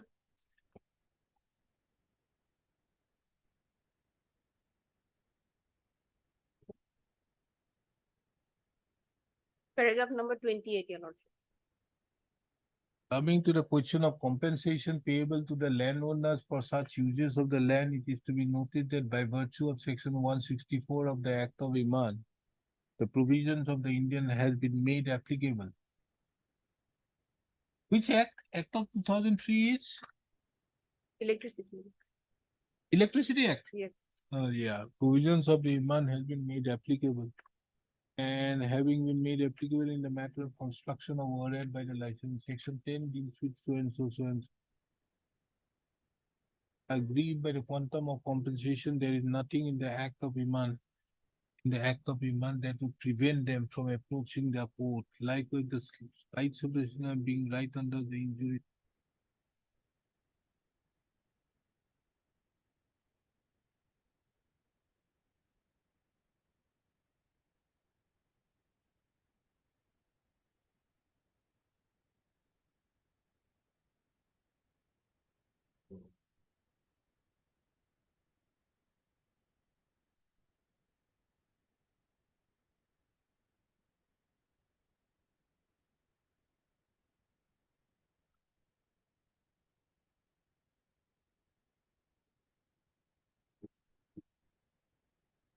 All are same.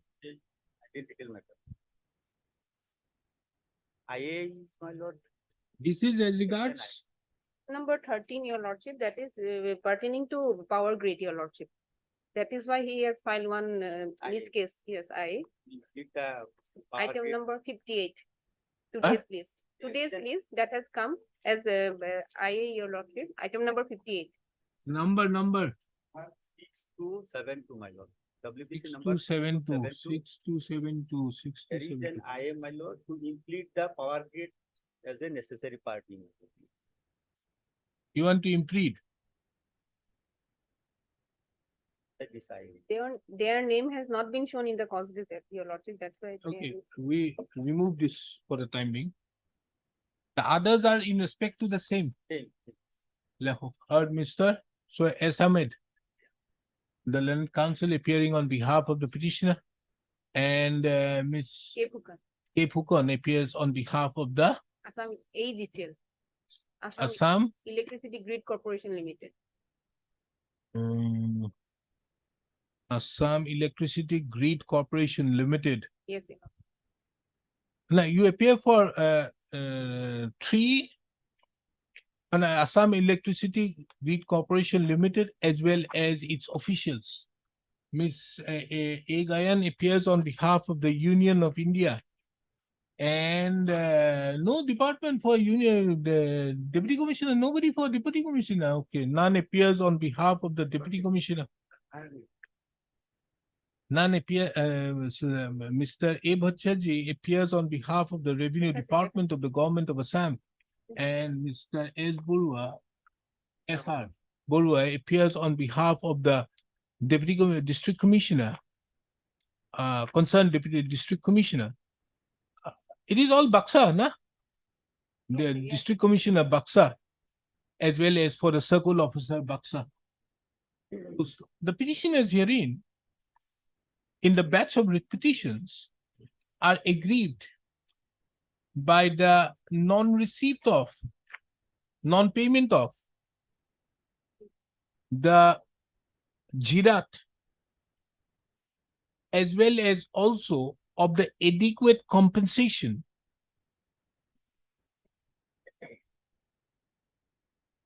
in respect to the land, in respect to the right of use of the land,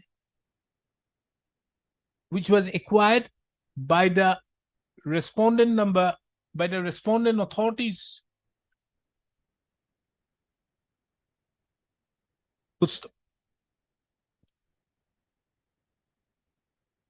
It is the case of the petitioners herein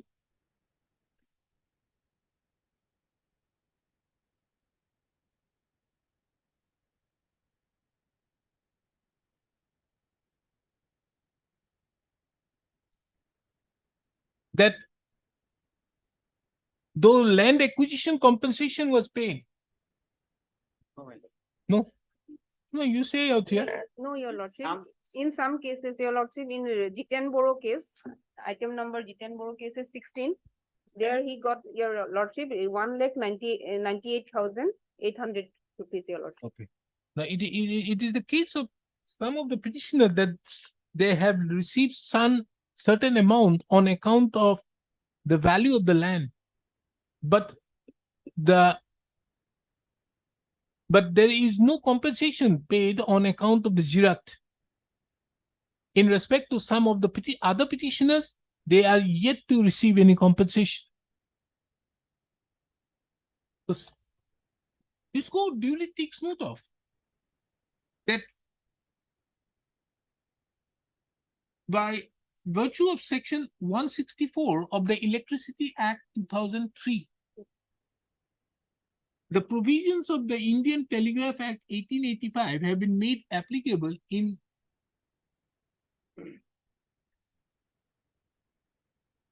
the matter of construction of overhead line by the licensee. Section 10 of the Indian Telegraph Act 1885 deals with the power of the authority to place and maintain telegraph lines and posts. Section 16(3) of the Telegraph Act 1885 provides that in case of any dispute as regards the sufficiency of the compensation, an application may be made before the district judge within whose jurisdiction the property is situated. Full stop. Taking into account that the petitioners herein are aggrieved on account of insufficiency of the compensation or no payment of compensation, the petitioners herein would be well advised to approach the district judge Baksa in terms with section 16 of the Indian Telegraph Act 1885. In the circumstance, the said application is filed by the petitioners within a period of 30 days from today. The learned district judge Baksa shall proceed with the adjudication of the said proceedings in accordance with the provisions, applicable provisions of law. With the above observations and directions, the instant batch of writ petition stands disposed. The other one, Equinox 6272/2018, lists the matter again on 5th of August 2024. We'll dispose it on that. Obliged, Vinod. Right.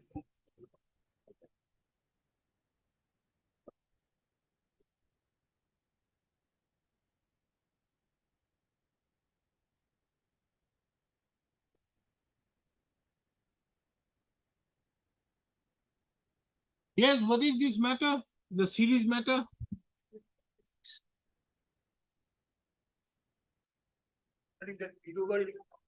Oh, that land. That land. Which It's Lordship has last. already heard the Huh? matter. Lordship earlier occasion, Lordship has heard the matter. So it has again come back to me. His earth is round. Now you can't escape the fact that the judgment has been delivered by me. Division bench. But here, my lord, notices have been issued. Notices have So been. you decide what is there, whether there is a claim of right involved. But if there is a claim of right involved, you cannot go ahead on the 18th. Are these government lands? No, wastelands? These are wastelands. These are wastelands and these are reserved for TB hospital. These part and parcels of land are reserved for TB hospital. Now it is the second medical college. Now the land which is otherwise reserved for TB hospital has been encroached upon by the petitioner. This is our defense. They encroached much earlier. My lord. But they have no, my lord, and in some of the writ petitions, my lord, they have been given, my lord, the allotment. Not the that settlement stage, my lord, had not reached, but it is at the stage of allotment.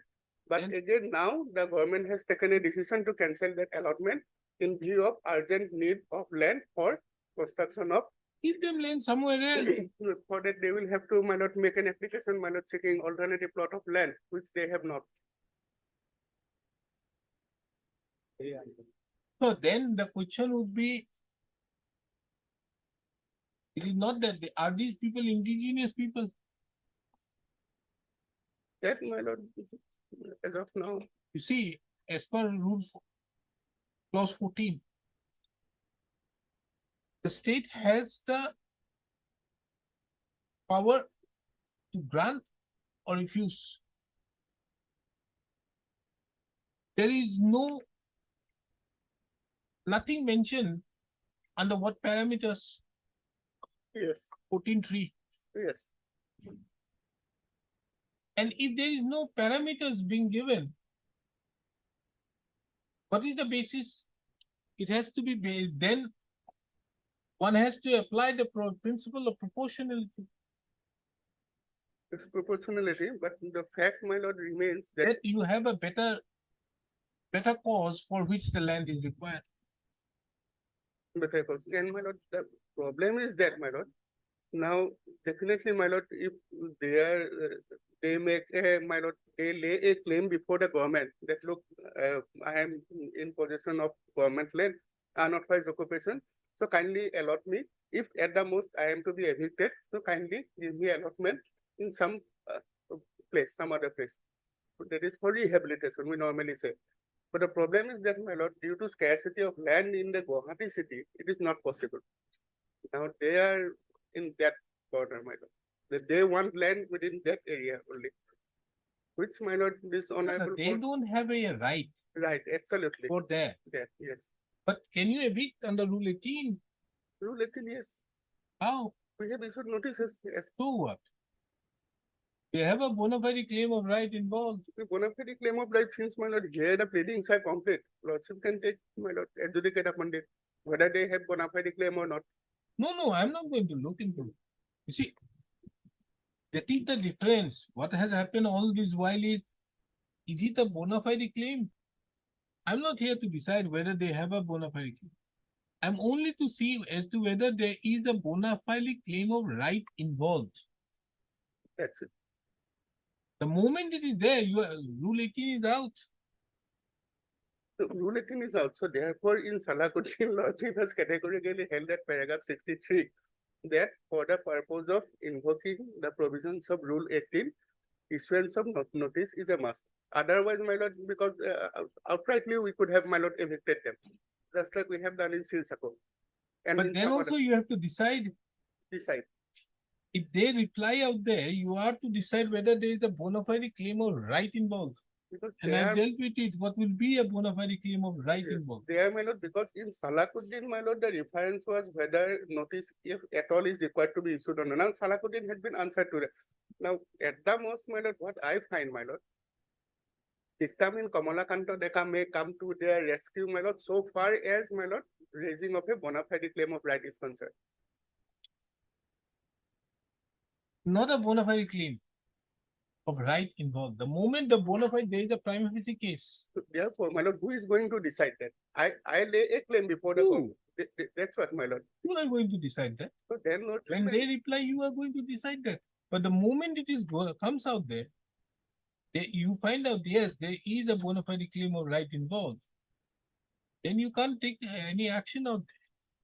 But taking into account the other judgment of where the Telangana matter went to the Supreme Court, wherein it has been held that this court, the special judges court, can very well deal with that. special justice court. That one, special judges court, land grabbing court can deal. Well, in Supreme Court, we have a special tribunal.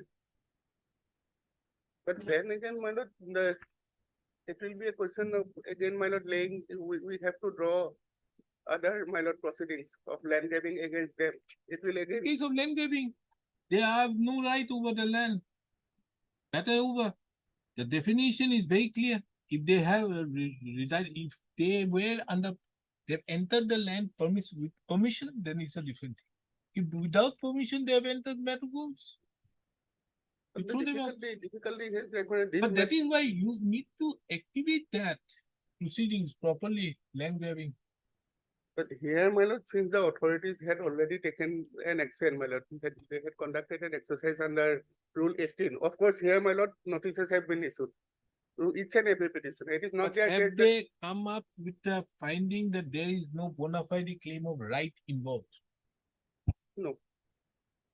So therefore, my lord, one way out may be, my lord, relegating the petitioners, my lord, to lay, my lord, fresh representation.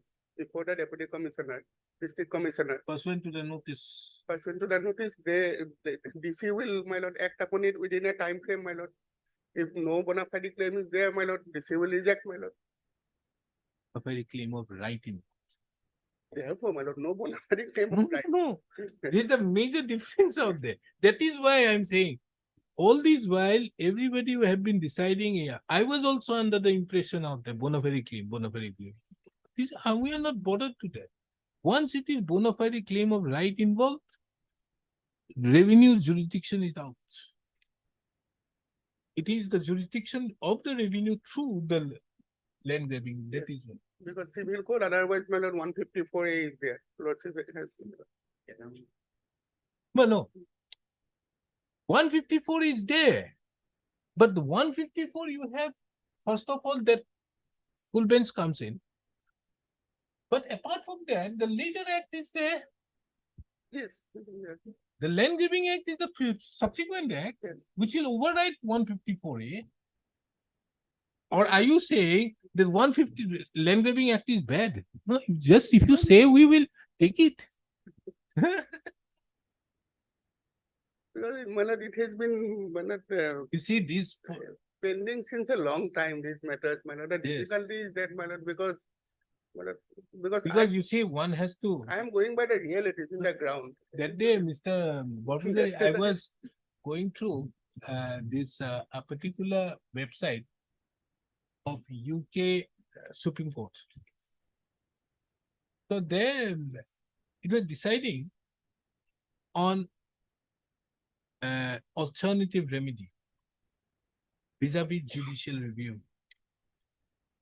So it is so UK Supreme Court says that you don't exercise 226 at the drop of the hat. When there is a proper remedy available out there, you have to decide everywhere there. Yes, definitely. Yes. It is not to be Yes. exercised here. Therefore, we call it as extraordinary remedy. Therefore, that is Yes, the yes, reason why. Na? yes. That is the reason why, you see, it is absolutely within the domain of the revenue authorities to decide whether there is a bona fide. Because you see, the framers out there thought it, that as to whether there was a bona fide claim of right involved. If it is a right involved, they will just say, we are not going to go ahead. Let it be done by the file a suit at that time. Now, that has been taken care of by 154A, but bringing in the Land Grabbing Act Yes. by you out there, you negate 154A by yourself. And as such, and apart from that, the full bench judgment also says that if it goes against that, it cannot come in out there. That is another aspect. But this is not the court to decide what is a bona fide claim. No, No, absolutely. absolutely no, this is Correct. not. Correct. This court, if it is a which only they say that there is a bona fide claim right involved, you say that there is no. This court can only decide to that effect as to whether it has been done arbitrarily, not on the merits. Yes. Absolutely. That is my No, no, understanding. actually, Lordship is correct, because Lordship will be testing the whether the authorities have exercised the jurisdiction within the parameters of law. That much. Not on the basis of a merit. Yeah, absolutely. What is there, what Yes, yes. right he has or there. Because then what is the difference between me and the It will be DC stepping into the shoes of a civil court. or DC? No, civil court is Absolutely. better. Now I become the DC court. Yes, yes. Yeah. Lordship is correct. Lordship may post this, let me also get the instructions, my lord, as to what would be the course of action, my lord. Because there you get a clear way. But one thing what needs to be done is you may have to appoint more and more special tribunals if this is going to happen.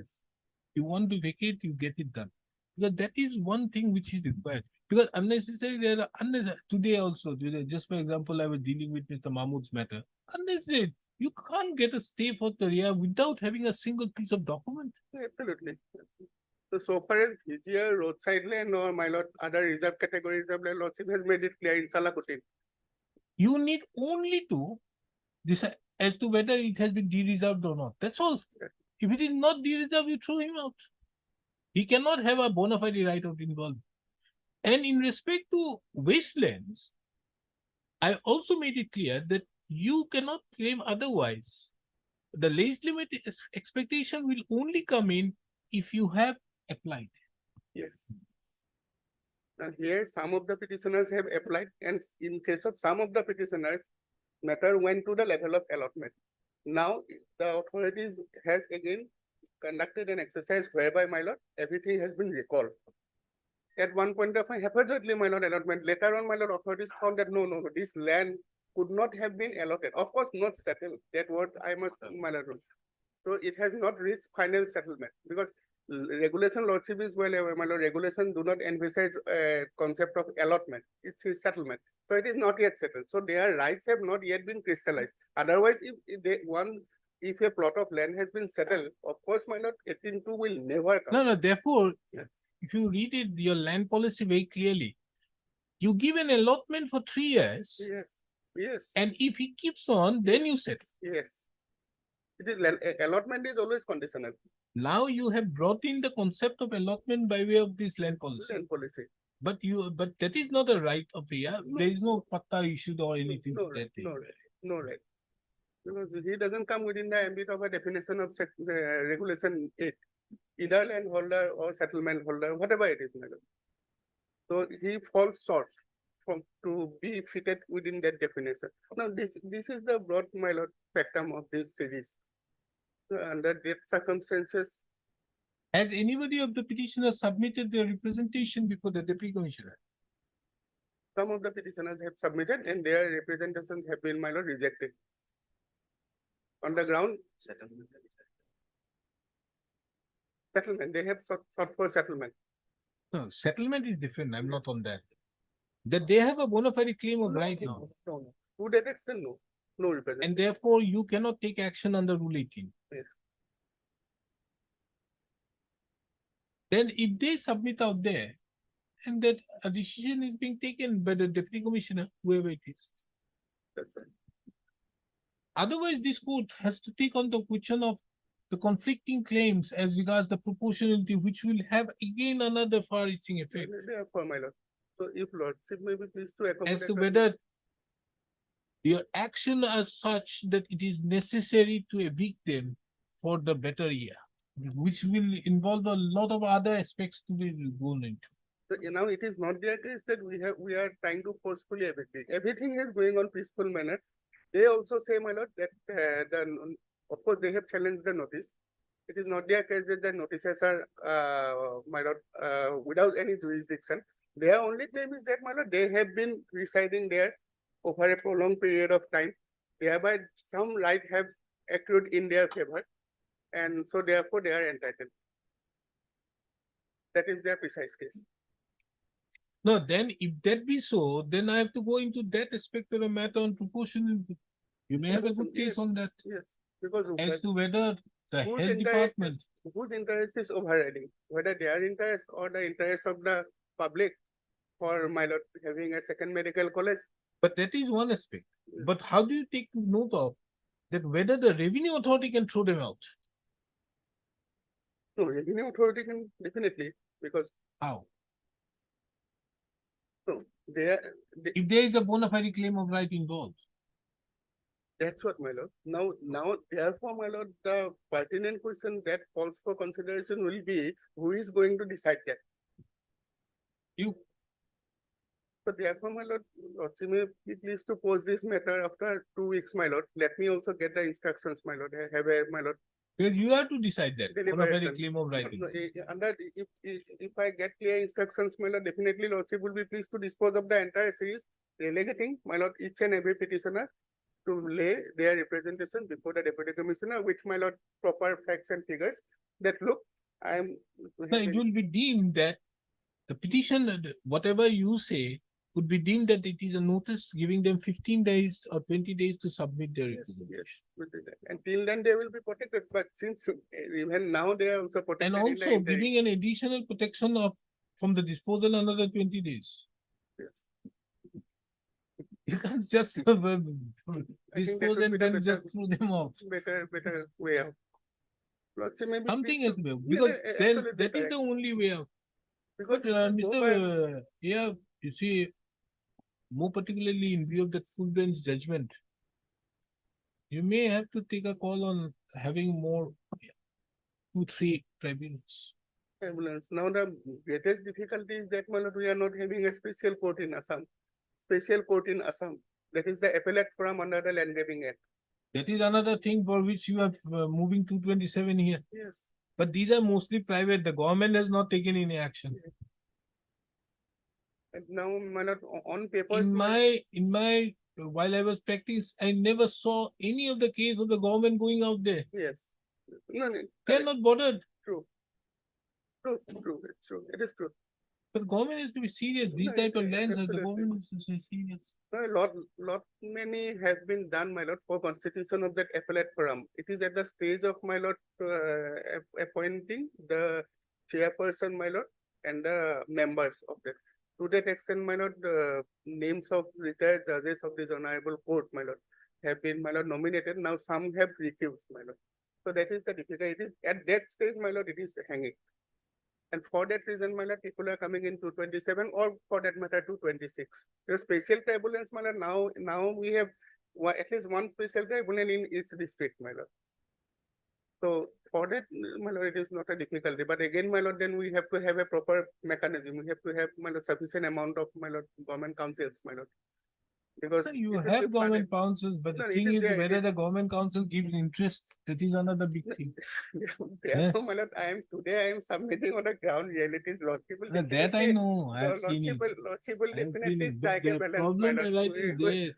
Lordship will definitely, at the end of the day, lordship will strike a balance, my lord, definitely. No, the balance is there. That is why I'm concerned to that effect. Means what to be done.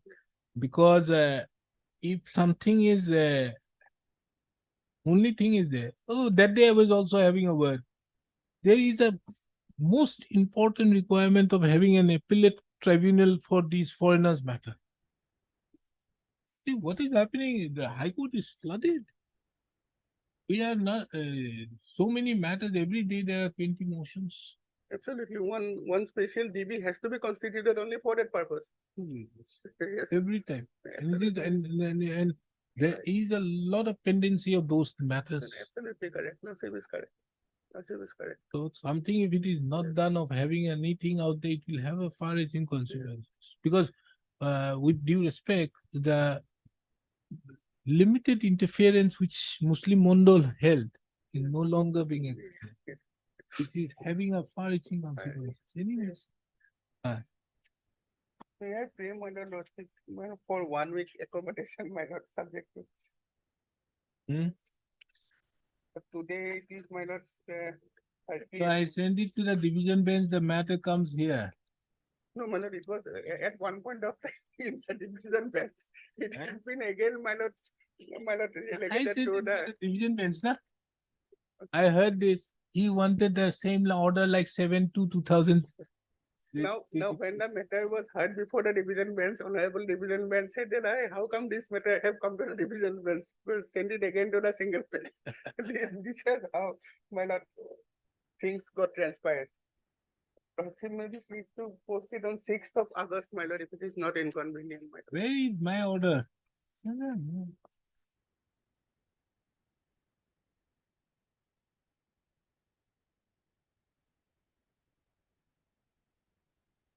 Because I remember this matter by heart. There's some other order.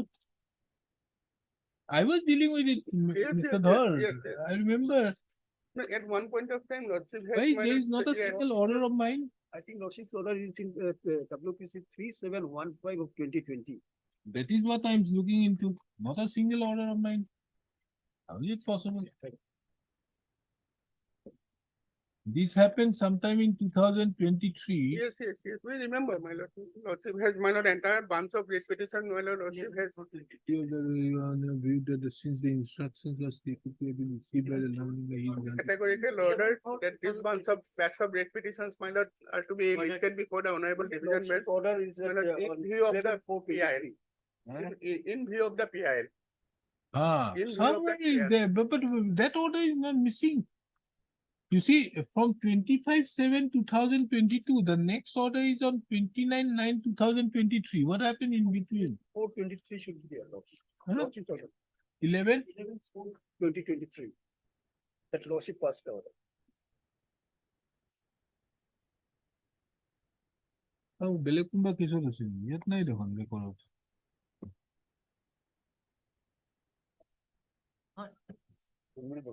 Yeah. So what to do? Could you will kindly take me some time, my lord, to come back with proper submission, my lord, if a way can be found out, my lord, that the petitions may be disposed of. What has transpired in lordship mind, my lord, that should That be is the dedicated. only way out. That is the only way out. Because this court should not, it will be preempting this court No, no, to absolutely. decide as to whether they have a bona fide. When the revenue authority is already there, Right. let them decide. If they are agreed, they can very well come. And finally, they can very well challenge that order before the Board of Revenue, whatever maybe they can do. Whatever, That yes, will yes, come. yes. But, Definitely, it will be an order passed by the revenue authority, absolutely. As to whether that author, because that order, whoever it passed by the DC would be appealable to the Board of Revenue Absolutely. if they want to do. Yes, yes. 147 will come into play Yes. immediately. So these are various aspects which they can very well do Yes, that. yes. Only thing is that But at the end of the day, if you see that judgment, while making a reference, although I did not deal with that challenge to the constitutional validity of Rule 18.2, yes, yes, but there I made a reference to a judgment where he made a submission by Mr. B.D. Daka. One judgment where it was dealing with the Andhra Pradesh Land Grabbing Act, yes, my lord. where it specifically dealt with in a particular paragraph, it categorically mentioned one thing that what do you call? There was a there was a submission made before the Supreme Court that you see this Land Grabbing Act cannot partake the character of a civil court. Then the Supreme Court, particularly at paragraph 47, if I remember correctly, categorically mentioned that here the land grabbing tribunal has been given all the powers of the civil court and as such can very well decide. Yes, that is my lord. He Lakshmani Ramasamma. That is 2009 5 SCC 478. Yes, yes. The lordship has dealt with this one. Yes, yeah. That pertains to my lord Andhra Pradesh Land Grabbing Prohibition Act 1982. And that paragraph for lordship has referred is paragraph number 43. 43, no? 43, yes. Because that was the issue which was there. This is a all encompassing my lord decision. We are highly obliged, my lord Salakoti, because everything has now been set to rest. Otherwise, my lord Bandana Goala, somebody will rely on Bandana Goala, somebody will rely on Kamalakanto Deka. I will rely on my lord Kundagaon Anti-Eviction Committee. No, Kamalakanto Deka also I have taken it that I said that the division bench could not have dealt with and said that any person would have a right over the VGL. Yes. So that otherwise you will have go very much against that area. Now since my lord Japal Singh is there, my lord, we cannot, my lord, bypass Japal Singh. Paragraph 22 and 23 explicitly clear Japal Singh. That is it. So there under such circumstances. No circumstances, easier land or any common, my lord, village land, whatever it is, my lord. Yeah, heard the learned counsels appearing on behalf of the batch of writ petitions at length. I've also heard Mr. Arbor Pujari, the learned, appearing on behalf of the Revenue Department. It has been submitted at the bar that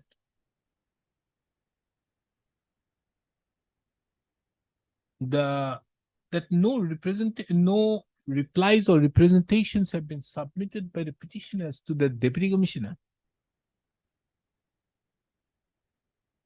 claiming that they have a bona fide claim of right involved, and as such, Rule 18 cannot be made applicable for a summary eviction.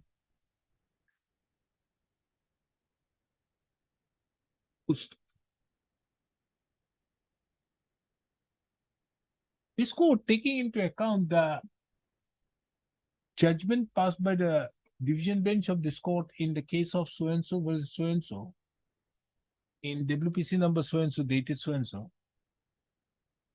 has sought for instructions from Mr. Arbopuzari. And have sought for instruction from Mr. Arbopuzari in that said aspect of the matter as to how to further, how would as to what the revenue department proposes,